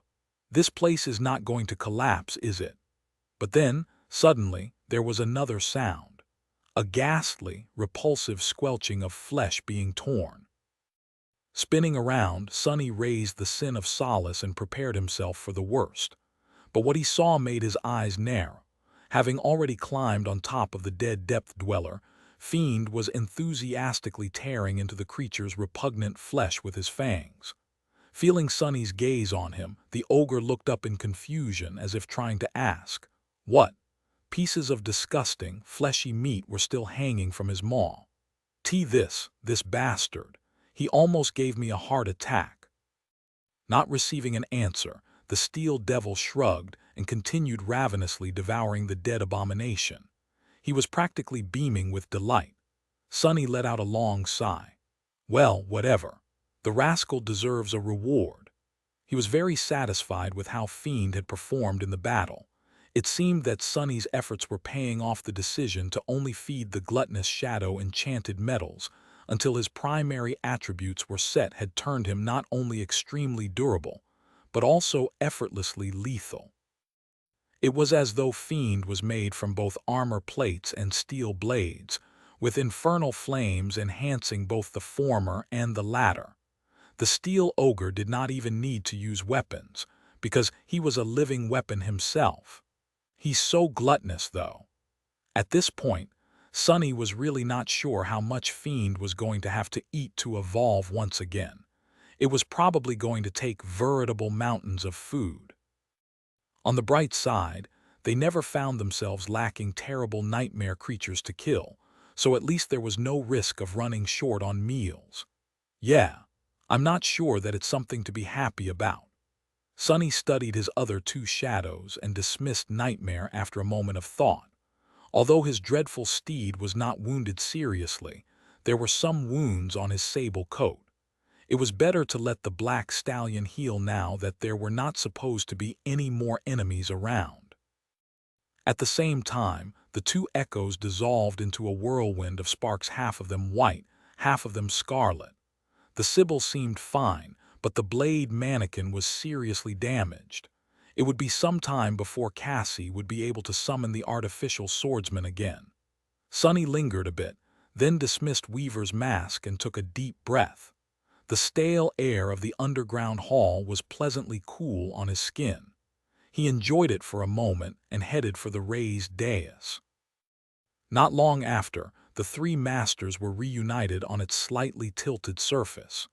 Nephis looked perfectly fine. Well, of course she did. Any wound she had received would have been healed by the white flames long ago. In fact, that was one of the most frightening things about Changing Star. Unless someone managed to kill her both instantly and utterly, she could recover from almost anything. Nevertheless, she looked terribly drained and exhausted.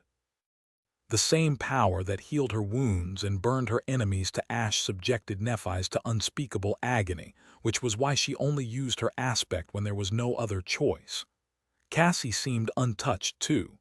But although she only delivered a few swift strikes throughout the entire battle, she somehow looked even more fatigued than Nephis. It was as though she would collapse at any moment. Sonny was suddenly worried. Are you all right?" The blind girl lingered for a few moments, then smiled faintly. "Yes. It's just that, remember the headache I told you about? I'm feeling it now," he frowned. "Right. Although it all happened terribly fast, she must have overused her aspect ability to be able to kill that thing. Sonny shook his head. Anyway, dispatching a corrupted tyrant in a single exchange, that was impressive. Since when are you so terrifying? Cassie faced him and suddenly laughed. I'll take it as a compliment if you don't mind. Her laugh was bright and clear. She turned in the direction where the Sibyl had disappeared beneath the dark water and sighed. She was the enemy that cost me half of fallen grace, and all the lives that have been lost as a result of moving the city upstream. I've been preparing for this fight for a very long time, so don't be too surprised. Sonny coughed and looked away. The defiled Sibyl had been a dangerous adversary to him, but to Cassie, she was something more. He knew all too well the shame of losing people you were responsible for to an overwhelming enemy. It's good that Cassie got some payback. He hoped that he would be able to slaughter the winter beast one day, too. Sonny hesitated for a moment, thinking if he should pat the blind girl on the back, or maybe grip her shoulder. What was one supposed to do in these situations? Before he could decide, though, Nephi's took a few steps forward and took Cassie into a gentle embrace. She did not say anything, but there seemed to be no need for words. The blind girl smiled. Thank you. Anyway, the temple should be safe now. I don't think it will collapse anytime soon either. Still, we shouldn't linger. How about we rest a little, gather our spoils, and then do what we came here to do? Sonny nodded. Accomplishing their goal as soon as possible sounded like a good plan. Gathering plentiful spoils sounded even better. But the most enticing thing Cassie suggested by far was to rest. Great idea. Without wasting any time, Sonny plopped on the ground and summoned the covetous coffer. Fiend was not the only one who had worked up quite an appetite during the tiresome battle. Chapter 1383. A pile of soul shards. Sonny, Nephi's, and Cassie spent a while resting on the dais of the flooded hall. They were surrounded by the stench of blood and death, but none of them minded. It was too familiar of a smell. After almost awakened, would not lose appetite because of it. The three of them needed to refuel their exhausted bodies, regardless. Without speaking much, they consumed a hearty meal and spent some time catching their breaths. There was mental fatigue to deal with. As well, the mind was not as quick to recover from the strain of the battle as the body. Sonny, it seemed, was in a better shape than Nephi's and Cassie. After spending some time in a comfortable daze, his thoughts started to wander. Curious, he checked his runes. No luck. Despite the large number of enemies he and his shadows had slaughtered, there were no new memories, not to mention echoes.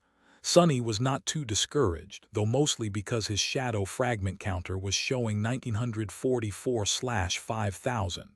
I've earned almost 500 fragments in a single battle. That was a truly stunning amount. Sonny struggled to remember if he had ever earned that much, that fast, considering that the nightmare promised to be quite intense from this point onward. There was a good chance that he would emerge from it as a terror. Just 6 battles of similar scope would do the trick. Of course, it was uncertain if he would survive the nightmare at all. Still, every fragment he absorbed made him a tiny bit stronger. So, earning hundreds of them in the span of a few minutes was a boon. After a while, the three of them reluctantly got to work. By then, Fiend was mostly done with devouring the gargantuan corpse of the Depth Dweller once again. Sonny was flabbergasted by how much meat could fit inside the gluttonous Shadow's bottomless belly. The monstrous abomination had been at least 10 times larger than the Steel Devil, and yet there was barely anything left of it. Does he have some sort of an endless spatial storage instead of a stomach?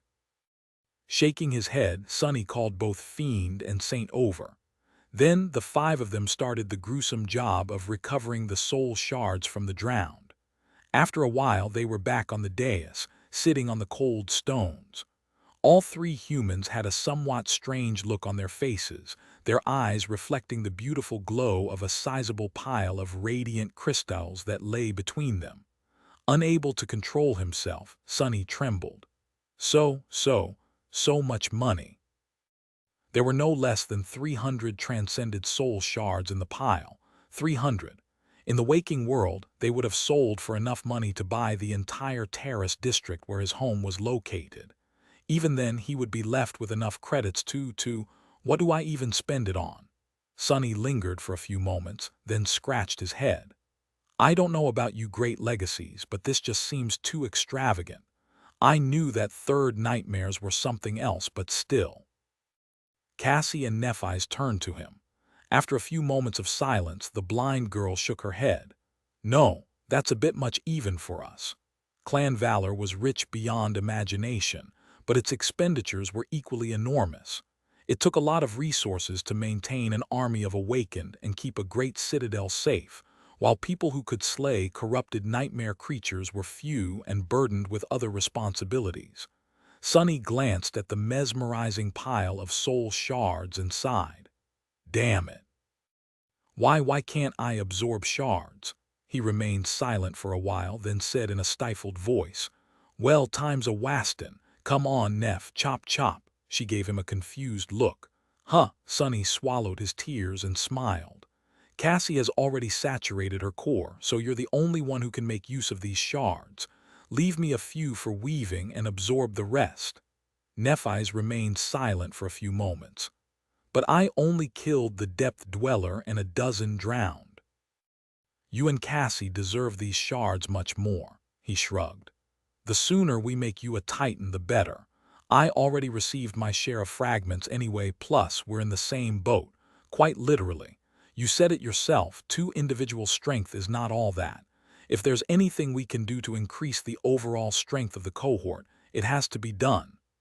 Sonny leaned forward, picked up a shimmering crystal, and threw it to Nephi's.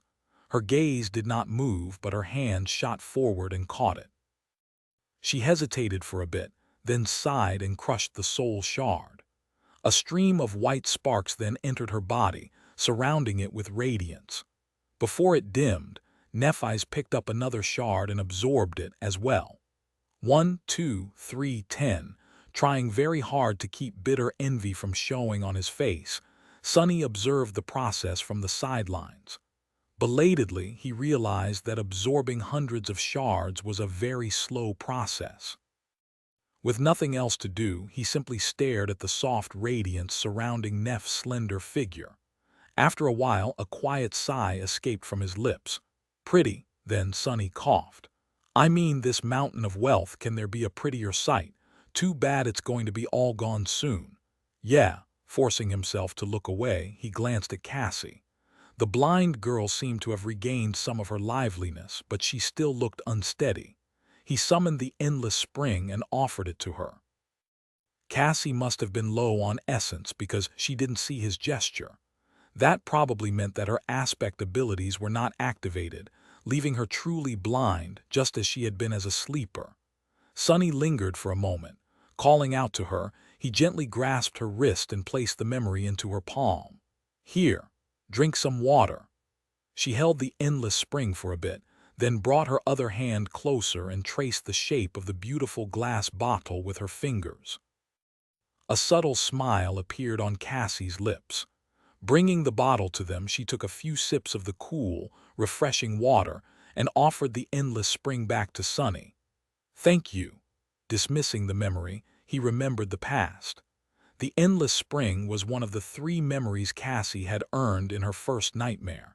It had served them well on the forgotten shore and was later gifted to Sonny by the blind girl.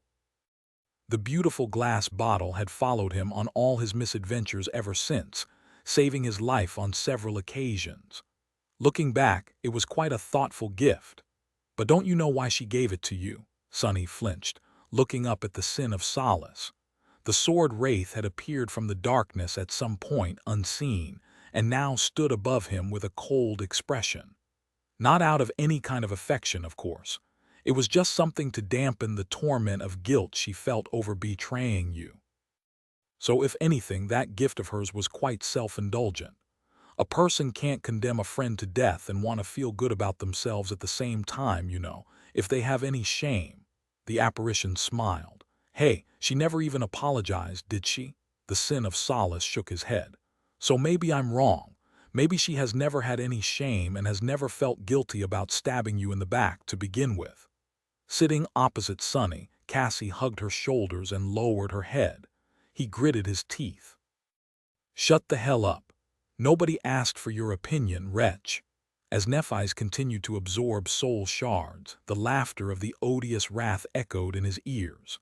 Chapter 1384 Novel Idea. Eventually, Nephi's was done with the pile of soul shards.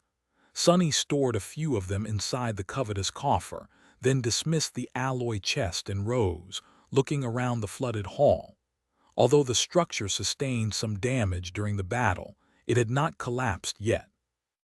He did not know how much longer the lost temple would last, though.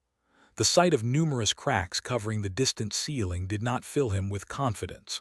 It's not the end of the world. Sunny had to remind himself that even if the temple collapsed, the three of them would be just fine. They were masters, not mundane people. It was just hard to remember the difference sometimes.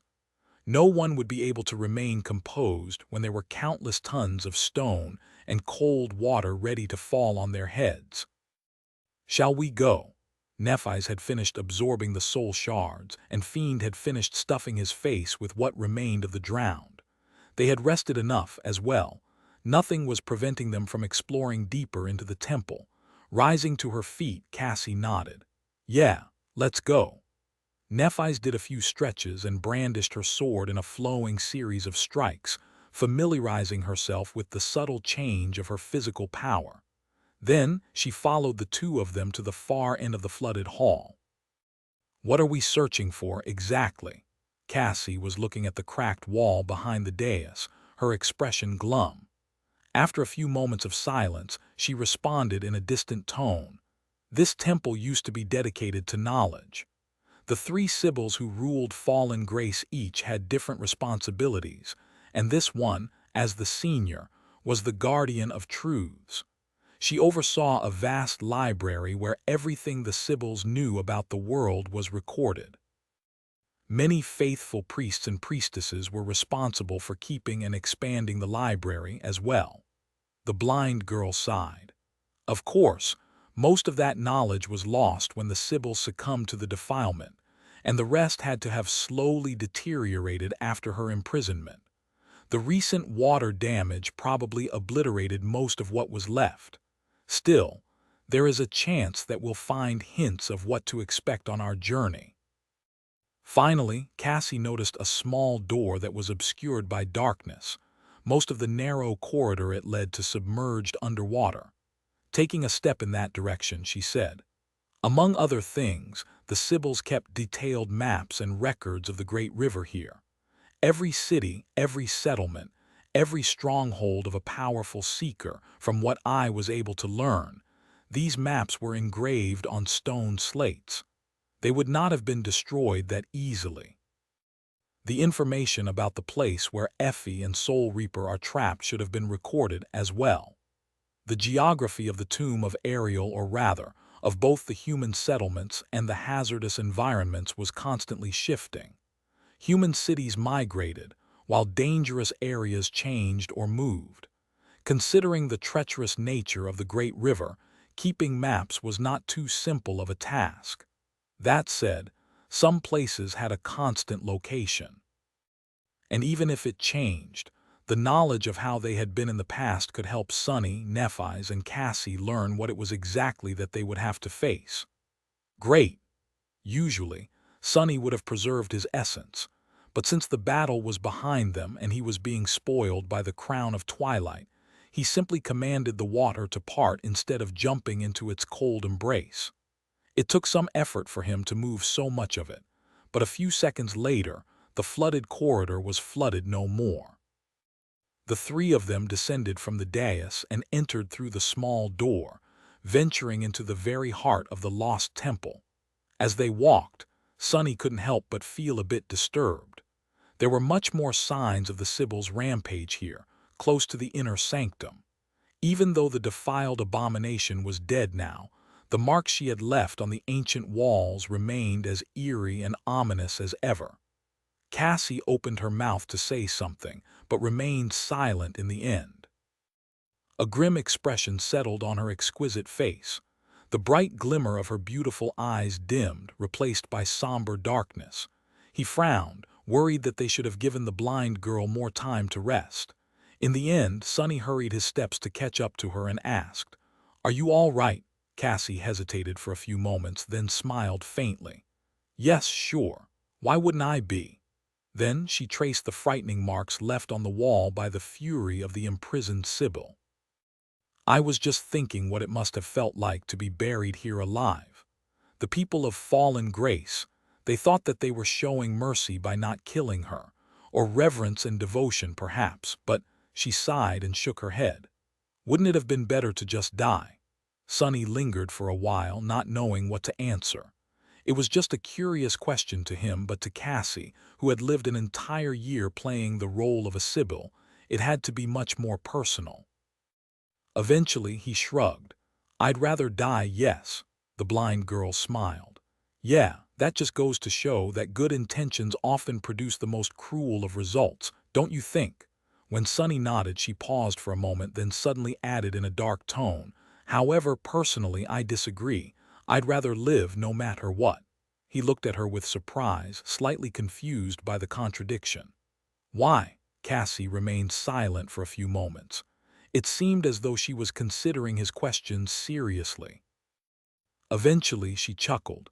"Honestly, I'm not quite sure. Pride, maybe. The world is trying to kill us so hard. It just feels like such a shame to let it have its way." Sonny stared at her with an incredulous expression. What the hell? Wasn't it basically the same thing he had told Hero all those years ago in the first nightmare? It was like listening to a more refined and eloquent version of himself. Was it such a surprise, though? Although he and Cassie came from entirely different backgrounds, they were more alike than anyone would think, simply because they both shared an affinity to fate and knew better than most how tyrannical fate was. He kept quiet for a bit, then scoffed. Before Sonny could respond, though, Nephi spoke from behind them. "Well then, what's the problem? Just make sure not to die. Their problem solved." He nodded with a grin. "Exactly. I mean, it's not that hard. If a fool like me can stay alive, anyone can." Cassie smiled, amused by their awkward attempts to raise her mood. She nodded. "Ah, all right. What a novel idea. I'll take it under advisement." As the sound of quiet chuckling echoed in the dark corridor, the three masters went deeper into the darkness of the ancient temple. Chapter 13, 85 Flame of Divinity. As they walked through the corridors, Sonny kept clearing their way with the help of the Crown of Twilight. Of course, they could easily swim through the flooded portions of the temple, but why would they if there was an easier way? The walls of the narrow corridors glistened, reflecting the light of a luminous memory Nephi's had summoned. Soon, Sonny noticed a subtle change in them. If the ancient stone was unadorned before, now it was covered by the remains of beautiful murals.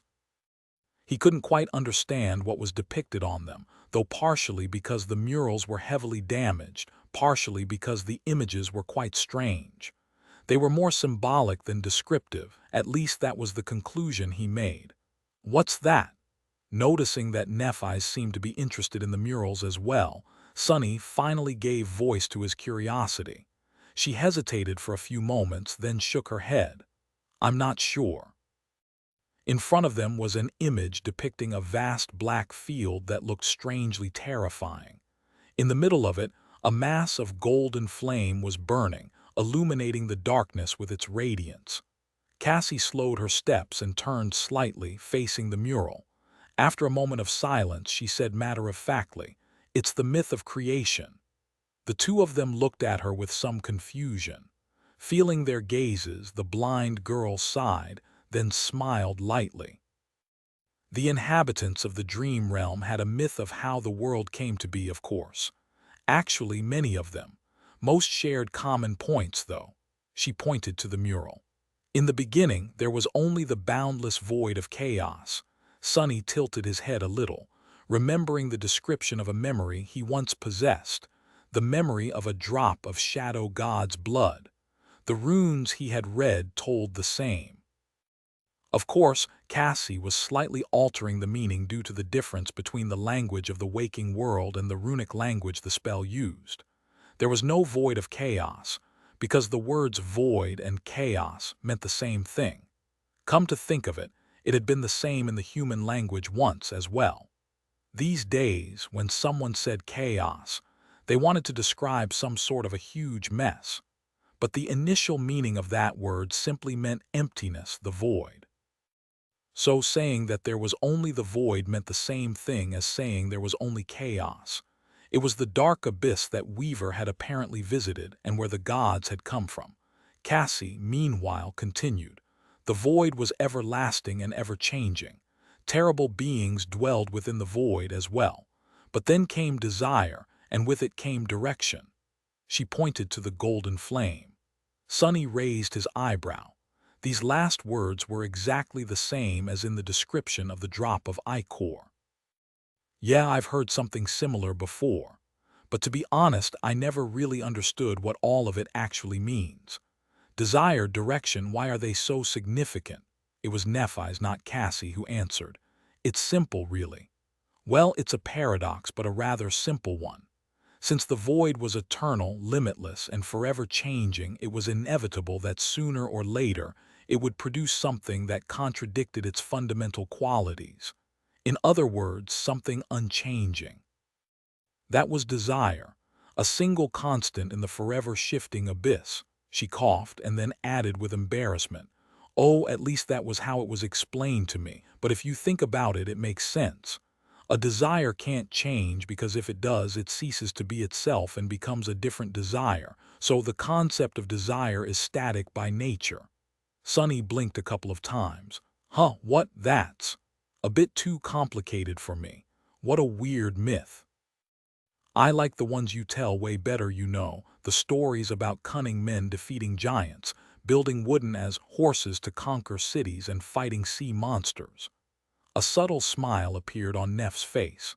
Sonny enjoyed the view of it, then scratched the back of his head and added, "But I get the idea. Desire was the first unchanging thing born from the ever-changing void, so it was in contradiction to the void." She nodded. Yes. A desire also can't exist by itself. It needs a subject. You want something, strive for something, dream of something, so a desire has to be directed somewhere. Hence, with it came direction. Sonny looked at her with a strange expression. That, strangely, makes sense. So the direction the myth spoke about was a natural consequence of desire, or rather the concept of desire being born within the void. And since both were constant, their existence was in opposition to the forever changing abyss. Where there had been only chaos, there was now something resembling order. Coincidentally, the word directionless could also mean disorderly in the runic language, and therefore the word direction could also mean order. Even though it was not entirely correct, such an analogy made it easier for Sonny to understand the underlying meaning of the strange creation myth. It was a conflict between chaos and order. The void creatures represented chaos, while the gods represented order. He hesitated for a moment, then asked, "But a desire for what? What was that desire?" Cassie laughed quietly. "Nobody knows. In fact, I don't think that anyone can know. We humans are not capable of truly understanding divine matters after all, so this myth is merely a crude facsimile of the real story. Personally, I think it was the very idea of desire, not a specific one.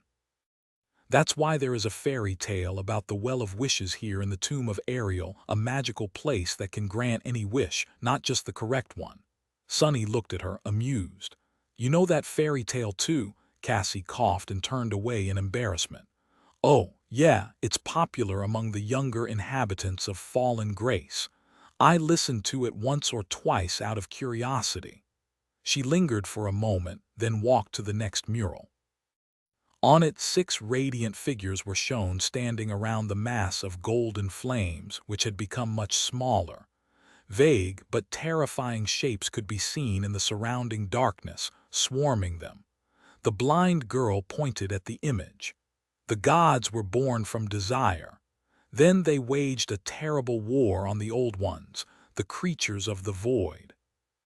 Chapter 13, 86 Forests, Plains, Rivers, and a Vast Blue Sky. The next few murals depicted the battles between the 6 radiant figures and the vague shapes hiding in the darkness of the abyssal void. Sunny found them quite funny.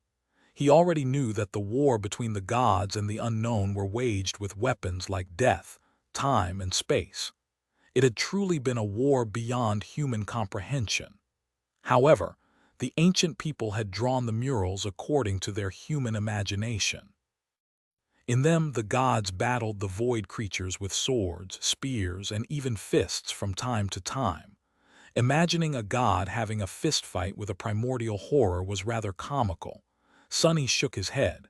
It's curious, isn't it? The gods are always said to be the enemies of the void creatures, but really they are void creatures themselves, just of a different breed. Both the unknown and the gods had been born from the void. So the gods were unknown themselves, primordial beings from before anything remotely human had ever existed.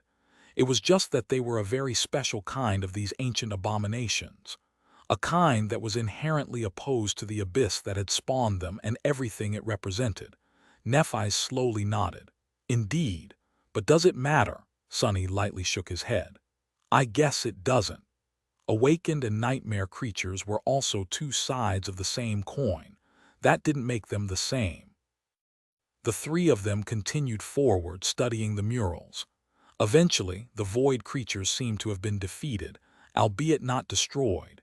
Beaten and diminished, they crouched in a dark corner of the abyss, surrounded by the 6 radiant figures. This is interesting.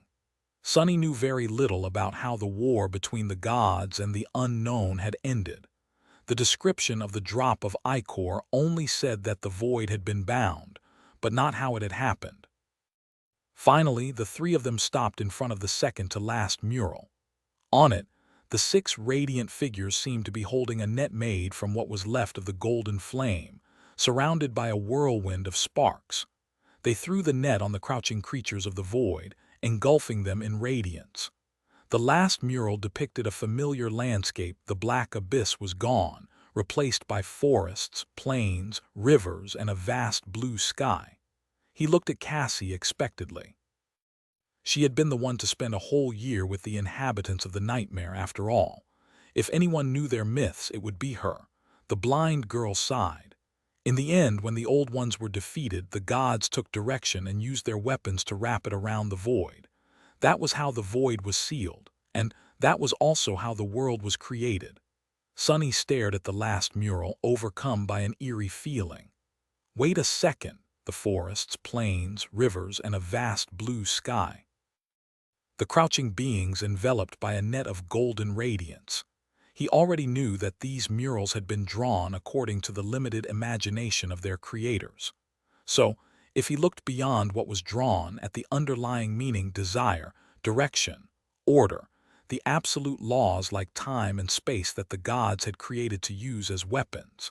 Did it mean that the gods had created the world, the universe? Rather, by sealing the void in the cage of universal laws. And if this was how the world had been born? He shivered. So wait, does it mean that everything we know is basically a cage for the abyssal beings of the void? That everything is just the outer shell of a prison built to contain the abyss? Cassie and Nephi's turned to him somberly. After a while, the blind girl said, her voice strangely calm, I think not quite that literally, but yes. The void was never destroyed, it was only bound. And the world is what binds it, not the waking world and not the dream realm. More of existence itself as we know it. Sunny remained silent for a while, not knowing what to say. What Cassie said sounded terrifying. It was as though he was standing on the surface of a deep, dark ocean, separated from its lightless depths only by a thin, fragile film of ice. That ice was all of existence. Damnation! Why was he so bothered by some stupid myth anyway? The answer was obvious. It would have been easy to dismiss the whole thing as an ancient superstition if not for one detail.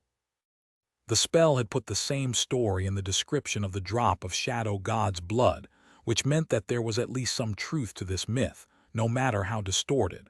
Curses.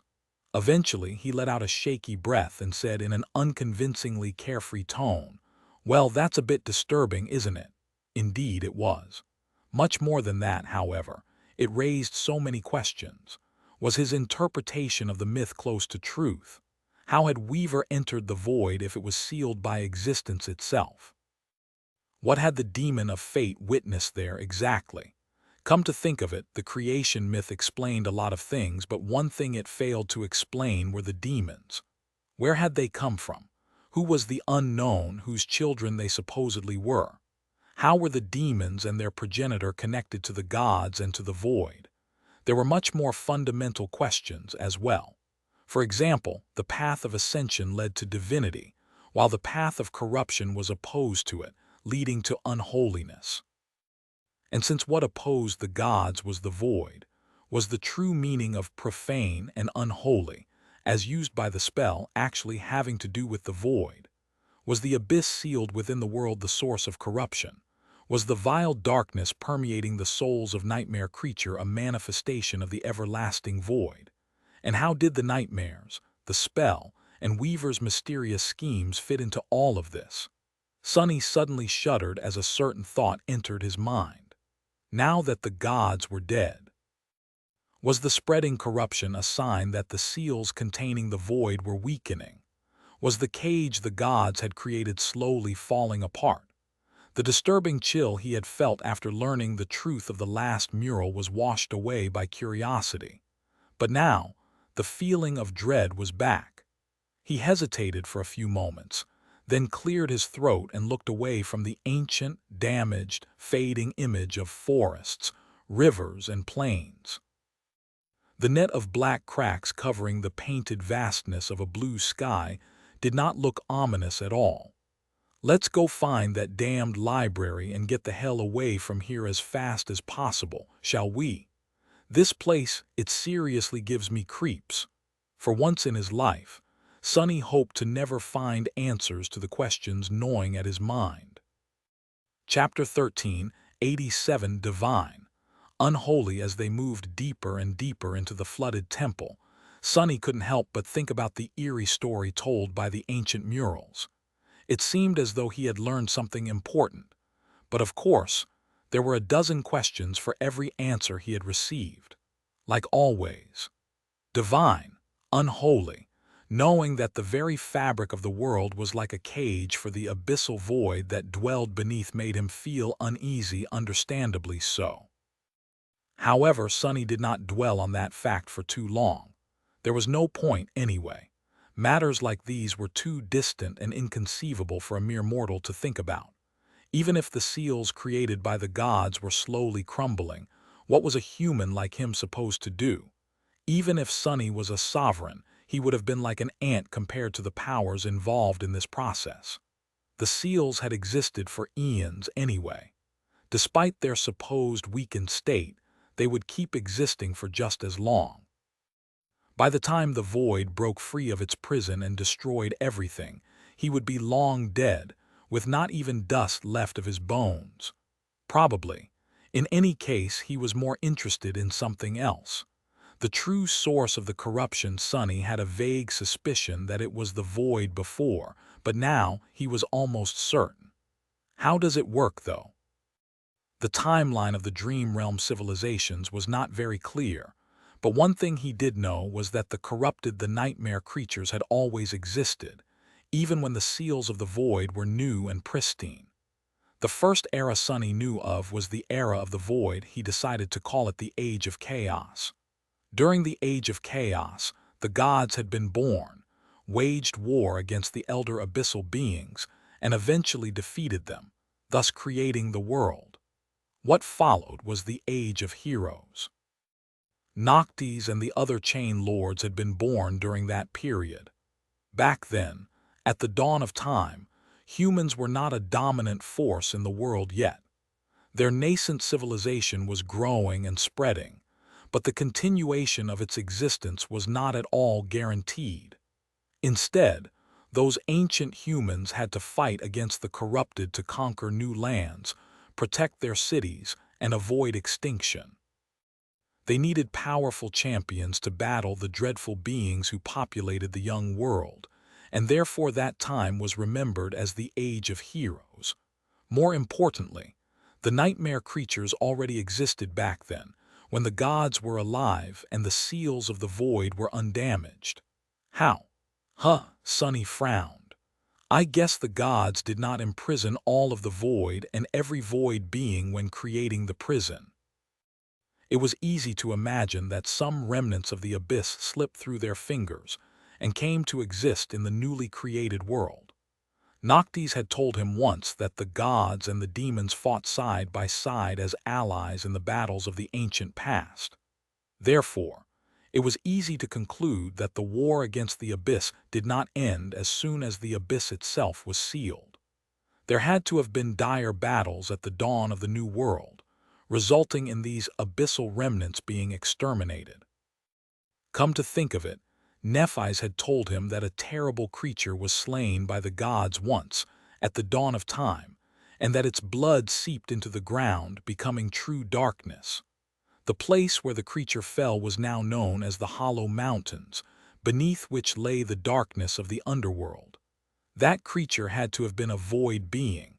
That proved that at least some of them had walked the world of the gods after its creation. What are void beings, though? Sunny felt as though he was on the precipice of an important discovery. The gods, he had thought once that they were simply divine titans. Now, however, Sunny was inclined to believe that the gods were beyond ranks and classes altogether. Similarly, void creatures would not have been unholy titans just like the gods. They had to have been creatures of an entirely different order. More importantly, they were simply different. These abyssal horrors were beings from before time, space, death, and every other law that comprised the fabric of reality. These existences were completely alien to the reality familiar to Sunny, opposed to it even.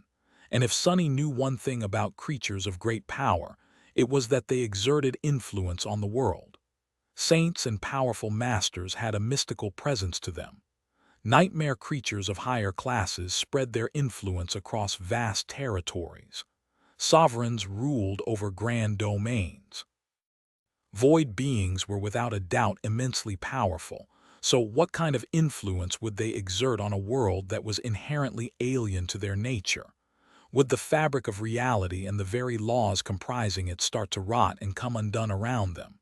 Sunny felt his heart skipping a beat. Was that the true nature of the corruption? Was it a rot caused by the influence of the primordial void, simply because of its alien nature? That would explain why the creatures infected by that rot possessed an insatiable desire to destroy those who were not. Why they all seemed mad, revolting, and alien, appallingly wrong in some strange and sinister way. The divine and the unholy were inherently opposed to each other after all. It was in their very nature to strive to obliterate each other. I feel like I'm not far from the truth.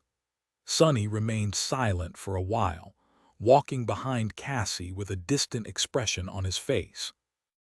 The world he lived in, the world of the spell, the constant battle against the abominations, and the ruined realm of dreams and nightmares suddenly made much more sense. It was not understanding exactly. The conclusions Sunny made were too vast and had too many consequences to be understood in just a few minutes, but the feeling of it all was somehow more clear now. He lingered for a bit, then threw a furtive glance at Nephis. What about Neph then? Her ascended ability, longing, made her immune to the corruption. Knowing what he knew now, that seemingly weak ability seemed even more impossible. More than that, one of her attributes was called Nephilim. Its description read, "There once were terrible creatures born of an unholy union between the divine and the profane. Nephilim were the most beautiful and the most harrowing of them all." If the divine and the unholy were inherently opposed to each other, then how could there have been creatures born from their union? How terrible had they been, really, and what had happened to them? Shaking his head slightly, Sonny sighed and looked away from Neff's slender figure. I take it back. Nothing makes sense. I'm just confused even more. Taking a step forward, he suppressed a groan and covered his face with a palm. Chapter 13. 88 Wheels of History. Sonny continued to think about the history of the dream realm. Age of Chaos was the first, ending with the imprisonment of the void and the creation of the world. It was followed by an age that could be called the Age of Gods, a prehistoric time when the gods and those living things they created, as well as the demons who came out of nowhere, battled the remnant abyssal creatures across the newborn world. Then came the Age of Heroes. It started when the nascent humanity started to spread and fight against the corrupted creatures inhabiting the world for dominion over it. It ended when the abominations were pushed back and largely exterminated, turning from an ever-present danger into dire but rare foes. What followed was a different age, an age when humanity ruled the world unopposed. Noctis had not known its name, perhaps because people living in that time needed none. For them, it was simply now. A golden age of peace and prosperity. Relatively speaking, of course. I am sure there was plenty of bloodshed and conflict even after most of the corrupted had already been slain or driven into the wilderness. Humans are humans. After all, there were other tribes of creatures inhabiting the world as well. I doubt that everyone lived together in absolute harmony. Due to their immortality, Noctis and the other chain lords' powerful transcendents born in the Age of Heroes lived long enough to witness the new age, as well. In fact, they might have had more to do with the change of epochs than anyone knew. Noctis considered the destruction of the Kingdom of Hope to be the turning point in history, one that signified the end of the Age of Heroes, which meant that the Golden Age was poisoned from the very start. It began with the imprisonment of Hope and ended when she broke free from her chains. During that time, the gods grew distant and indifferent.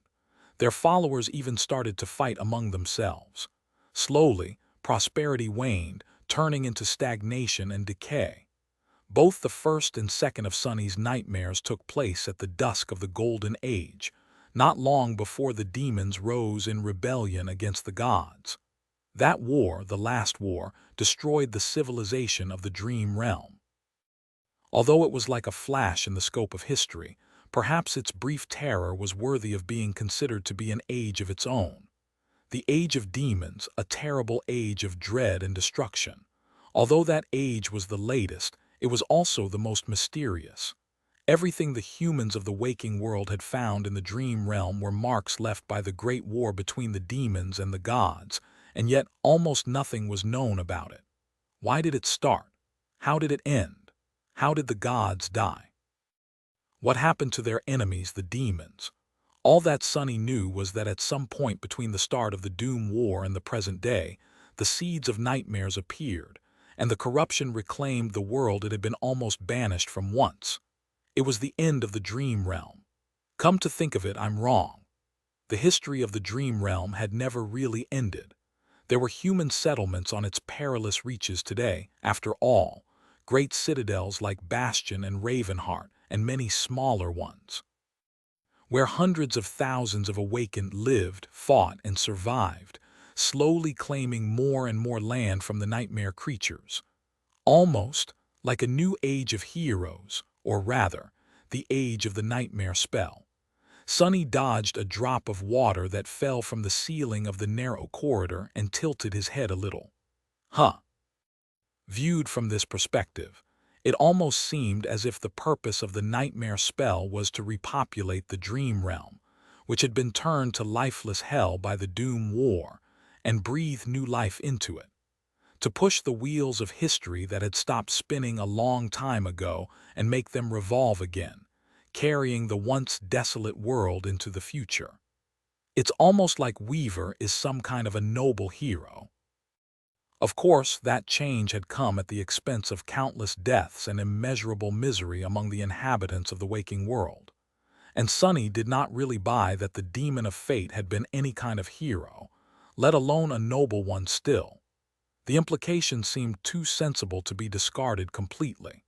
The age of chaos, the age of gods, the age of heroes, the golden age, the age of demons, and the age of the nightmare spell. If seen in such a framework, the history could make Sonny a huge amount of contribution points. Just imagining it made his eyes gleam. If I manage to write up this theory well and publish it, accurate or not, oh my, I'll be swimming in academic achievements. Let alone a guest lecturer, I'll be made an honorary professor, a dean even. As he grinned greedily, Cassie slowed her steps a little and raised her hand. We're close. Be cautious. If there are really records left, we should be careful not to damage them any further. Although the corridors they had walked through were largely flooded, this section of the lost temple seemed strangely dry. Perhaps the structure here was much more durable, and had thus resisted the passage of time better. Perhaps there were still some enchantments protecting the inner sanctum. In any case, the floor they walked on gradually became drier. Soon, the three masters passed a chamber filled to the brim with shelves. There had been countless books on them once, but now the shelves lay broken, the ancient scrolls long destroyed by water. Sonny checked a few, only to shake his head in disappointment. Even those that seemed relatively better preserved were utterly illegible. They moved further, passing several similar chambers. The library of the temple had indeed been vast once, but now all the knowledge accumulated by the Sibyls and their faithful priests was lost. Some of it was destroyed by moisture, some seemed to have been burned, while some had been obliterated by the defiled Sibyl in her rage. Such a shame. Finally, they reached a tall door. Just like all the other doors in the inner sanctum, it had long been turned to rotten splinters. However, the chamber behind it, the largest one they've seen in the last few minutes, looked strangely untouched. Much more importantly, there were no broken shelves and rotten scrolls within it. Instead, there were stone slates. Chapter 1389 Shifting Map. After entering the central chamber of the ancient library, Sonny felt his excitement diminish somewhat. The stone slates had seemed unharmed from the outside, but at a closer look they were not in the best state. The defiled Sibyl had rampaged in this chamber as well. Many slates were shattered, some turned to rubble, others to dust. The whole place was a mess, with deep cracks littering its walls and the ceiling. There were deep puddles on the floor, and the cold darkness shrouding the chamber echoed with the sound of falling water. Still, there were many slates that were unharmed as well. Cassie remained motionless for a few moments, then sighed and sat down on a relatively dry pile of rubble. Sonny gave her a stare. "What, you're not going to help us look?" The blind girl smiled. "I am looking." He coughed and awkwardly turned away. "Yeah, way to go, genius. Asking a blind person if she'll look." Although Cassie's awakened ability allowed her to navigate the world, it did not grant her sight. Cassie sensed the future as if she lived it, meaning that she remained blind. It was her ascended ability that allowed her to see, even if it was only through someone else's eyes. Someone like Sonny or Nephi's, for example, which meant that she could only look at the slates that they were looking at. So she could only help them identify the correct one, not find it herself. Hiding his embarrassment, Sonny cleared his throat. "So, what exactly should we search for?" Cassie lingered for a moment. "We should probably separate all the intact slates first.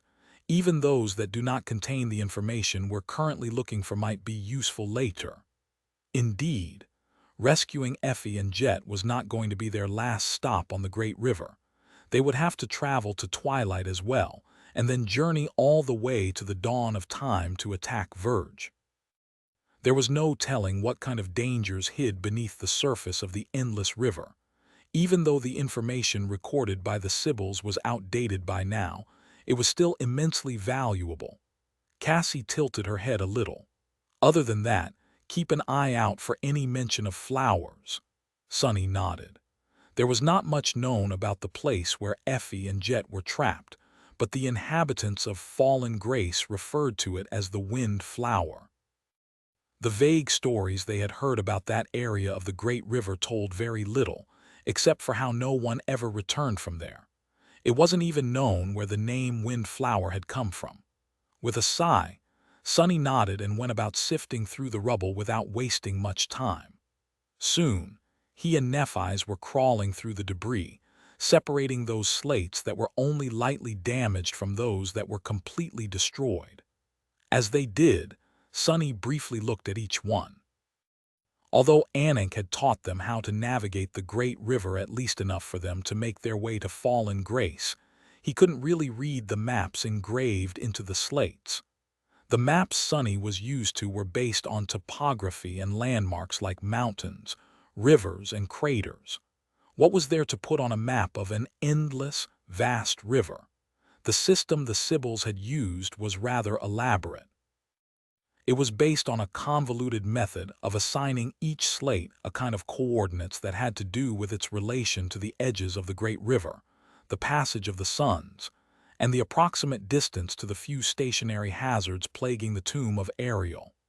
None of the slates depicted the full map of the great river, either.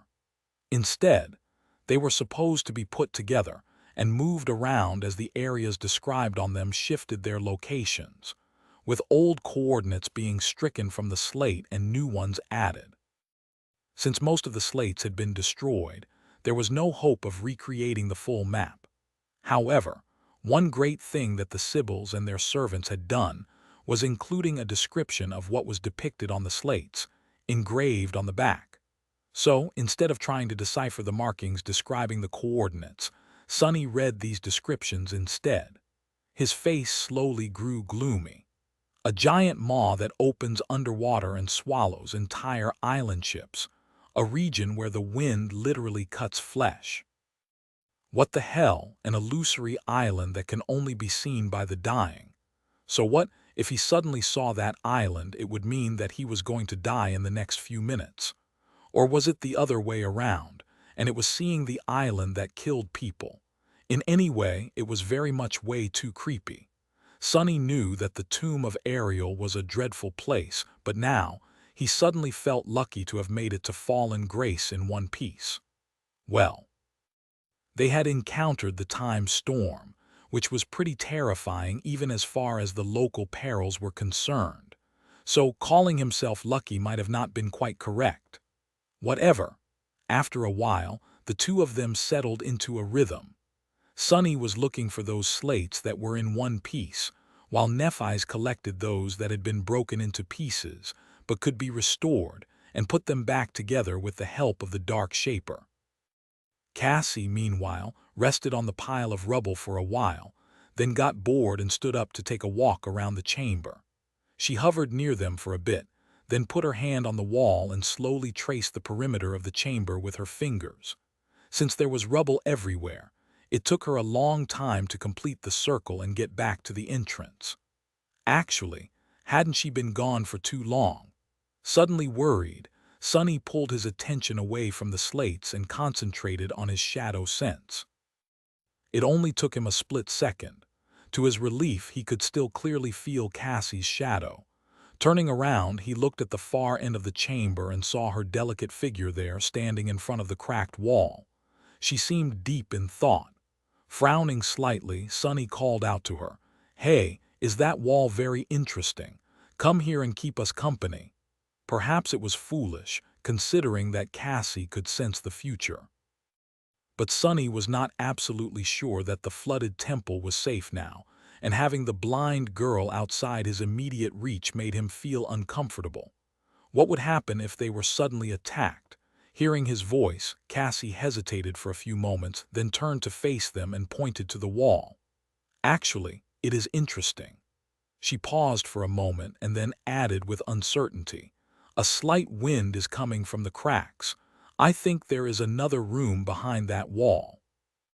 Chapter 1390, Guiding Light. Standing up, Sunny stretched and walked over to where Cassie was standing. Extending his shadow sense through the cracked wall, he remained silent for a few moments, then smiled. Good catch. There is indeed a hidden space there. To think that he had almost missed it. The blind girl stared at him for a bit, which gave Sonny a hint to look around. Damn, it's still creepy to know that she's riding my senses. Can't she ask, at least? That ability of hers is not limited to sight, so, I don't even want to think what kinds of things she can sense me sensing. Suddenly feeling hot, Sonny glanced at Cassie and asked in a stifled tone, "What are you looking for?" The blind girl lingered. If there's a secret space, there has to be a mechanism to unlock it. Some kind of lever, perhaps. Oh, and give me some credit, all right. I am polite enough to know when not to use my ability. He suppressed an impulse to jump back. What, you can read thoughts now, too? Cassie took a deep breath, then patiently shook her head. No, it was just written all over your face. Sonny let out a sigh of relief, then trembled. Wait, she's looking through my eyes, so how can she see my face? At that moment, Neffs patted him on the shoulder. Because she looked through mine. Honestly, Sonny, for someone who claims to have never used his shadow to do perverted things at the academy dormitory, you sure think of weird stuff often. He stared at her in disbelief. What do you mean, claims to? I absolutely did not. You know I can't lie. Nephi's looked at Cassie with a hint of a smile on her lips. Notice that he said did not, instead of have not. Sonny remained silent, his mouth open. Oh, I see what's going on. Scoffing, he turned away. Yeah, and until I say will not, you better behave. Who knows what weird stuff I'll think of. There were a few moments of silence, and then Nephi said a bit awkwardly from behind him. So, whatever mechanism there was to unlock the door, it has to have broken a long time ago. He grinned and watched as she stepped forward and delivered a swift punch to the cracked wall. The ancient stone shattered and collapsed, revealing a dark space beyond. Sonny shielded his face from the cloud of stone dust and peered inside. Hidden behind a false wall was a small circular chamber. There was an altar in its center with something laying on it. As Nephi's raised her torch, its light reflected from a polished metal surface. He suddenly felt the shadows shift slightly and widened his eyes in disbelief. That glow! There was a staff of pristine white wood laying on the altar, untouched by dust or dirt. Both its ends were encased in a beautiful weave of bands of polished gold, with a single radiant gem, a crystal, crowning the top. The rough crystal was easy to identify as a soul shard of a rather high rank. Supreme, perhaps, or even higher. What made Sonny instinctively hold his breath, however, was something else. The white staff was emanating an ethereal golden glow, the kind that Sonny could only see because his eyes had been altered by Weaver's lineage. The familiar and unmistakable shine that the things having to do with divinity possessed. As he was looking at the beautiful staff, stunned, Cassie approached the altar and lowered her head. Her expression was more perplexed than shocked. She remained silent for a few moments, then said quietly, "How curious. I did not know that it was here." Both Sonny and Nephi's looked at her with surprise. Throwing another glance at the staff, he asked, "You know what this thing is?" The blind girl lingered for a bit, then nodded. "Yes, I think I do. It fits the description of one of the holy relics that the Sibyls brought into the tomb of Ariel from the outside world. Supposedly it was a gift from one of the gods bestowed to a priestess of their temple in the distant past." Sonny's eyes widened. "Wait, are you telling me that this thing is a divine artifact?" His heart was beating wildly. Cassie smiled. "Yes, in a sense, meaning that it is rumored to have been created by a god. However, it is not a divine rank artifact, if that is what you're asking. Although it does have some mystical qualities, its power is actually not that great." She remained silent for a bit and then added, "Actually, that can be said about most divine relics, and therefore about most divine memories created in their image, not that there's many of those around. We humans perceive memories as something that grants us power, but for the gods and the lesser deities, they themselves were the power. So, Any relic they created would have been a mere tool of convenience, not something meant to empower them. Sonny thought about his own two divine memories. That description fit them perfectly.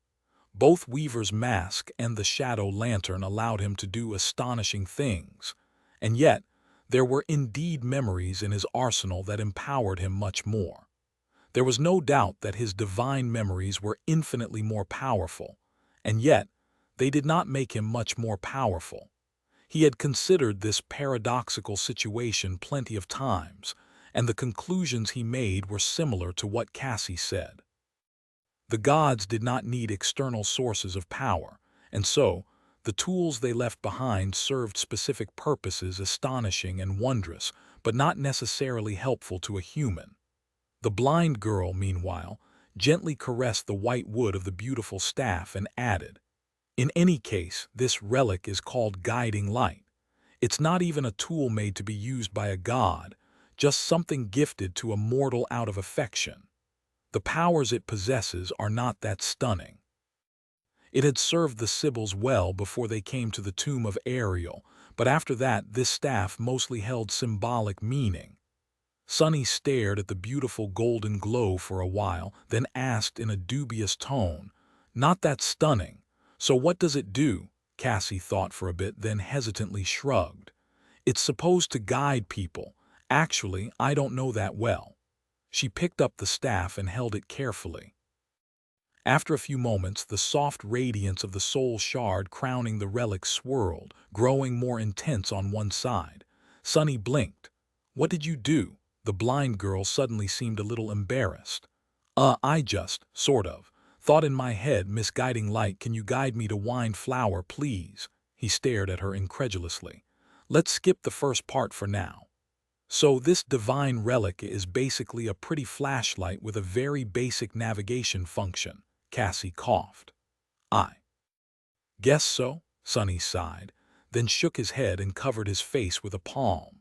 And here I was all excited. Well, it could have been worse.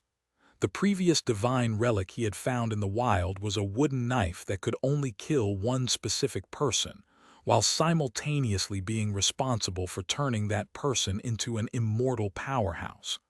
Although the guiding light was not exactly an artifact worthy of being called divine, it was at least more useful than that. Actually, being able to know the general direction of almost anything you thought about was quite an amazing boon if used with foresight. Not to mention that it would help them find the members of the cohort sooner, which was why they had come to this temple in the first place. Sonny stared at the wooden staff for a few moments, then shook his head again. "Well, great. Let's use this thing well. For now, though, we still have to find the information about Windflower." They had already known where that place was located. What they had really come here to find was the information about what kind of dangers were waiting for them there. Turning away, Sonny let out a disappointed sigh. Damn it. As he walked back to the slates, he tried not to look too disheartened. This had to be the most anticlimactic discovery of a divine relic ever. Chapter 1391 Rushed Exit. Sonny had wanted to get back to the slates, but as he left the secret room he suddenly felt uneasy. Something about the chamber had changed. He couldn't quite put a finger on it, but it was as if the shadows populating it were moving. "Hold on to something." Hearing Cassie's voice, he put his hand on a stone pillar. In the next moment, the floor beneath him violently shook. Its already pronounced tilt was suddenly even steeper, causing countless small pieces of rubble to roll in their direction. The sound of falling water had grown louder. Curses. Looking at his companions, Sonny sighed and said in a glum tone, "I guess the battle did too much damage to the temple after all." Nephi's nodded somberly. "Should we hurry?" He hesitated for a moment, then shook his head. A swarm of sparks rose into the air, slowly forming into a familiar alloy chest. "We probably don't have much time before this entire place sinks. Let's just load everything into the covetous coffer. We can continue studying the slates when we're safely back on the chain breaker." Of course, safety was a relative term here in the tomb of Ariel. Sunny had only grown more wary of the great river after reading the records in this ancient chamber, but still, he was not enthused at the idea of having to escape the temple while it was actively drowning. Feeling like they had very little time left, the three masters abandoned all attempts of categorizing the slates and simply threw everything remotely intact into the welcoming maw of the covetous coffer. The temple shook once more while they were at it, causing Sunny to curse in frustration. Finally, they were done. Not wasting any time, Sunny led the way out of the central chamber, past the rooms full of rotting scrolls, and into the cold darkness of the narrow corridors leading to the great hall. Then, it felt like they were climbing a steep hill. The stone floor was tilted downward, water rushing past their feet and drenching them from above. I don't like this. Logically, Sunny understood that he would be able to escape the drowning temple even if it collapsed and started sinking. Not only was he strong enough to break through the stone walls, he also possessed memories of the House of Night that allowed him to swim like a fish and breathe underwater. However, he still felt tense and claustrophobic. Being caught under an immense mass of stone, with cold water rising higher and higher with each moment, was not the most pleasant of feelings. The ancient temple was shaking and groaning, slowly crumbling around them. I can just send one of the shadows ahead and get to the surface by using Shadow Step. I can take Nephi's with me as well. He glanced at Cassie, who was walking behind them while using the holy staff as a cane. After a short moment of hesitation, Sunny chose to keep all the shadows with him. Soon they reached the great hall where the battle had taken place. Although not much time had passed, it was in far worse shape already. There were actual waterfalls flowing through wide cracks in the distant ceiling, and the dais where Cassie and the Sibyl had clashed was partially submerged underwater.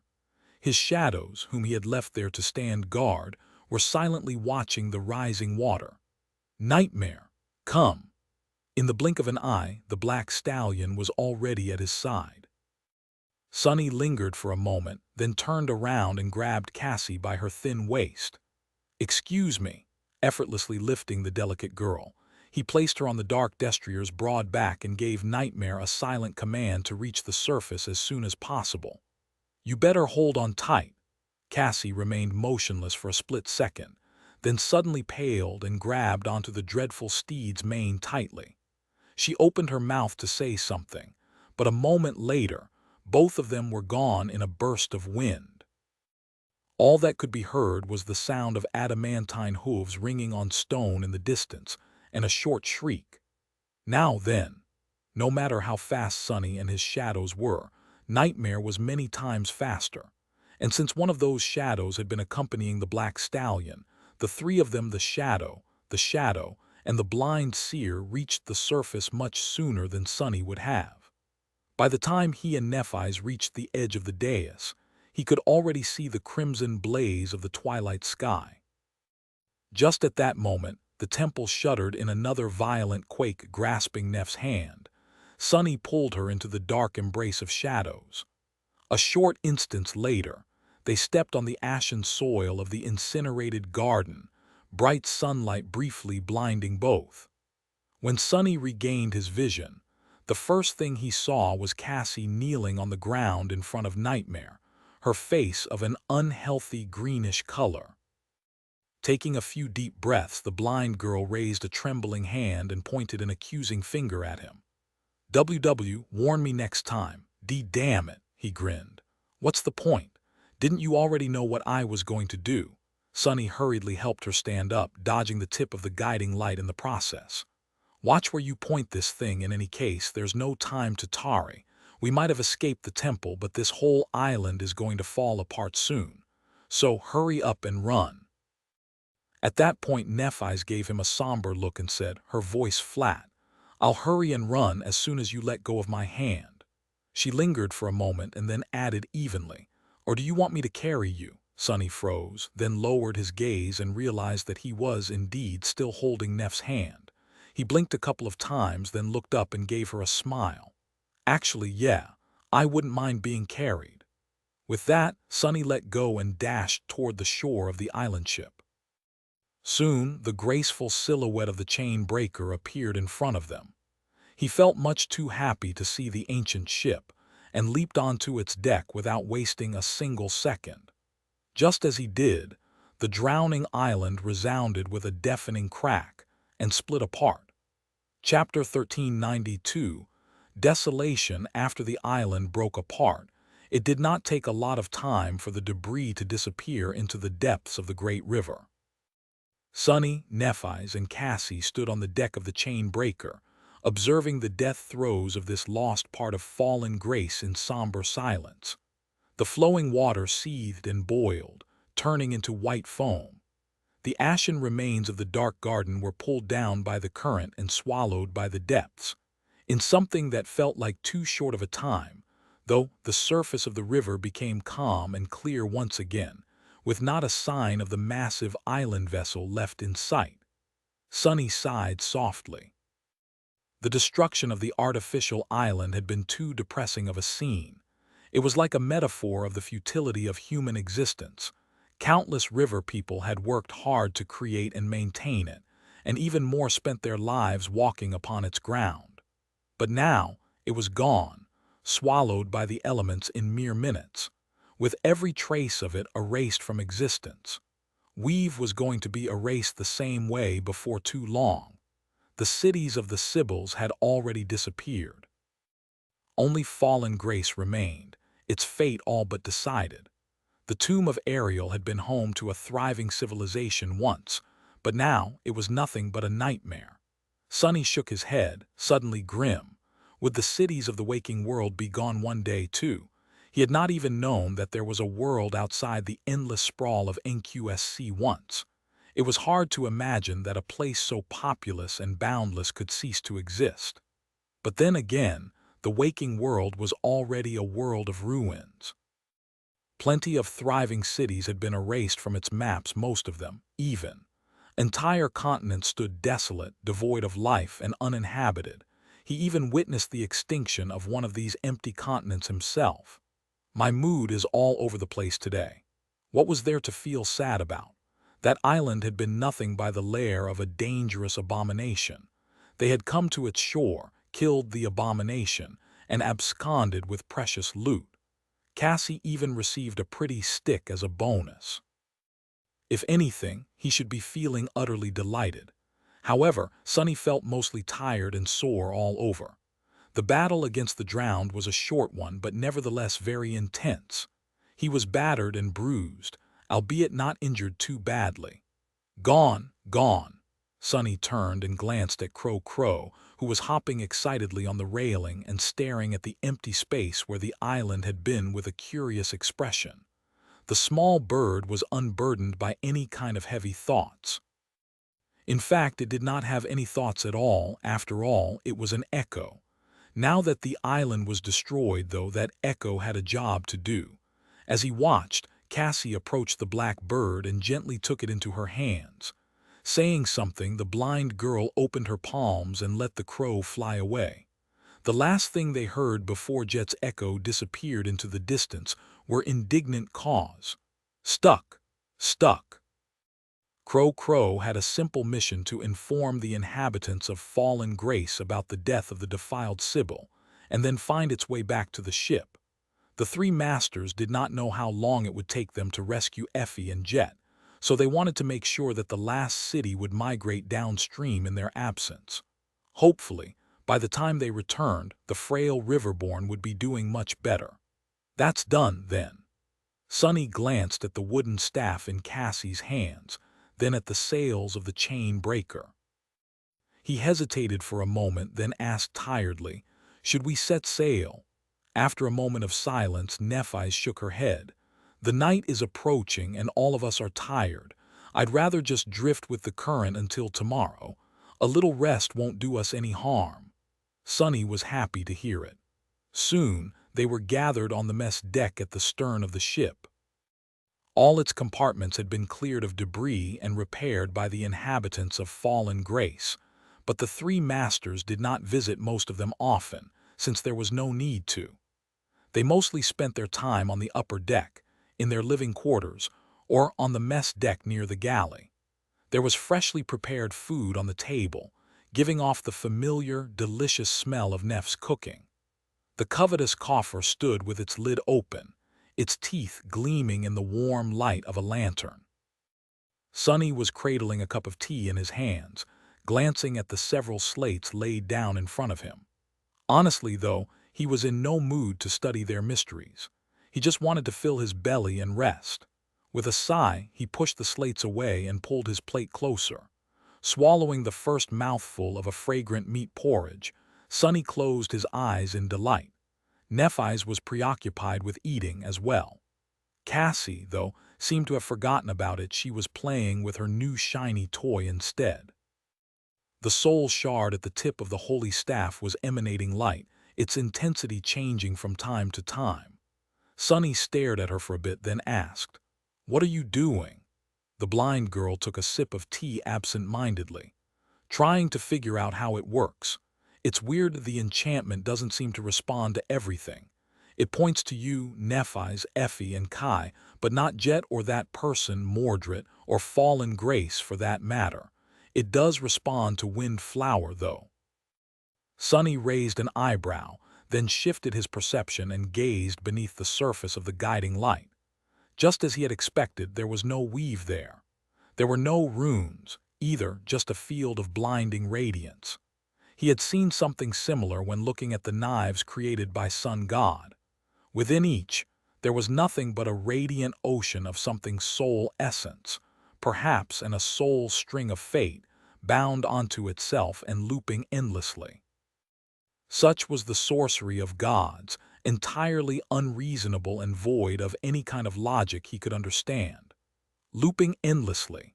His tired mind got caught on these words, but he was distracted just then by Neff's strangely muffled voice. "Found it." Shaking awake from his reverie, Sonny turned and looked at her. Nephi's had a spoon in her mouth, holding one of the slates he had pushed away in both hands. Sonny was rather amused by that sight. "What did you find?" She blinked a couple of times, then awkwardly removed the spoon from her mouth and pointed it at the slate. "Wind Flower. It's described right here. Chapter 1393, Vortex Soon." All three of them were sitting side by side with the slate resting on the table in front of them. Cassie was tracing her fingers across the stone surface, a focused look on her face. After a while, she slowly nodded. "The coordinates match. It is indeed the right place." The blind girl was much more proficient in navigating the great river, considering how much longer she had spent here than Sonny and Nephi's. She was also the one who had learned the transcript system of the Sybils and pinned down where Effie and Jet were trapped in the first place. "Wind Flower, huh?" Sonny looked at the slate. There were neat columns of symbols engraved on it, as well as an image of a messy circle with frayed edges. It resembled a vortex more than anything, or maybe a cyclone. After studying it for a few moments, he reached out and turned the slate over. Familiar runes covered its reverse side. Without wasting any time, the three masters read them. Pretty soon, Sonny's expression darkened. "The currents of the river are twisted and treacherous near Wind Flower. Strong gales violently assaulted our ship, as if trying to push it back. Desperate to escape our pursuers, we persisted, entering deeper into the mist. The surrounding waters moved in the wrong direction and with unnatural speed. It was as if we had lost our way and found ourselves near the edge. At some point, we were not struggling against the repelling winds anymore. Instead, overcome by fear, we were battling the raging tide that pulled us deeper and deeper, toward the source of the wind." The first part of the text engraved into the reverse side of the slate was an excerpt from a report made by one of the outsiders who had lived in Fallen Grace. He ventured on a long journey with a small fleet, hoping to find out the fate of a different city, one of the last with which Fallen Grace still maintained a connection, until the visitors and merchant ship from that city had stopped coming as well. The fleet managed to learn that the city had been destroyed, but on their way back, they were attacked by powerful defiled abominations. After a furious battle, only 3 ships managed to escape. Pursued by the enemies, they were forced to enter the dangerous waters around Windflower. For a few moments, the mist cleared, allowing me to glimpse the true nature of the tide. We were hopelessly caught inside a whirlpool of titanic proportions, which spun around a bottomless and dark abyss. There was an island hovering above the darkness, with a tall and magnificent tower rising above the misty cliffs. Terror grasped our hearts when we realized that the tide was pulling us into the darkness. Desperate to save our lives, we tried to escape. In the end, only one of the 3 ships managed to fight its way out. The other 2 were swallowed by the vortex, never to be seen again. Sunny remained silent for a few moments, then sighed. So, it's a giant whirlpool. Something like that would explain how Effie and Jet had ended up stranded. If the vessel they were traveling on had been pulled into the monstrous vortex and destroyed, they would have no way of getting out again. Or rather, no way of getting out again without some great luck. It seemed that they had reached the flying island at the center instead of being crushed in the depths, at least. The fact that Crow was around to deliver messages proved that. Cassie silently shook her head. Not just a giant whirlpool. Don't forget that the great river is a river of time. Any anomaly of its current is not a mundane one. There has to be something strange going on at Windflower as well. Nephi's nodded. But what? Since none of them knew the answer, they turned back to the slate. The rest of the runes on its reverse side contained notes made by the priests and priestesses who had served the Sibyls. The information they had recorded was not too helpful, though, due to the fact that almost no one returned from Windflower alive. That, however, was valuable knowledge in and of itself. The place called Windflower had not always been known by that name. Its previous one, however, was long lost. The magnificent tower the outsider from the fallen Grace mentioned had been a stronghold of a powerful seeker. Once there had been plenty of them throughout the tomb of Ariel before the foundation of Verge. It was unknown whether the seeker had left the citadel to challenge the estuary, still resided there, or perished a long time ago. All that the Sibyls of fallen Grace knew was that, at some point, no one could approach the citadel anymore. There was only one exception that they had heard of, a familiar name. The Serpent King. It was rumored that the Serpent King Daron of the Twilight Sea had reached the stronghold and spent some time there, then returned to lead his people in the war against the defilement. Sunny stared at the runes with a thoughtful expression. They had not learned all the secrets of Windflower from the slate exactly, but they had learned 2 crucial pieces of information. First, that it was possible to brave its danger and come back in one piece. The Serpent King had proved it. Second, he looked at Nephi's, then at Cassie, and said, "At least we know the general nature of that place. Fighting against the whirlpool will be hard but doable. The problem, though, is that the island is floating above its chasm. So if we don't want to be pulled into the depths and killed, the chain breaker has to be able to fly by the time we reach Windflower. Cassie, can you repair it in time?" The blind girl frowned and remained silent for a few long moments. Eventually, she slowly shook her head. "No. There is not enough time, nor is there enough resources to fully restore the enchantments of the ship by then." As Sunny's expression grew somber, she hesitated a bit and added, "However, I think there is something I can do." Cassie stood up and paced for about a minute, thinking about something furiously. Yes, that can work, too. I'll need to." Finally, she stopped and spoke again. "I can't restore the connection between the sacred tree and the enchantment circle in time, but I can repair the circle itself, I think." Nephi's raised an eyebrow. "What would it mean?" The blinded girl pointed to the deck. "It means that the sorcery that allows the ship to fly will be fully functional. It's just that it would not have a source of power. But we can use our own essence to fuel the enchantment, limited as it is." The chain breaker won't stay in the air for long, nor will it be fast, but it will carry us to that island and back." She scratched her head awkwardly and then added in a small voice, "Probably." Sonny stared at her for a while, then let out an amused chuckle. The odds, as always, were against them, but when had it been any different? He shrugged. Good enough. Chapter 1394, The luxury of being bored. The chain breaker had set sail once again. This time they had to travel back to the middle area of the great river, where the sky was azure.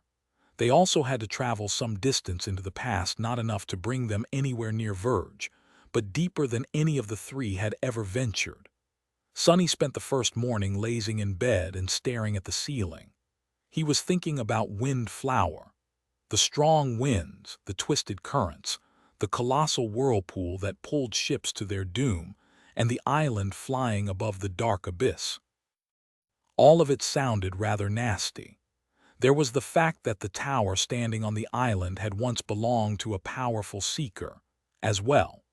The seekers of truth were people who had entered the tomb of Ariel at the same time as the Sibyls, or even earlier than them, but for an entirely different reason.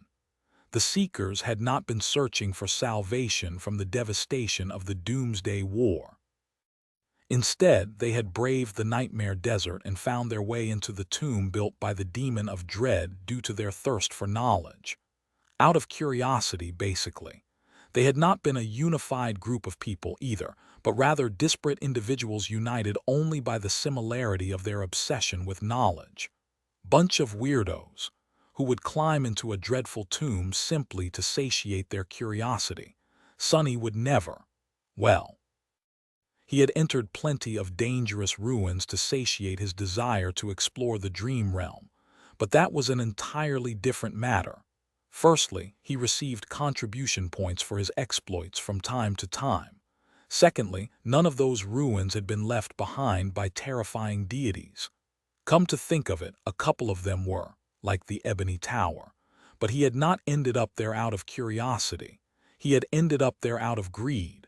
That was a much better reason, so. He was not like those weird seekers at all. In any case, Sonny was not excited to visit the stronghold of a powerful seeker, not even considering the fact their desire to learn Ariel's truth had caused the birth of the defilement. These people did not seem trustworthy at all. A hidden island where a mysterious seeker had lived before disappearing without a trace, surrounded by a nearly impassable barrier of water, wind, and twisted time. Yes, that did not sound ominous at all. Damnation. Of course, they did not really have a choice. Effie and Jet were there, so Sonny, Nephi's, and Cassie couldn't turn back. People fear the unknown the most. If the slate had told them that there was a great nightmare creature living at Windflower, he would have been reluctantly, but calmly coming up with plans to defeat it. But it was the not knowing what waited for them at the center of the whirlpool that made Sonny feel nervous. In the end, tired of being anxious, he decided to distract himself by doing something useful. Climbing out of his bed with a sigh, Sonny finally left his cabin and went to the upper deck. Saint, Fiend, and Nightmare were standing guard at the bow middle section and the stern of the ship. Nephi's was holding the steering oar, while Cassie was making preparations to repair the sorceress circle of the ship. Sonny hesitated for a few moments, then approached the blind girl. "Hey, can I take another look at the guiding light?" Looking up, Cassie smiled at him and pointed to the sacred tree. The beautiful staff stood there, propped against its trunk. "Thanks." Grabbing the sacred relic of the Sibyls, Sonny went to his usual spot in the shade of the ketch and sat down on the deck. "Let's start, then." He spent some time weaving the basic enchantments around a transcendent soul shard. His goal was simple: to turn the guiding light into a memory, so that it was easier to use and could be taken back into the waking world. After hours of focused work, however, Sonny was left staring at the wooden staff with a deadpan expression. His eye was twitching slightly. Damn it! It was all a waste. The moment he tried to place the rudimentary weave inside the relic, the lightless strings of shadow essence dissolved in the blinding radiance hidden within the white wood. It was as if they were incinerated from simply touching divine sorcery. All that work for nothing. Uttering a quiet curse, he stood up and put the guiding light back under the sacred tree. Somewhat disheartened, Sonny went to switch with Nephi's at the steering wheel. He guided the ship as she practiced with her sword, dancing with it as the seven suns slowly traveled across the crimson sky. He enjoyed the view a great deal. Later, Sonny spent some time staring at the estuary key, not at all closer to solving its many mysteries. He had a meal with Nephi's and Cassie. He created more essence strings to replace the ones that had been destroyed, and practiced his own swordsmanship, mentally going over the battle with the drowned and thinking of what he could have done better. After all that, Sonny had to admit to himself that he was bored. It was a rather strange and luxurious feeling. Sonny had very rarely received an opportunity to feel bored usually. There had always been something pressing for him to do, learn, or escape. It had been like that in the outskirts, and did not change at all after the awakening. But here in the third nightmare, brief moments of intense and unreasonable danger were separated by long stretches of calm. Of course, he knew that the calm would not last long. It would take them some time to reach Windflower, but they would certainly have to fight for their lives many times on the way. The chain breaker would be attacked by nightmare creatures maybe today, maybe tomorrow, or the day after that. There would be dangerous anomalies waiting for them under the waves, as well perhaps some of those described on the stone slates. The Mad Prince could visit him in his dreams at any moment. The appearance of the other plagues weren't out of the question, either. But for now, at least, there seemed to be peace. So Sonny decided to give himself a day off for once and enjoy that peace while it lasted. Walking back to the stern of the ship, he summoned a certain piece of furniture and placed it a few meters away from Nephi's. Sitting down on his luxurious chair, he summoned the emerald flute and brought it to his lips. Nephi's looked at him in confusion. "What are you doing?" "Trying to raise the dead, but there are no corpses on the ship." Sonny blinked a couple of times. "Who does she take me for? Is it so hard to imagine that I'm just in the mood for music? Kai gave me a few lessons, so I can carry a tune. He might have begged me to perform as a guest during one of Night and Gale concerts even," she smiled faintly. "I noticed you said might have begged instead of begged." Then her eyes widened slightly. "Wait, Night and Gale concerts? Are they planning a reunion? When? Is it going to be old material, or has Gale written a new album? What about new choreography? Who is?" Sonny lowered the flute and stared at her sullenly. Here she goes again, barraging me with questions. "Yes. I don't know, probably not. No clue, no idea, I'm not sure." As the sky slowly grew brighter, the chain breaker sailed toward dawn. The three masters aboard the graceful vessel anxiously awaited the reunion with two lost members of their cohort. Chapter 1395. Hello, blue sky, I wonder. Sonny stared at a delicious-looking golden fruit, torn between the desire to pluck it off the branch and the fear of tasting fruits from mysterious, mystical trees. The last time he had eaten one was not a memory he liked to remember. "It probably tastes divine, though, in the end," he sighed and reluctantly looked away from the alluring fruit. It was better not to test fate. Sonny was currently high in the crown of the sacred tree, using it as a crow's nest. The sky above him was of a beautiful azure color, with not a hint of the deep scarlet splendor they had grown accustomed to in fallen grace. It had already been several weeks since they visited the lost library and slayed the defiled Sibyl. The fourth month of their nightmare had ended a few days ago, of course. It had been much longer than that for Cassie and the other members of the cohort. Effie and Jet had spent more than a year stranded in the place called Windflower by now. Sonny couldn't help but worry about them. He was also worried about Rain and the waking world, but there was nothing to be done about that. Climbing to a higher branch, he sighed and looked down. There was usually a black crow following him around, but today, the talkative bird was gone. It was somewhere ahead, scouting for prowling abominations and turbulent currents. The crow's presence meant that at least one of the two missing women was still alive. That made Sunny less anxious. In these past few weeks, the chain breaker had traveled far enough into the past to almost reach Windflower. With the help of the guiding light, they did not even have to waste time searching for its precise location. The sacred staff pointed directly to where they needed to go. So, the dreadful whirlpool could appear from beyond the horizon any minute now. Of course, coming this far had not been easy. Sunny, Nephi's, and Cassie had to fight for their lives on many occasions. The graceful vessel had been attacked by swarms of nightmare creatures, grotesque giants from the deep, aerial horrors, and even heralds of the defilement.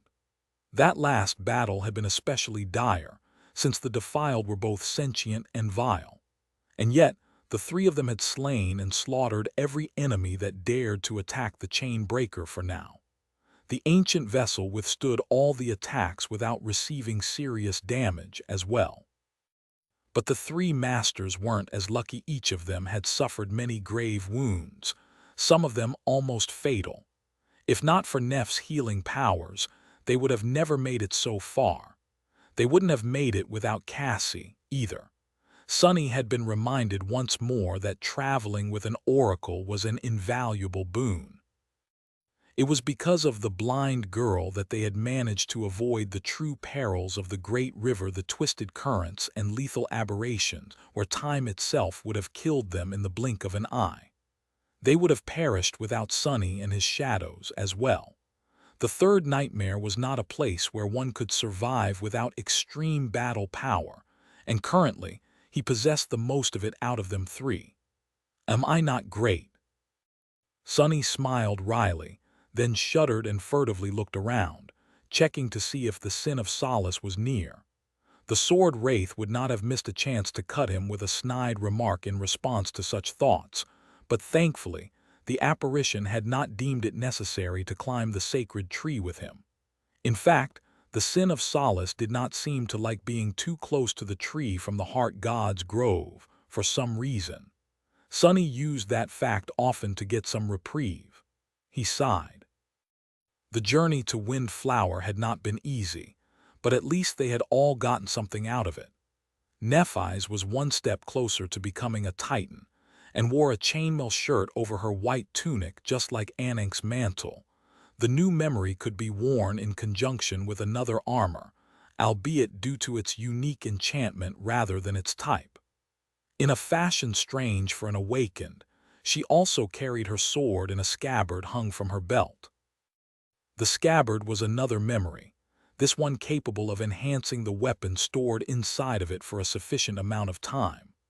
Cassie, meanwhile, was back in her beautiful red peplos dress. Now, however, there were two bracelets on her hands instead of the golden shackles. One was a protective charm memory. The other was supposed to enhance the force of her attacks. She still carried the quiet dancer in a scabbard, this one mundane, not enchanted, but mostly used the guiding light in battle. Although the white staff was not a memory, it did a good job of debilitating her enemies and crushing them into pulp. Sunny was not sure that using a sacred relic to split skulls was appropriate, but he wasn't going to complain. The gods were dead anyway. As for himself, Sunny had earned another 500 shadow fragments on the way to Windflower, bringing him close to 2,500, half of the amount he needed to become a terror. His luck with memories, sadly, had been really bad. He had received a few, but none of them were good enough to add to his soul arsenal. They ended up being fed to his shadows. He had not woven a lot of new memories either. In fact, Sunny had not done a lot of weaving in these past few weeks, not because there had been no time, but rather because he was currently interested in something else. That something was giving him a lot of trouble, to the point where he often found himself dejected and stupefied. And yet, Sunny persisted with this new interest. Chapter 1396, approaching the vortex during the battle in the flooded temple, he had observed Cassie's artificial echo in action. Even though it did not seem that powerful, that was only because their enemies that time had been of both a higher rank and a higher class than the blade mannequin. Sunny would not have wanted to face that thing in battle as an awakened. The most impressive thing about it, though, was the very fact that it was artificial. After interrogating Cassie and Nephis on the topic, he had found out that the Forgemasters of Clan Valor were capable of creating not only memories, but also echoes. Making one was an extremely long process, though, and one that demanded a lot of precious resources. So, there were actually very few artificial echoes in existence, all of them belonging to the most valued members of the clan. Nevertheless, Sunny couldn't help but wonder if he would be capable of weaving echoes one day as well. So he had spent most of his free time studying the blade mannequin. It was not going well for now, but Sunny wasn't disheartened. His attempts to learn the sorcery of names were not bearing any results anyway. Although his horizons were somewhat expanded, being able to actually use this power seemed to be beyond him. If there was one consolation, it was that Cassie was having just as much trouble with it. Being talentless together was less of a bitter pill to swallow. Her mastery of runic sorcery, though, was slowly growing. In fact, there seemed to be a positive loop between the sorcery of names and the sorcery of runes. Both were founded on invoking the true names of things, after all, albeit in a different manner. So, Cassie and Nephis were able to help each other improve. As a result, the blind girl had indeed managed to restore some of the enchantments permeating the chain breaker. Just as she had told them, the graceful vessel was now once again capable of flight. It just couldn't fly for too long, or too fast. The strain of supplying the ancient ship with essence was dire enough to drain even Neph's reserves in less than a minute. It would have to be enough to carry them to the island at the center of Windflower. Now, all they needed was to actually find it. As Sunny stared at the horizon and tried not to feel too anxious, a swift shadow glided across the deck of the chain breaker. Then a black bird landed on the branch near him. Crow Crow was back. Strangely, though, the echo seemed less grumpy than it had been recently. Instead, it looked excited. Sunny raised an eyebrow. "What is it?" The crow hopped a couple of times and then cawed while spreading its wings. "Jet, Jet." Jumping down from the tree, Sunny landed noiselessly on the deck and dissolved into the shadows. A split second later, he appeared on the bow of the ship, gazing tensely at the horizon. Saint, who was standing nearby with a bow in her hand, spared him an indifferent gaze. Her ruby eyes glowed silently, not betraying any hint of emotion. If only I could be this calm all the time. Sunny remained motionless for a few minutes, then sent mental messages to Cassie and Nephis. "I think we are drawing close." Indeed, out there, far in the distance, the flowing surface of the great river had grown a little hazy, as if obscured by mist. Considering Crow Crow's excitement, it had to be Windflower. Hurricane winds, destructive currents, and suffocating mist.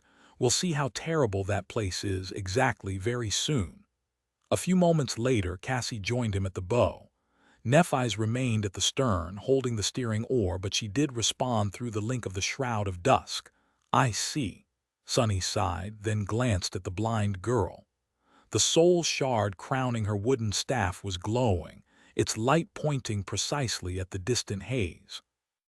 "There is no doubt, then," Cassie slowly nodded. "Yes, we have arrived." The branches of the sacred tree rustled as the chain breaker took a turn. Nephis moved the ship in a wide spiral, positioning it directly upstream of the approaching hazard.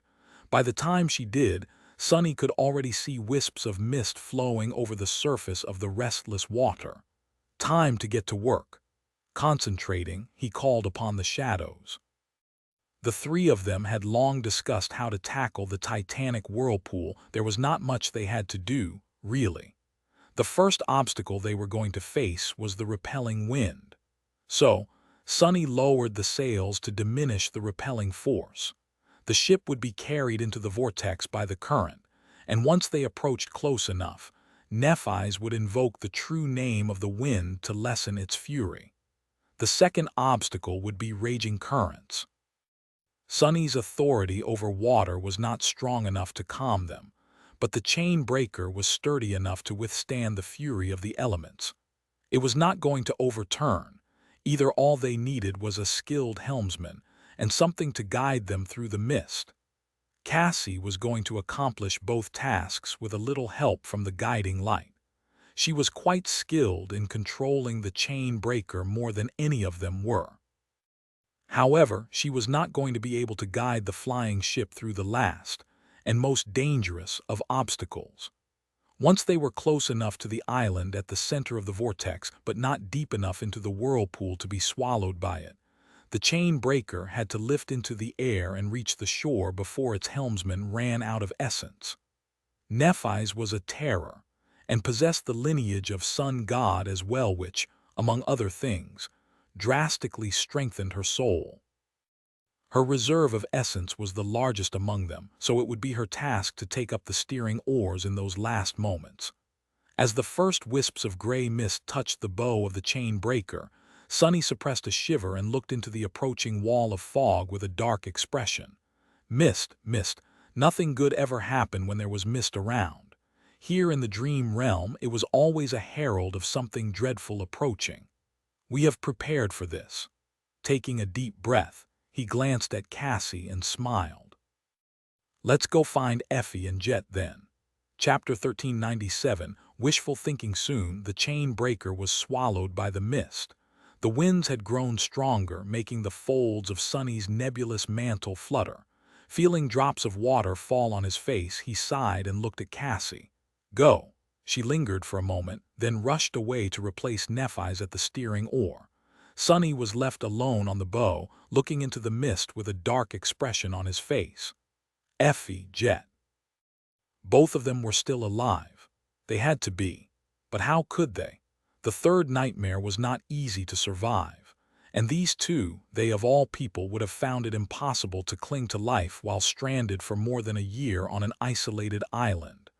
Jet could only exist by killing living beings to replenish her constantly dwindling essence, after all. Effie was a slave to inhuman hunger. Without access to a great amount of food, she would swiftly wither and die. How many foes to kill could there have been on a hidden island, and how much food? No, don't think about that. The crow echo still existed, which meant at least one of them was still.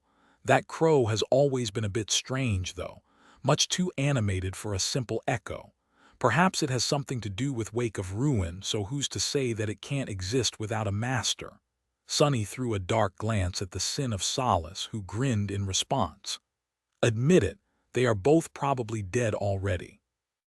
Ah, how sad. They were slowly starving to death while you were having fun with Nephis on the dark island. You really took it easy back then at the beginning, didn't you? Sunny looked away and gritted his teeth. The sword wraith simply laughed. Come to think of it, your friend Kai is most likely dead too. Even if the nightmare creatures did not kill him, Mordred surely did. He is probably walking around now, wearing Kai's corpse right as a luxury brand suit. Well, it's for the best. You have always been jealous of that guy anyway. The insecure little wretch that you are. The surface of the great river was growing restless. The waves were already much taller than before, making the bow of the chain breaker sway. Feeling the deck rise and fall beneath him, Sunny closed his eyes for a moment. That's not true. Kai has Anvil's charm, I gave it to him. Mordred can't possess someone wearing that charm. The Sin of Solace stared at him for a few moments, a mocking smile on his lips. The charm, right, it protected wealth really well, huh? Snarling, Sunny turned around and prepared to rebuke the apparition, but at that moment a calm voice resounded from behind them. Are you talking to your sword again? He flinched and looked back. Neff's slender figure slowly revealed itself from the mist, two pristine white sparks burning in her cold gray eyes. He hesitated for a moment, then nodded silently. Stopping once she reached him, Nephis looked into the mist and said, her voice even, I believe that they are all alive too. A bitter smile appeared on Sonny's lips. Sure, but it seems like wishful thinking, doesn't it? People were not immortal. He had lost enough comrades to know how ruthless this world they lived in was, so wasn't it a bit naive to stubbornly cling to hope after Antarctica? Nephi shook her head. On the contrary, I think there is a valid and logical reason to believe that all members of the cohort are not dead yet. She put her hand on the hilt of her sword and said calmly, "The 6 plagues exist.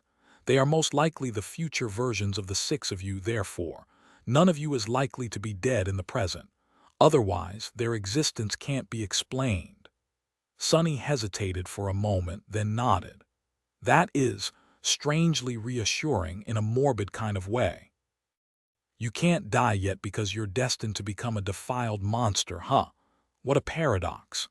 Neff's logic assumed that the future was predetermined. If so, there was no way that Effie and Jet were gone. However, that also meant that there was no way for the 6 of them to avoid killing her and becoming the 6 plagues, which made this whole endeavor meaningless. If the future was not predetermined, though, then the cohort could potentially write a different ending for themselves and the nightmare. Yet it also meant that there was no reason to believe that the rest of the members were still alive. Sonny knew that fate could hardly be changed, but he also knew that it did not govern every small occurrence and event. The details of what happened and how it did could be altered. It was just that the end result almost always remained the same. Sooner or later, all deviations were proven meaningless, failing to change the grand design of the future. It was easier to change fate inside of a nightmare, as well, due to its fragmented and isolated nature. Plus, the Great River was a strange place. Who was to say that their fate wasn't to become the 6 plagues, only for their younger selves to slay them and conquer the nightmare unscathed? "Ah, my head hurts." He rubbed his face. All this stuff, the paradoxical nature of the Great River, the unreliable future, the greater tapestry of fate were too strange and irrational for a human mind to comprehend. The best they could do was just try to do their best at the moment and strive to reach the desired outcome, ignoring the confusing reality of the tomb of Ariel as much as possible. The winds were growing stronger. The branches of the sacred tree swayed, rustling worriedly. The swaying of the deck grew more pronounced. A thick mist enveloped everything in sight. "Hey, Sonny," he looked at Nephi's, surprised by her strangely candid tone, and raised an eyebrow. Knowing her, some ridiculous statement was about to follow. He was not going to be fooled into listening to her apologize for his projector twice, but Nephi's was perfectly earnest. "There is nothing wrong with a bit of wishful thinking. We will find them both alive. I'm sure of it." At that moment, the wind slammed into them like a ram, making both sway. Raising a hand, Sonny caught Nephi's and helped her steady herself. At the same time, he used the feather of truth trait of the shell to increase his weight and ground himself more solidly on the deck. The two of them remained silent for a few moments, looking into each other's eyes. Then Sonny smiled. "All right, Neph, I'll believe you this time." Chapter 1398. Braving the barrier. Soon, they were deep into the barrier surrounding Windflower. There was nothing but blinding mist, hurricane winds, and violent currents in this dreadful and deadly place. Sonny could easily imagine countless ships being drowned by the inconceivable whirlpool, powerful nightmare creatures as well. No wonder almost no one returned after being swallowed by the mist. And yet, the fury of the wind was terrible, but not terrible enough to sway them.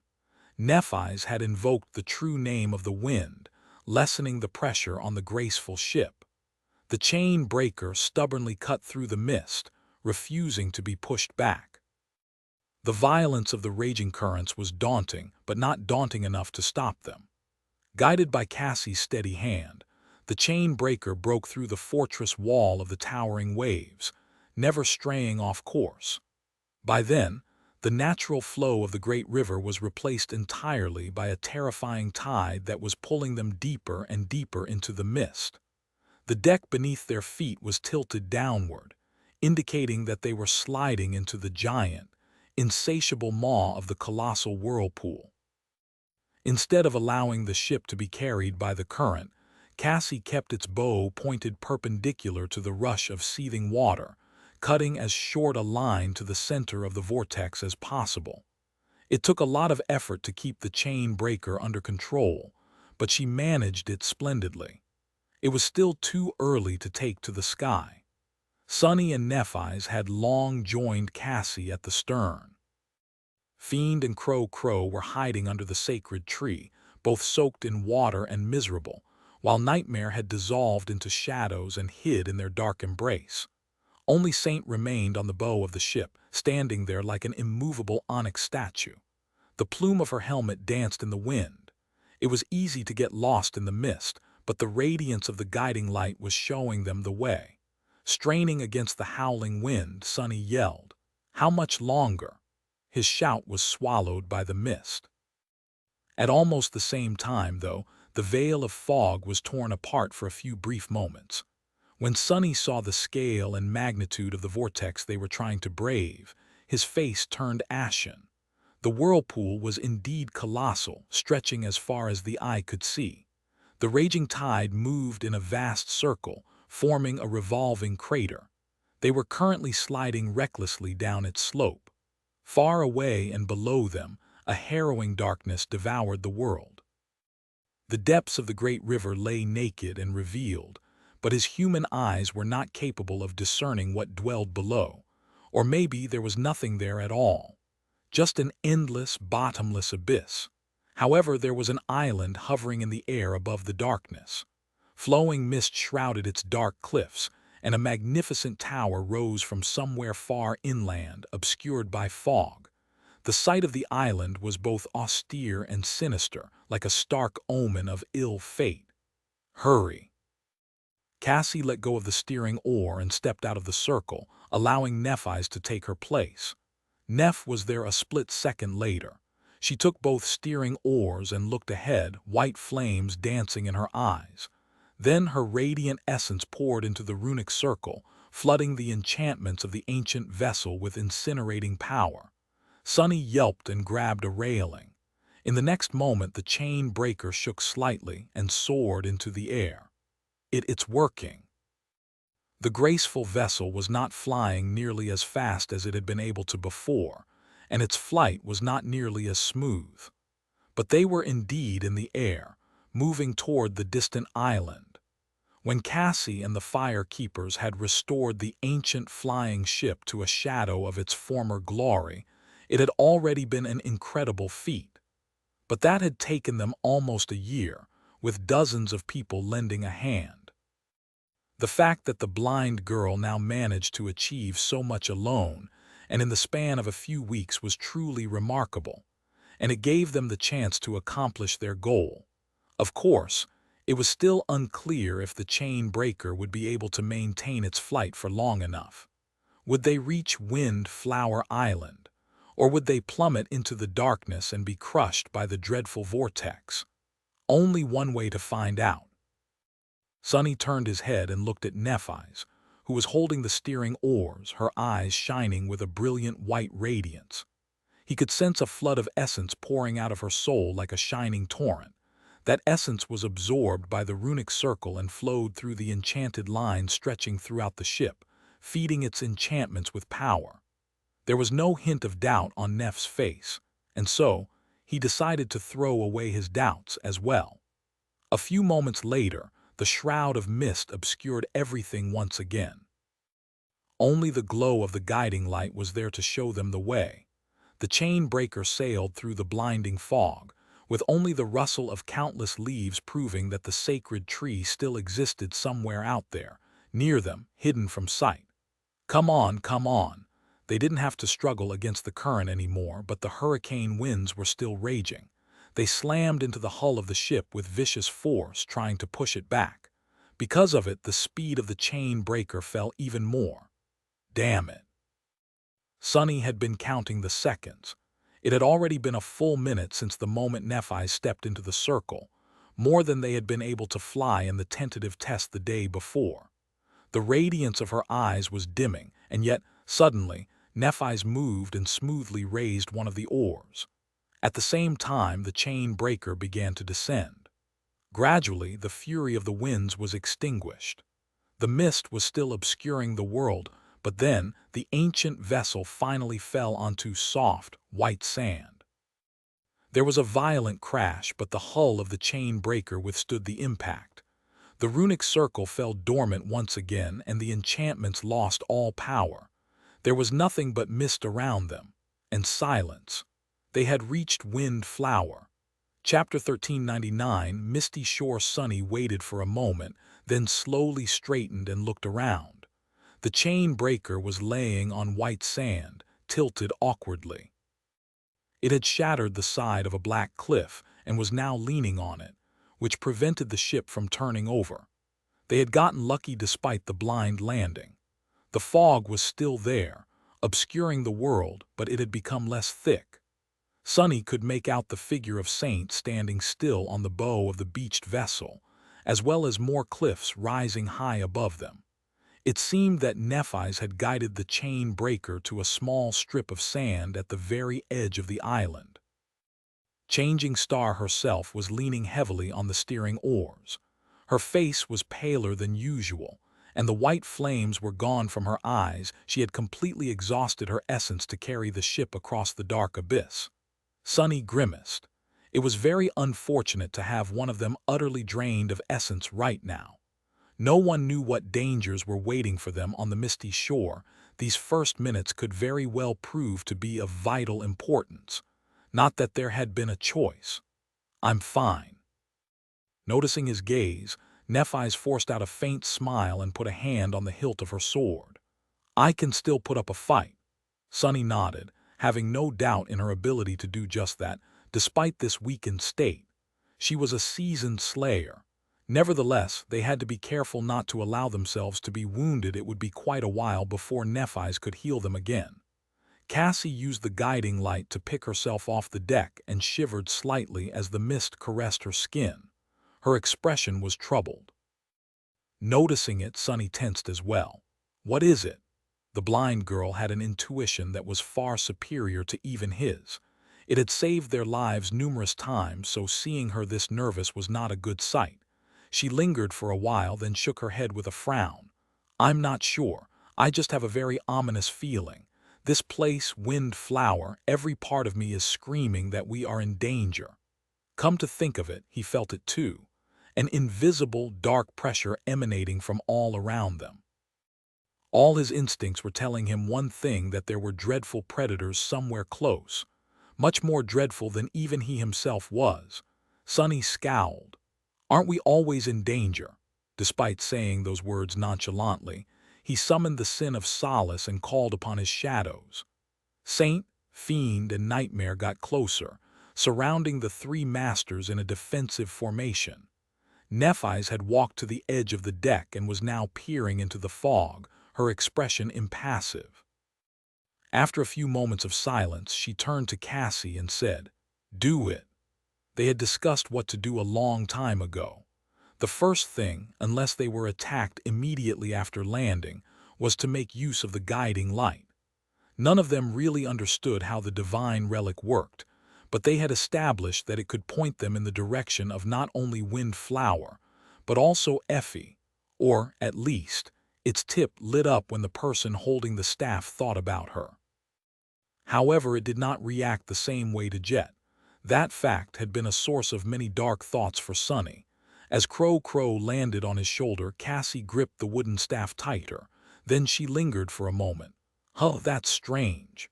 Sunny glanced at the guiding light, which was still pointing to somewhere deep in the mist, and raised an eyebrow. "What? It seems to be working just fine." The blind girl shook her head. "No, nothing. It's just that I have not asked it to find Effie yet.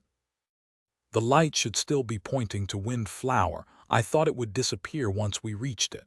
She concentrated for a moment, and then the radiance of the enchanted crystal changed subtly. It was still pointing deeper inland, but at a different angle.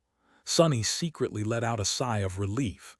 He did not know if the guiding light truly pointed to Effie, her lifeless body, or something else entirely. and yet seeing its shine was a relief. That gluttonous woman, she'd better be alive, or else. Or else I'll be very cross with her. He scowled, then took a step forward. Let's go, then. Jumping over the railing, he plummeted down and landed on the sand. A moment later, Nephi's was by his side. Saint and Fiend landed with a bit more noise than the two of them, and lastly, Nightmare leaped from the deck of the ship, carrying Cassie on his back. The six of them remained motionless for a few moments, listening to the silence of windflower. There were no sounds around them, no movement. Only the soft white sand and the black cliffs faintly visible in the fog.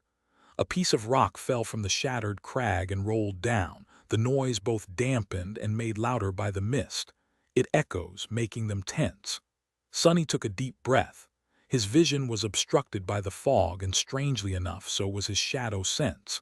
It was not entirely gone, but the range was limited to about as far as he could see. Beyond that, the shadows felt vague and unreliable. He didn't like being that vulnerable at all.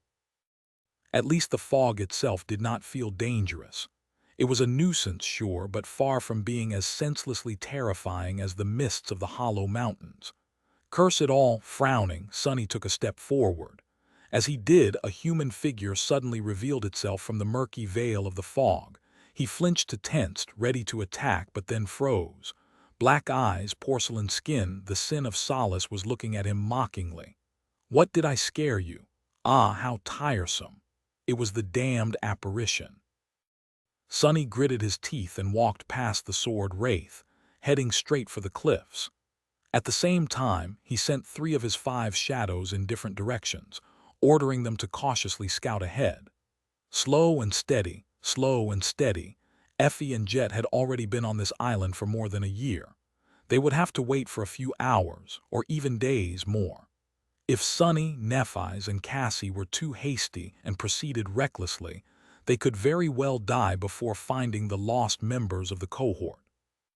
He was not going to underestimate the perils of windflower, but he was going to find his friends no matter what. There can't be any mistakes. Chapter 1400. Footprints in the sand. As Sonny's shadows climbed the cliffs, he and his companions cautiously advanced up the beach.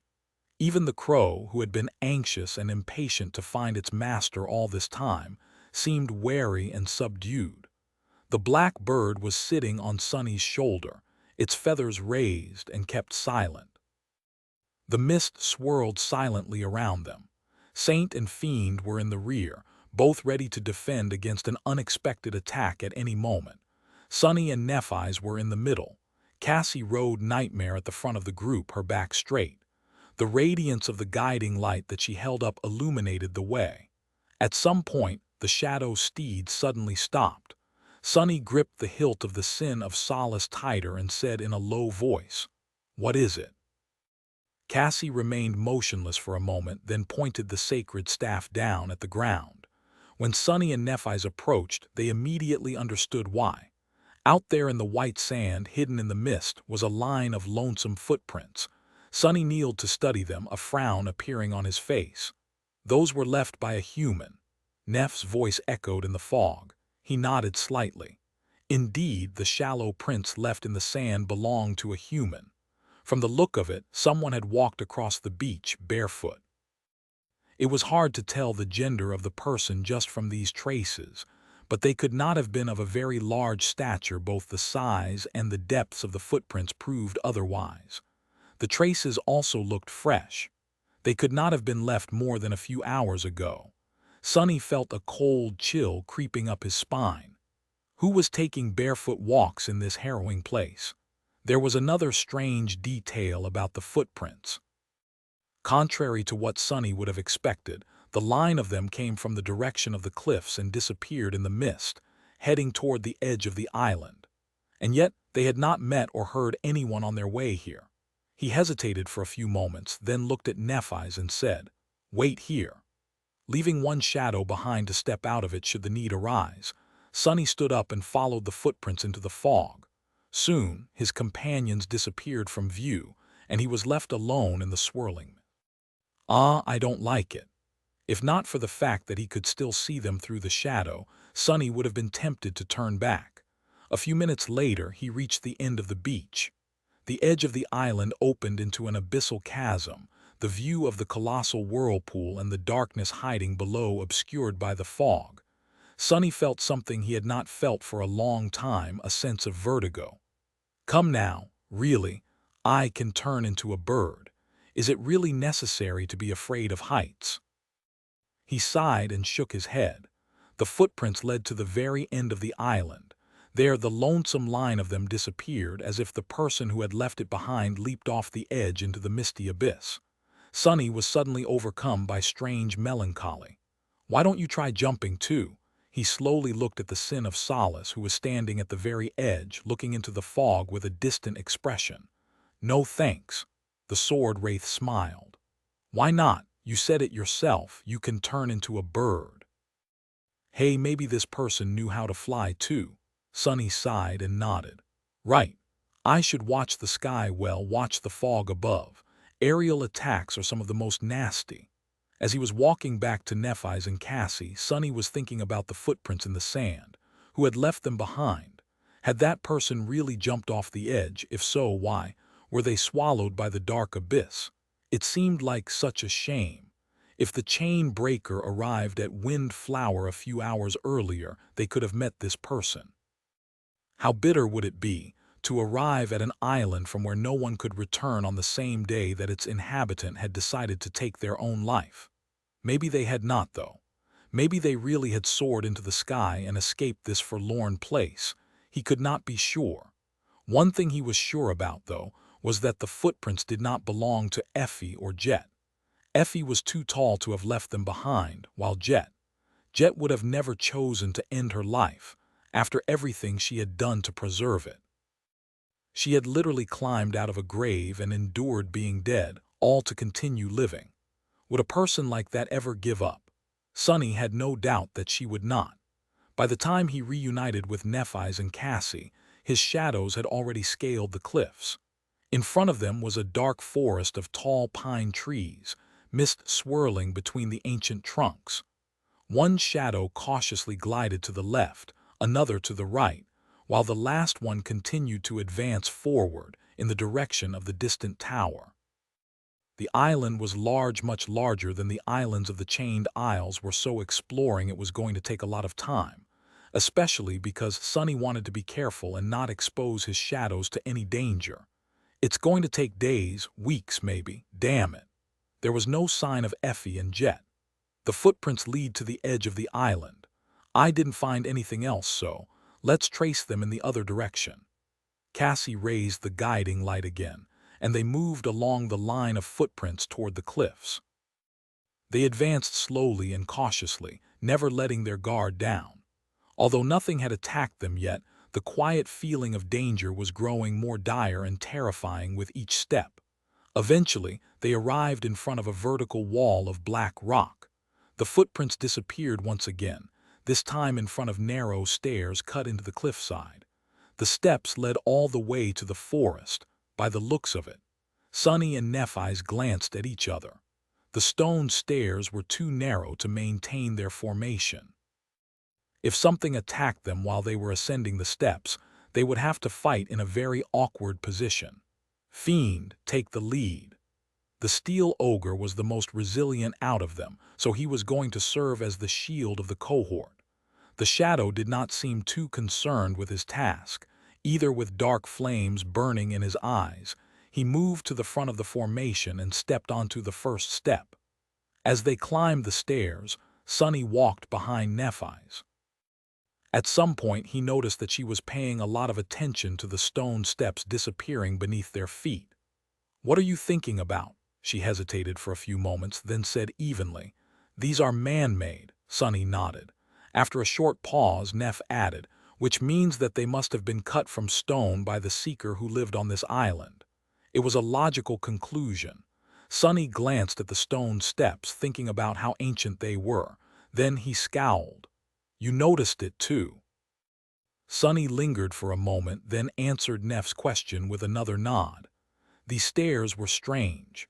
They were supposed to be ancient, and yet there was no sign of corrosion on them.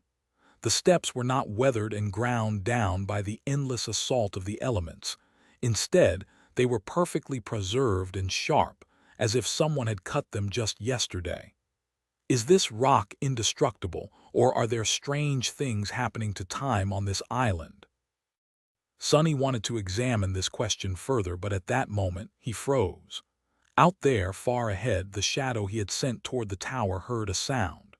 Although it was muffled by the mist, Sonny would never fail to recognize it. It was the sound of steel clashing against steel, followed by a scream of pain. At the same moment, the crow that had been sitting silently on his shoulder suddenly jumped into the air and shot forward, instantly disappearing into the fog. Sonny's eyes widened. Jet.